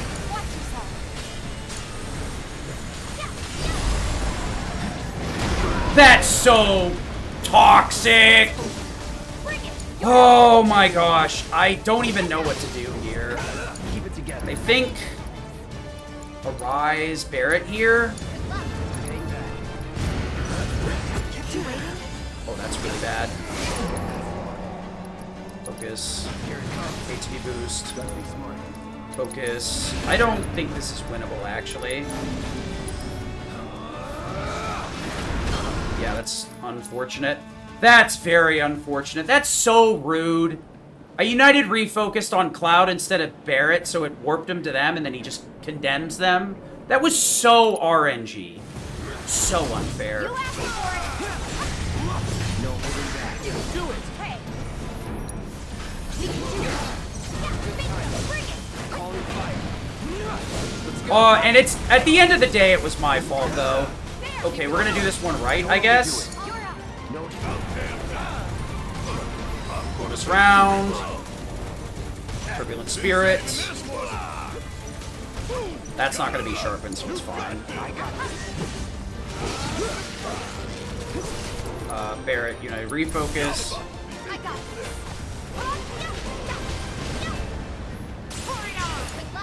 Take the lead. Calling fire.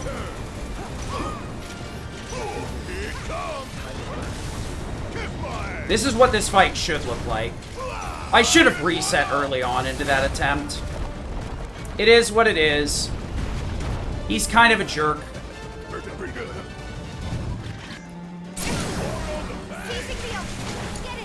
Now's our chance.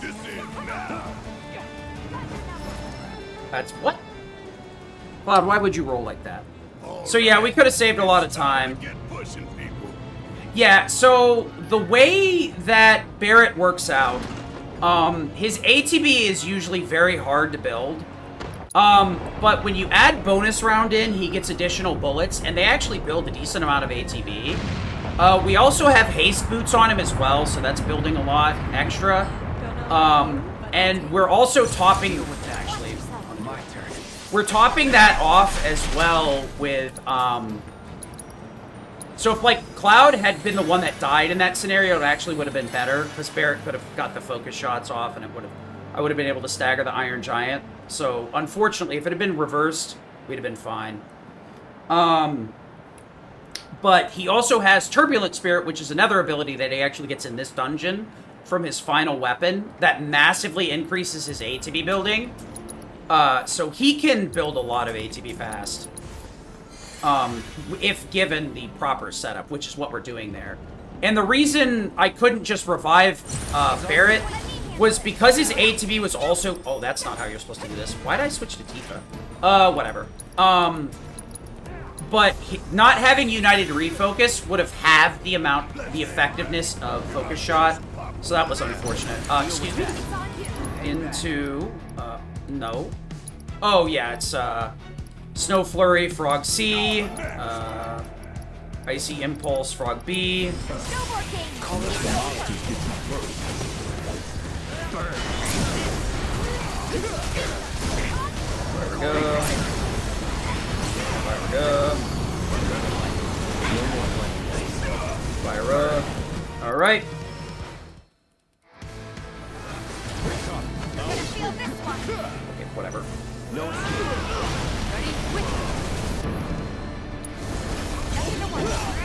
Sure. I can't believe that worked. That positioning was wrong, and that fire got took way too long. Whatever.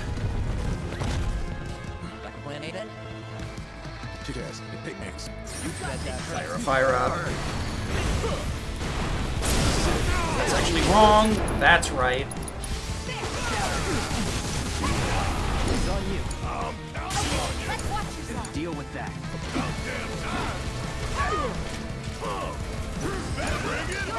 I got it. Wrong. Zombie strike. Fire up. Unfortunate, but whatever.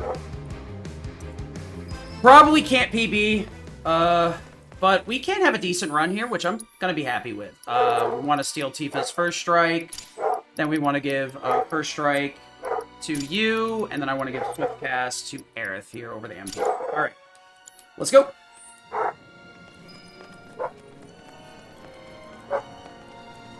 Just got bullets before mines. Yeah. All right, so we're gonna go attack. That's wrong. Whatever. Spellbound blast. Whatever. Make that work. I was supposed to arrow magnify. Yeah, you know, you gotta take the victories you can get.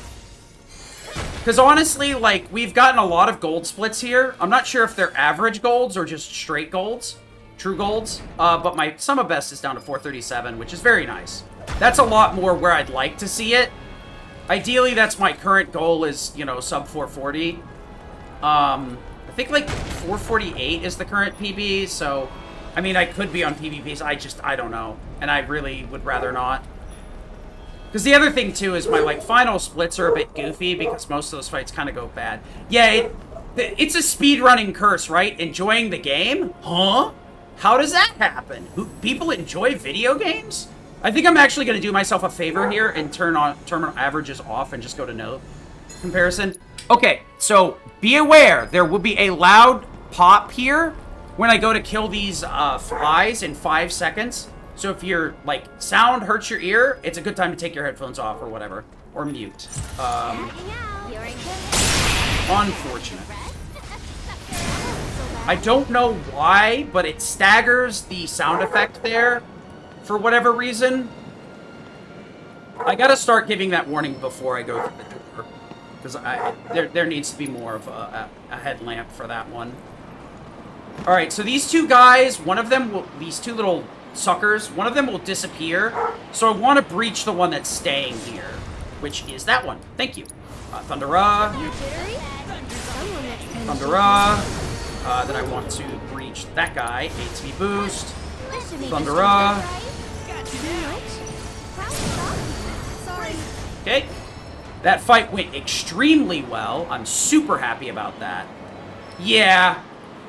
It's mainly for like a marathon. I want to make sure to do something about, or to give a heads up, because that's a stop what you're doing, audio tech. You're going to need to deal with this headache in about 5 seconds. So normally you would like Red to take some damage here so that he can actually use Reaper's Touch in the boss fight and get some extra damage out. But you also want him to survive so that he's using Synergy Thunder in these fights to help with the staggering. It's a weird give and take. Also, I want to make sure I have just enough faith to progress, or just enough life stream energy to progress, but not enough to keep faith into the boss fight. The extra 20% actually will screw up the boss fight. We can't. Nope. Reach that guy. Nope. What are you doing? This. Yep. HP boost. Araga.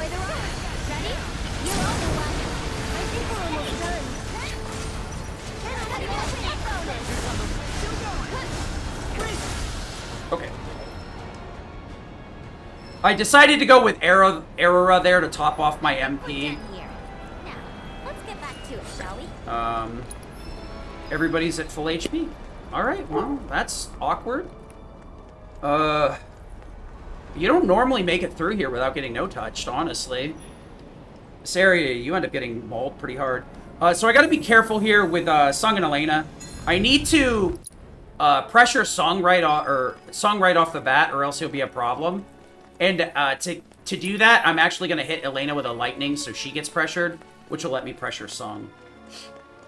They should have been here by now. What's the whole... Spare us both the effort. Thunder. No. You. Remember that I tried to reach you. She's a walk. That's. This is super annoying, but not a problem. What? Oh, the thunder got canceled. That's why. It was fight over. That's annoying. Okay. That was kind of my fault. Thunder. No. Elena. Remember that I tried to reach you. She's a walk. Era. I think it was the fact that the arcane ward wasn't down. I'll answer that question in a second. Just let me finish this up. Boss fights are already very hard as is. Thundaga. Jump back. Boost. Era. Fire-ga. Araga. Oh, that's wrong.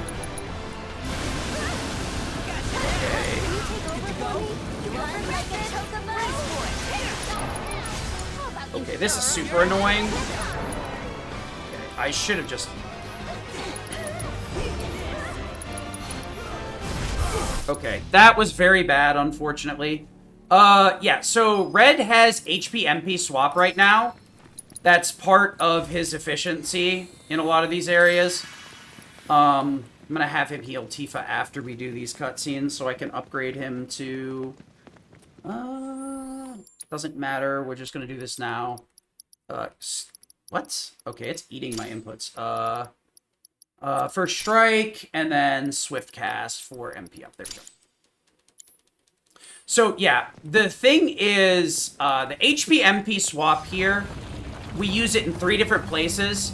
We use HP MP swap in the mines so that we can take it off. And then what that does is it'll put Red's HP back up to 8,000. And his 100 HP puts him in a critical state so that it maximizes the amount of damage Reaper's Touch does, which is the single most highest damaging physical attack in the game under the right conditions. Can further be buffed by using Vengeance as well. But in that fight, it's not worth the time to guard to get Vengeance and then activate. You just raw dog the Reaper's Touches. Problem is, Mithril Golem is resistant to physical.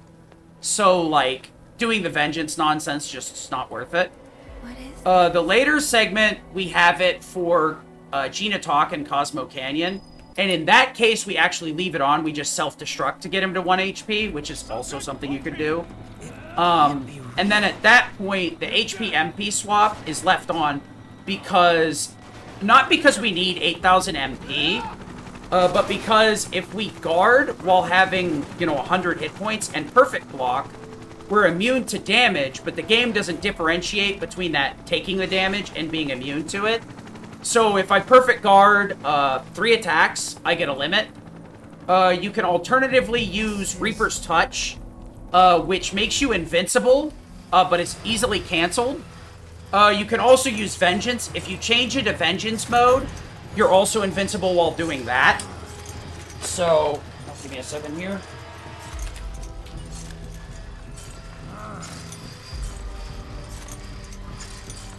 Ugh. And then, fortunately, during the end game here, the extra HP MP means that he has 8,000 MP to heal the party in perpetuity, as long as I don't take it off. The only downside with HP MP swap is if you move the materia, the game forgets that it was equipped before you moved it, even if you move it to the same character. So you lose all your MP and all your HP, which is very annoying.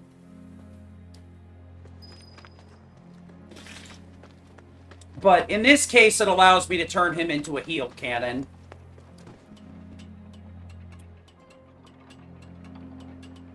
Yeah, basically, like, the HP MP swap, in this case, is closer to, like, the setting up a 7,777 with HP ups and materia and stuff like that, so that you go into the fight with the 777 status inflicted. It's probably the closest analogous. We also use Strength and Magic swap as well with Barret. And with Strength Up, the Strength Up is calculated before it converts. It doesn't matter what the positions are. So it actually converts the Strength Up materia into a Magic Up materia as well. So it gets him up to about 400 Magic. I did switch over to a more physical setup. Because at the end game, we're not going to really be casting that many spells. Yeah, the main thing is, Red's fights are extremely tight to the point where, like, your inputs need to be pretty much perfect. Those first couple of perfect guards are very hard, and then on top of that, Gina Talk gives you, like, 3 or 4 different combos. They all look different, and then the 2-hit combo is just not viable. You can't make it work on a 2-hit combo. And you just need to reset. The main problem is on a 2-hit combo, you can only block 1 of the 2 hits for Vengeance. So your Vengeance runs out way too soon. You need at least a 2 to 3 hit combo to get enough Vengeance.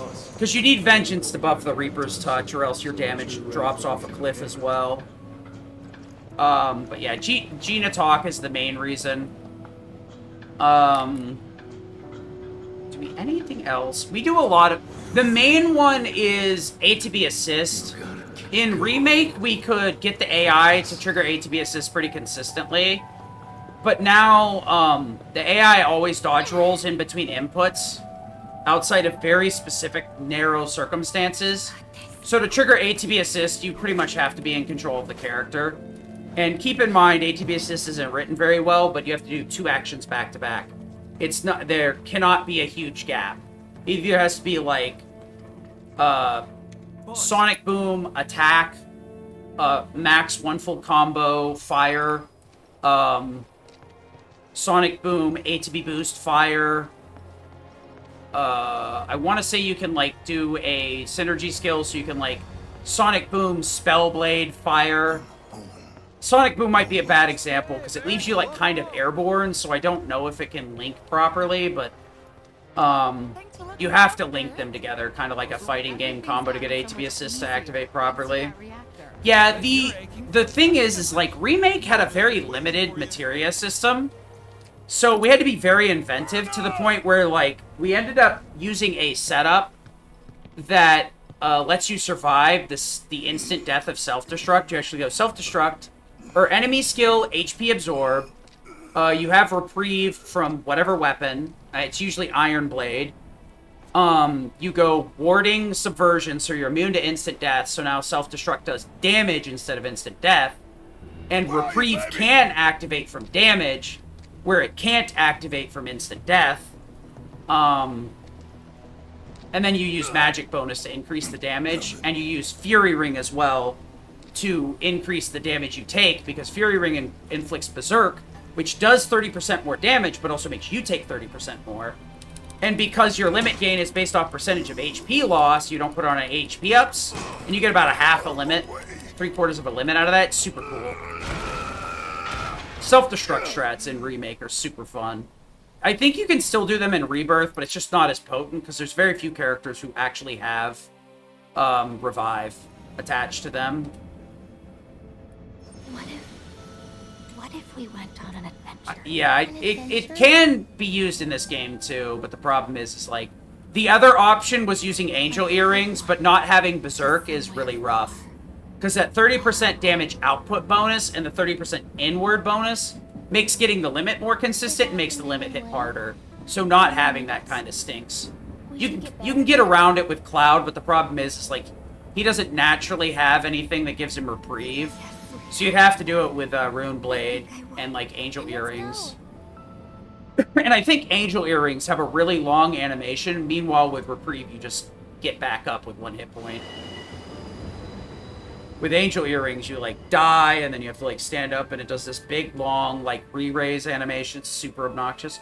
I guess you could also set it up with re-raise, too. Though, you'd still run into the same issue. The big issue with re-raise is, as with, like, any sort of reviving thing like that, you're very vulnerable during the stand-up animation, making it super slow and super risky. Honestly, both these games are very distinct, and I love them for different reasons. Remake has very crisp menu, the combat's super tight, there's not a lot of bloat or inputs to kind of get in the way. So, the uppercut itself is kind of trash. It's still good, but uppercut in Remake was very good. You could cancel it super soon. It did a decent amount of damage, built a lot of ATB. So you could get, like, a full bar off of 2 or 3 uppercuts. I'm sorry. In this game, uppercut can't be canceled as quickly, and it doesn't hit as hard. It doesn't build as much ATB. It's still pretty decent. The skill you want to use with Aerith is Omni Strike. Or Tifa is Omni Strike. So with Omni Strike, you do a decent amount of damage. You get a pretty big chunk of ATB, and if the enemy's staggered, you get a 20% bonus, or 20% multiplier bonus for each Omni Strike. And the thing is, Omni Strike refills about a half a bar of ATB when you use it naturally without a staggered enemy. If you use it on a staggered enemy, you get 2/3 of a bar. So you can, if you have a full bar of ATB, or you have 1 bar and then you Omni Strike, you can do like 3 or 4 Omni Strikes for 1 ATB. Although, you have to have enough to have the ATB full, but the fact, so that's 20, 40, 60, and then you get more damage on each one, so Omni Strike is actually incredibly potent in New Game and on hard mode. The only thing with that is you have to usually you just, for a normal player, I'd say you want to use it on staggered enemies. But it's still pretty good on, like, non-staggered enemies. You've probably seen it a few times in the run. Something bad happened, and I rolled up and just Omni-Strike the boss, and then I got to move on to the next part of the fight. Omni-Strike can save you in a lot of situations. It's unironically very strong. The only problem is that you need to have the 50% chi charge ability in her folio, and then you need to go out of your way to equip the 50% chi charge on her weapon to start with it. But Unbridled Strength and Unfettered Fury are both incredibly powerful. Unfettered Fury is really good with the strength and magic swap as well. You can spike her strength so high that Chi Trap is really good with her.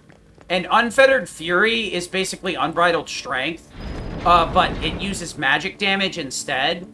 And, like, the attacks are very flashy and seem to hit harder. So, like, I don't know. Unfettered Fury is really interesting, honestly. Alright, let's try not to mess these up.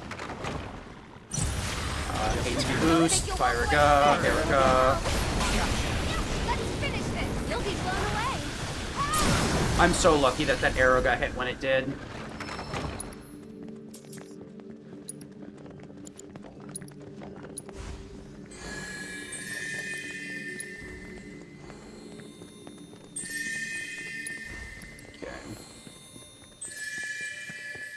Yeah, you're supposed to somersault the flying dingus because the Planet's Protector is gonna die to the Fire Ga and Erica combo. So somersaulting the Planet's Protector was really rough because if the flying guy hadn't got pulled in by Erica, I would have whiffed and I'd have wasted the limit. I gotta be careful. The limit is extremely potent here for these last few fights because the enemies are extremely bulky. But oh my golly. Is it risky. Alright, so we're going up against the barn wall here, and I tell you what, I cannot hit the broadside of a barn. Cannot do it. Awful. I'm bad at aiming.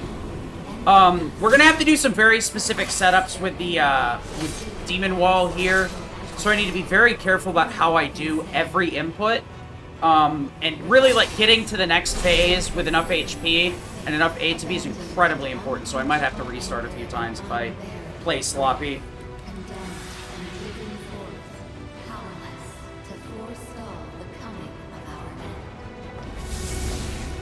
HP boost, HP boost, Fade, Arcane Ward Cloud, Fire Ga. No, wait, that's right.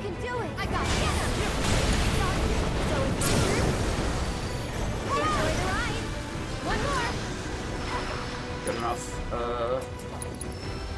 Dude, why did it delete my Kiriga? That's super annoying. Whatever.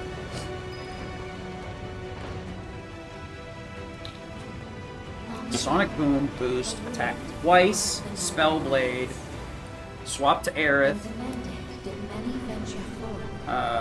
Ward Cloud, Thundera, swap back to Cloud, Prime Mode, buffer for Prime Berserk, Spell Blade, Starship. Ideally, we don't need to use Starship. So you can speed this up a little bit by jumping off these little bits of uneven terrain. You can speed up your movement. You cannot speed up this cutscene. You have to wait for it to play out. So this next fight sucks. These enemies are super bulky and are going to be very hard to kill.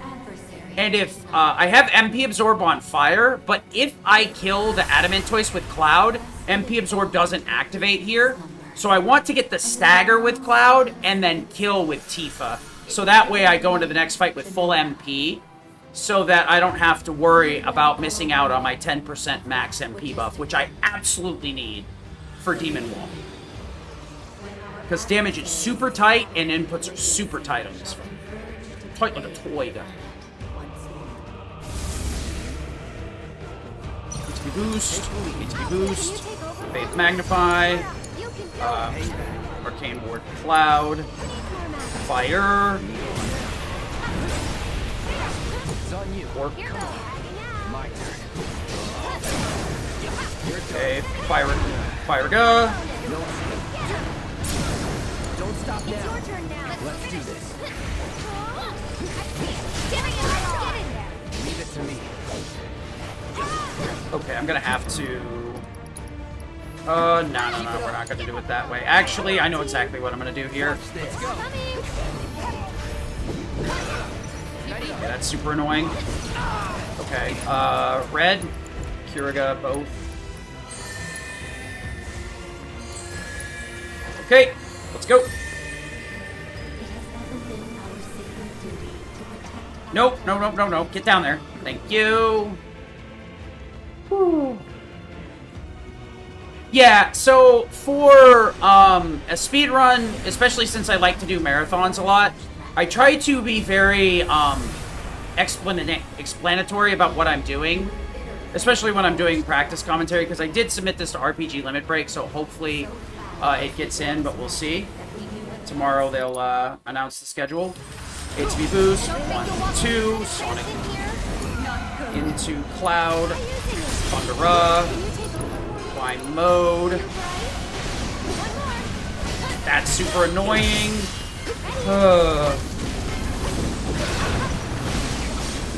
Okay, we're just gonna have to make do, I guess.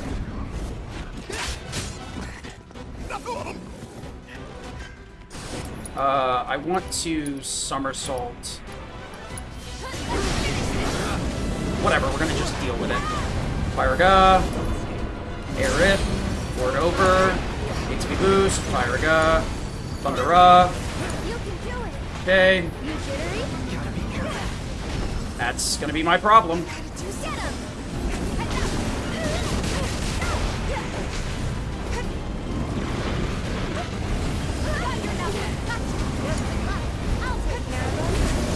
Okay, this is definitely my problem. Nope!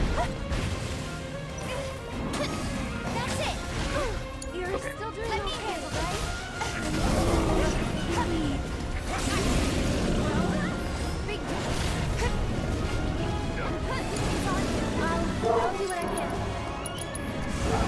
Unfortunate, but we made through.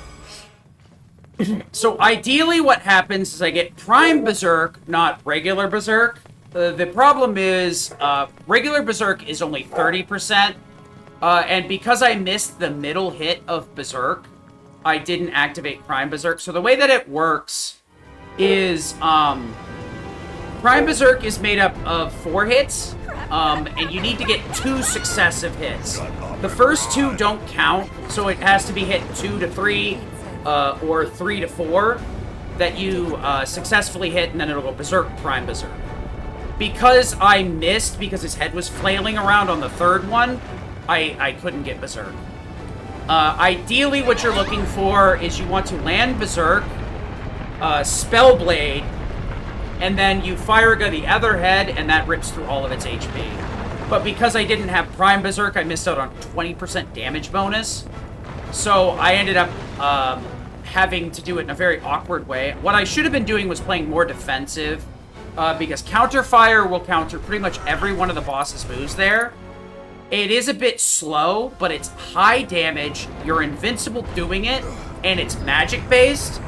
So it can more or less set you up to get you back on track. And you can get out a couple of like regular fires or Fire-As or pretty much anything to get yourself through that. It wouldn't be the first time Demon Wall's kind of gone to pot. I do need to change up my equipment after this next fight. We have one last regular fight with some Whispers. They're not very easy to clear through, normally. They do inflict some buffs and debuffs in that fight, which are super annoying to figure out. But for the most part, we're going to try and set up... We're going to use a Faith Magnify with Aerith to get some damage bonus right off rip. And then I'm going to follow up with a Fire-Ga after I get full ATB and a Fire-Ga. That should give me enough damage to clear out most, if not all, of their HP.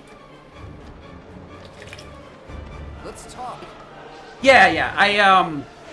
The only thing is, like, I submitted this on hard, I submitted this on easy, which I kind of don't want to run anymore, but if it's easy versus hard and I don't have a choice in the matter, I'll do easy. either way I want to showcase the game. I'm just hoping they took hard. Because it's just a faster category and it's better. I wasn't really super practiced in it when I submitted it, but that's because I learned it during submission period. And I've managed to bring my time down like an extra 7 minutes since then. Alright, so this fight right here is a little bit goopy. You actually don't have access to all of your shortcuts here. So this fight is a little bit weird.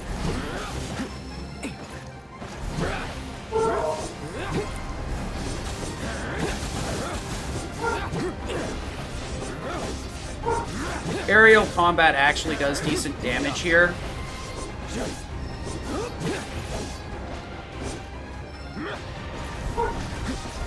I probably should have stuck to grounded combat, actually.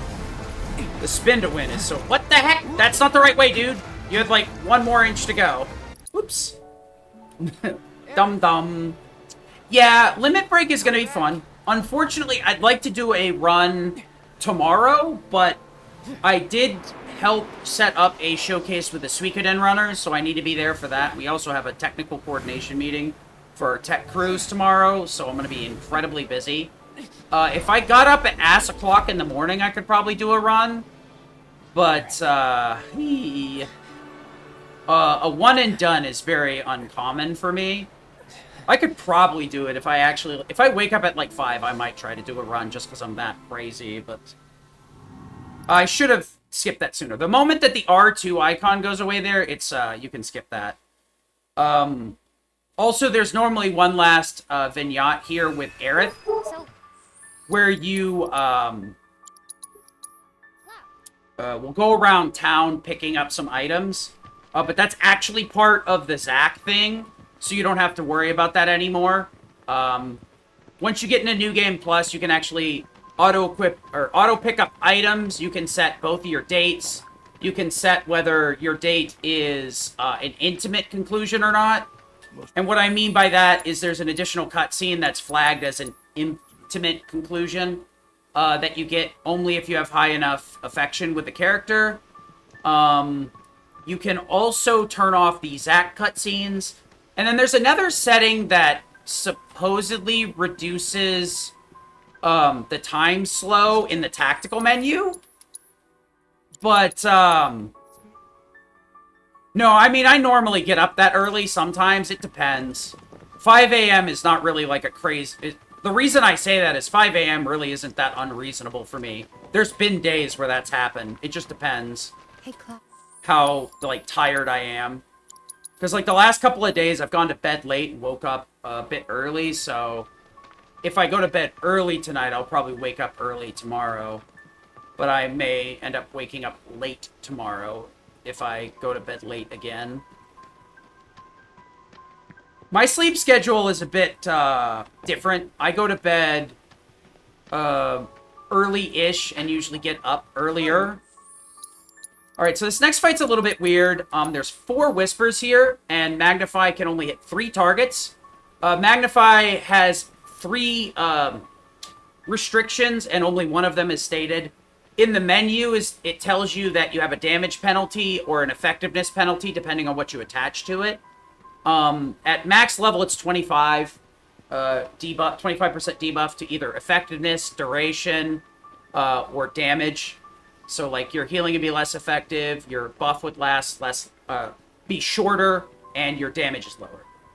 The other 2 things that they don't tell you is it only hits up to 2 additional targets. That also has some caveats. If a boss has, like, limbs, the Magnify will not hit the boss and the limbs, just one or the other. So Magnify doesn't work there. There's a few other things like that. And then the other one is it has a limited range. Left to right, it has a limited range. It won't propagate up, but it will propagate down. So if you hit something above something, it'll hit all the stuff on the ground. Should, anyway. Heads up. Oh, that's wrong. Yeah. Fire. Just boost.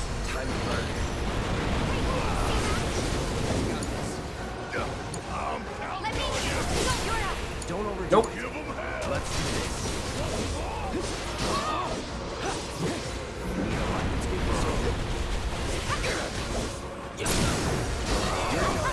No escape. Okay. You just want to get through this fight without taking some damage. That's really what you're aiming for. I will get a little bit of an issue here because I'm going to face a bit of a damage penalty on the boss. Okay, yeah, menu isn't over here. Okay, so I got to move my Magnify down to Aerith, and then I got to move that up to Barret, Disorder, Fyra, Demag, Bravery, Mag, Unbridled Bravery. So we want to make sure we have Magnify for the Whispers. Ideally, you get multiple hits off of it, but the game wasn't feeling very giving today. Okay. Go Cloud, and then we want Sonic Boom stays. Disorder is what we're going to be using here. I need to be careful about that, though. That's incorrect. Spell. Bravery's up 1. No. He doesn't have Magnify. That's annoying. Unbridled Strength and Bravery Mag. Okay, why does he not have Magnify? You should have Elemental. Oh, because I did the wrong one. Oops. Wait a minute. No. Yes? Okay, yeah, whatever. I'm overthinking this. Gonna lose some time here for sure, because I kind of crashed out there for a second. My brain needed a hard reboot. So we've got Jenova, we have Sephiroth, Bizarro, Sephiroth, and then Sephiroth proper. Each one of these, the phases for Jenova and Sephiroth, Bizarro, Sephiroth, they share stagger, HP, and some other interactions like that. So they are very, very important that I land these fights correctly. So I'm going to be taking this very safe and pay as much attention as possible. The other issue with the materia is that a lot of the ones you end up wanting to swap are the same color. So you just have to trust yourself that you did it right without being like, wait a minute, is this Elemental? Is this Magnify? Is this MP Absorb? Is this Swift Cast? You know what I mean? That's the one that's really annoying. Luckily, when you're swapping like a magic materia for a support materia, the purple ones, you're like, okay. Or I think they're independent. I'm not sure what the name actually is. So yeah, it does get a little bit confusing sometimes if you miss menu. But if I don't do Jenova properly and get all the way to the final phase and die, I have to reset the whole fight. Because Jenova will become unkillable because I don't have the right setup. Alright. Let's go.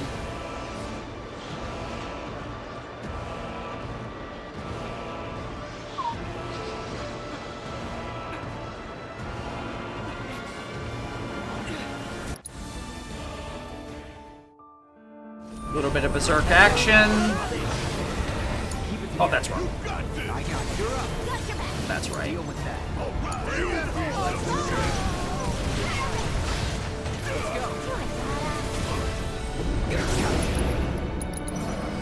What you got for me? Okay. You're up. You owe me one.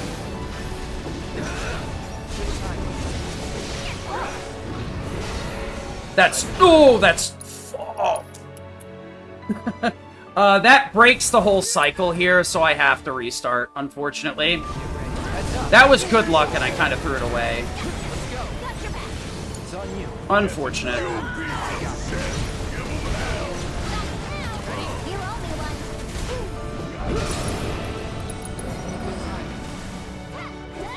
Oh, same thing? Sure.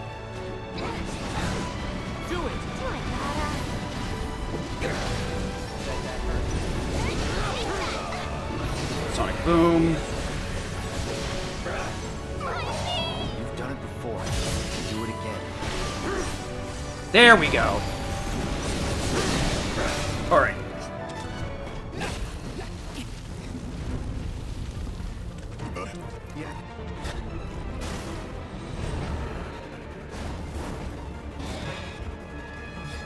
This thing's going down. Of course. On it. Deal with that. Let's on you. It's me.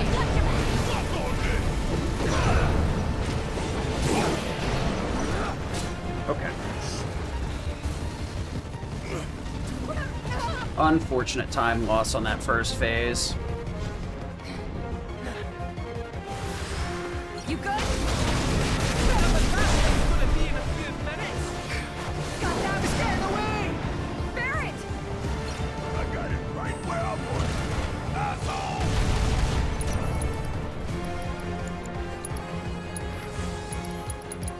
Let's make good to go, not a game.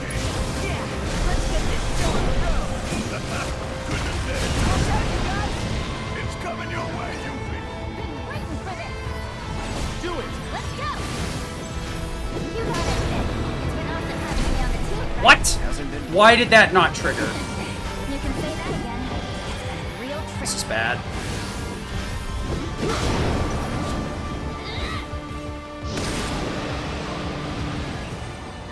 It's fine. We'll make it work. Get that shit out of here! Yeah!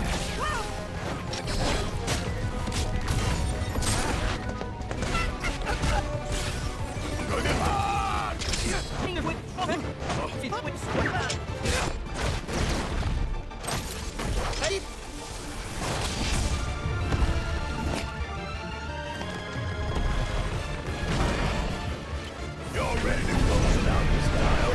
As long as you guys can keep up. Lady looks first this far, and the rest is Yeah, we're screwed. That's unfortunate.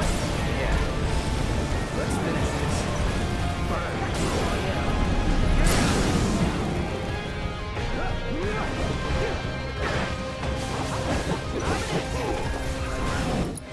It's not a split. Calm down. You got it. Cloud, you ready for this? Yeah. All right. Okay, that's just my Look at fault. you taking charge. I like it. Sure? What happened to you? Get ready. You are a soldier. Okay, we're just gonna restart that because Disorder screws up some things in a very weird way. Cloud, you ready for this? Yeah. All right. Follow my lead. Look at you taking charge. Fire Ga.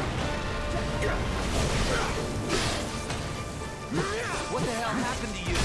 You are a soldier. How could you turn your back on everything we stand for? Easily. Right. Okay, I need a Fire Ga immediately. You get what you want. Just as worlds unite, so too do they part.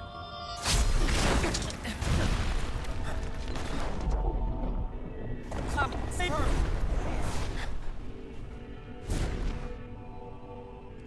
Alone at last. Joey. Don't you dare.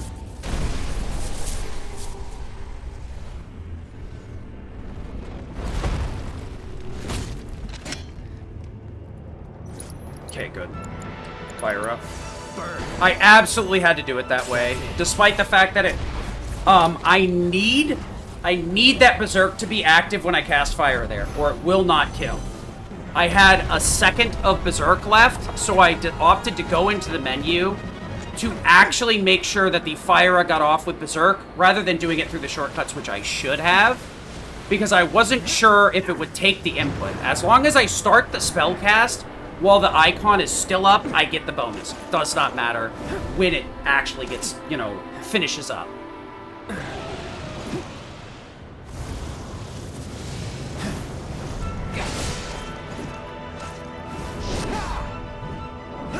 This is gonna be kind of goofy, but I need to reproc Berserk here.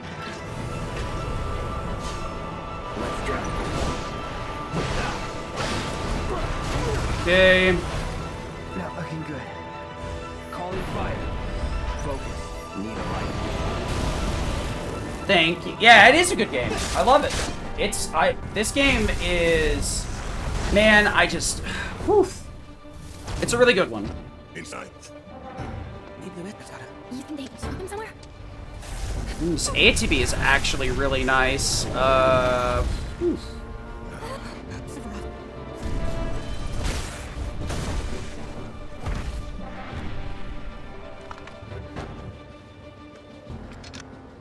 This one's for everything. This is bad. This is very bad. Sephiroth will have to wait. Come on! We gotta take up our Hobbit! Let's finish this!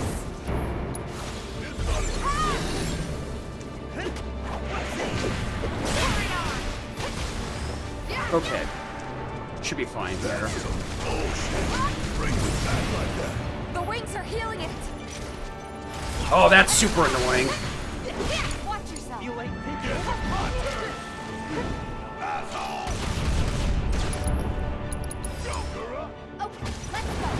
Should be fine. If I break the wings soon enough, I can get him in one Omni Strike uppercut. But I didn't get enough damage in, or I was too far away from the wing, because if you're too close, you get caught under it, and it's extremely hard to hit it, because the targeting is so goofy. Alright, so we're going to try and make the best of a bad situation. Zack here's kind of a weird case, where he has a very particular combat loop that is really kind of hard to wrap your head around without a lot of practice. Luckily, I do have some decent practice with it because of Easy, but I can't get away with the same silly stuff I was doing in Easy. Gotcha. Let's settle this once and for all. Into Bravery. Let's do this thing. This is gonna sting. Okay. All right. Time to go all out. That's annoying. Okay, I'm just gonna have to tank that and then go for High Braver. Nice crits, by the way. What are you doing, bro? What happened there? Huh? Where'd my damage go? Whatever.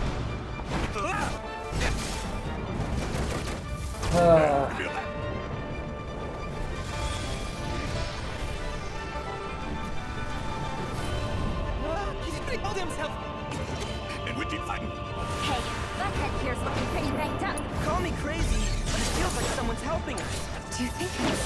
The wings are protecting it. Those feathers have got to go. We've got to take out the barrier.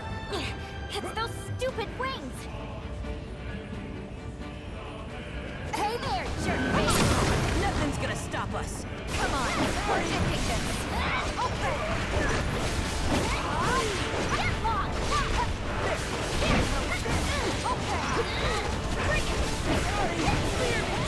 Alright, time for the hardest phase. This is very execution heavy.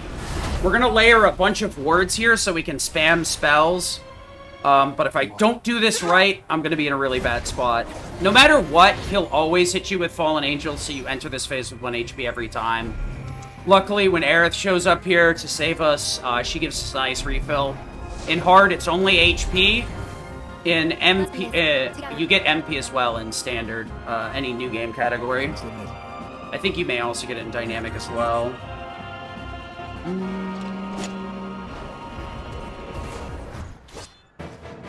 I saw what you did back there, Cloud.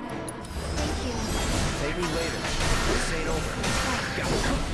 Okay, let's finish this. HP boost. Why don't you lead the way? Firaga. And then Arcane. Switch back to Cloud. Spell Blade. Into Radiant Ward Cloud here. Firaga. Spell Blade. HP boost. Firaga. Alright, we got it.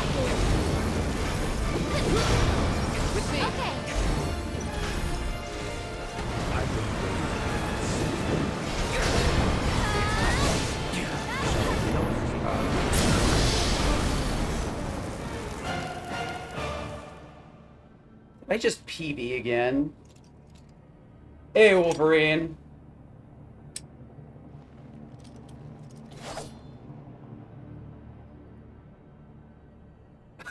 I was so close to a good PB and then I threw it on that reset on Genova. Oh my gosh. Because Ooh. he knows this isn't over. I mean, I guess you could say that.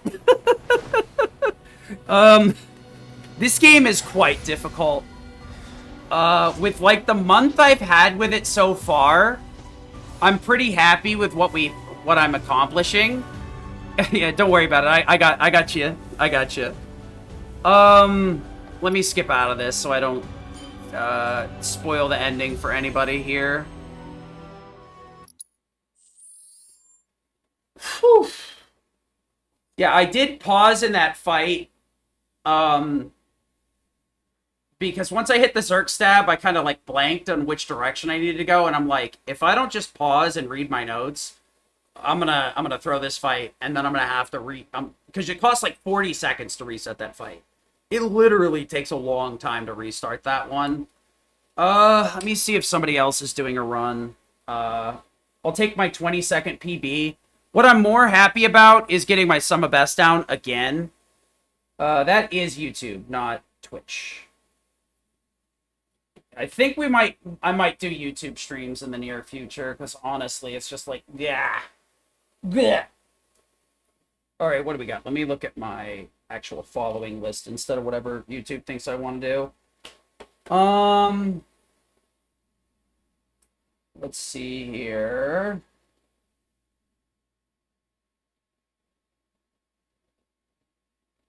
You know, I think I know where we're gonna go.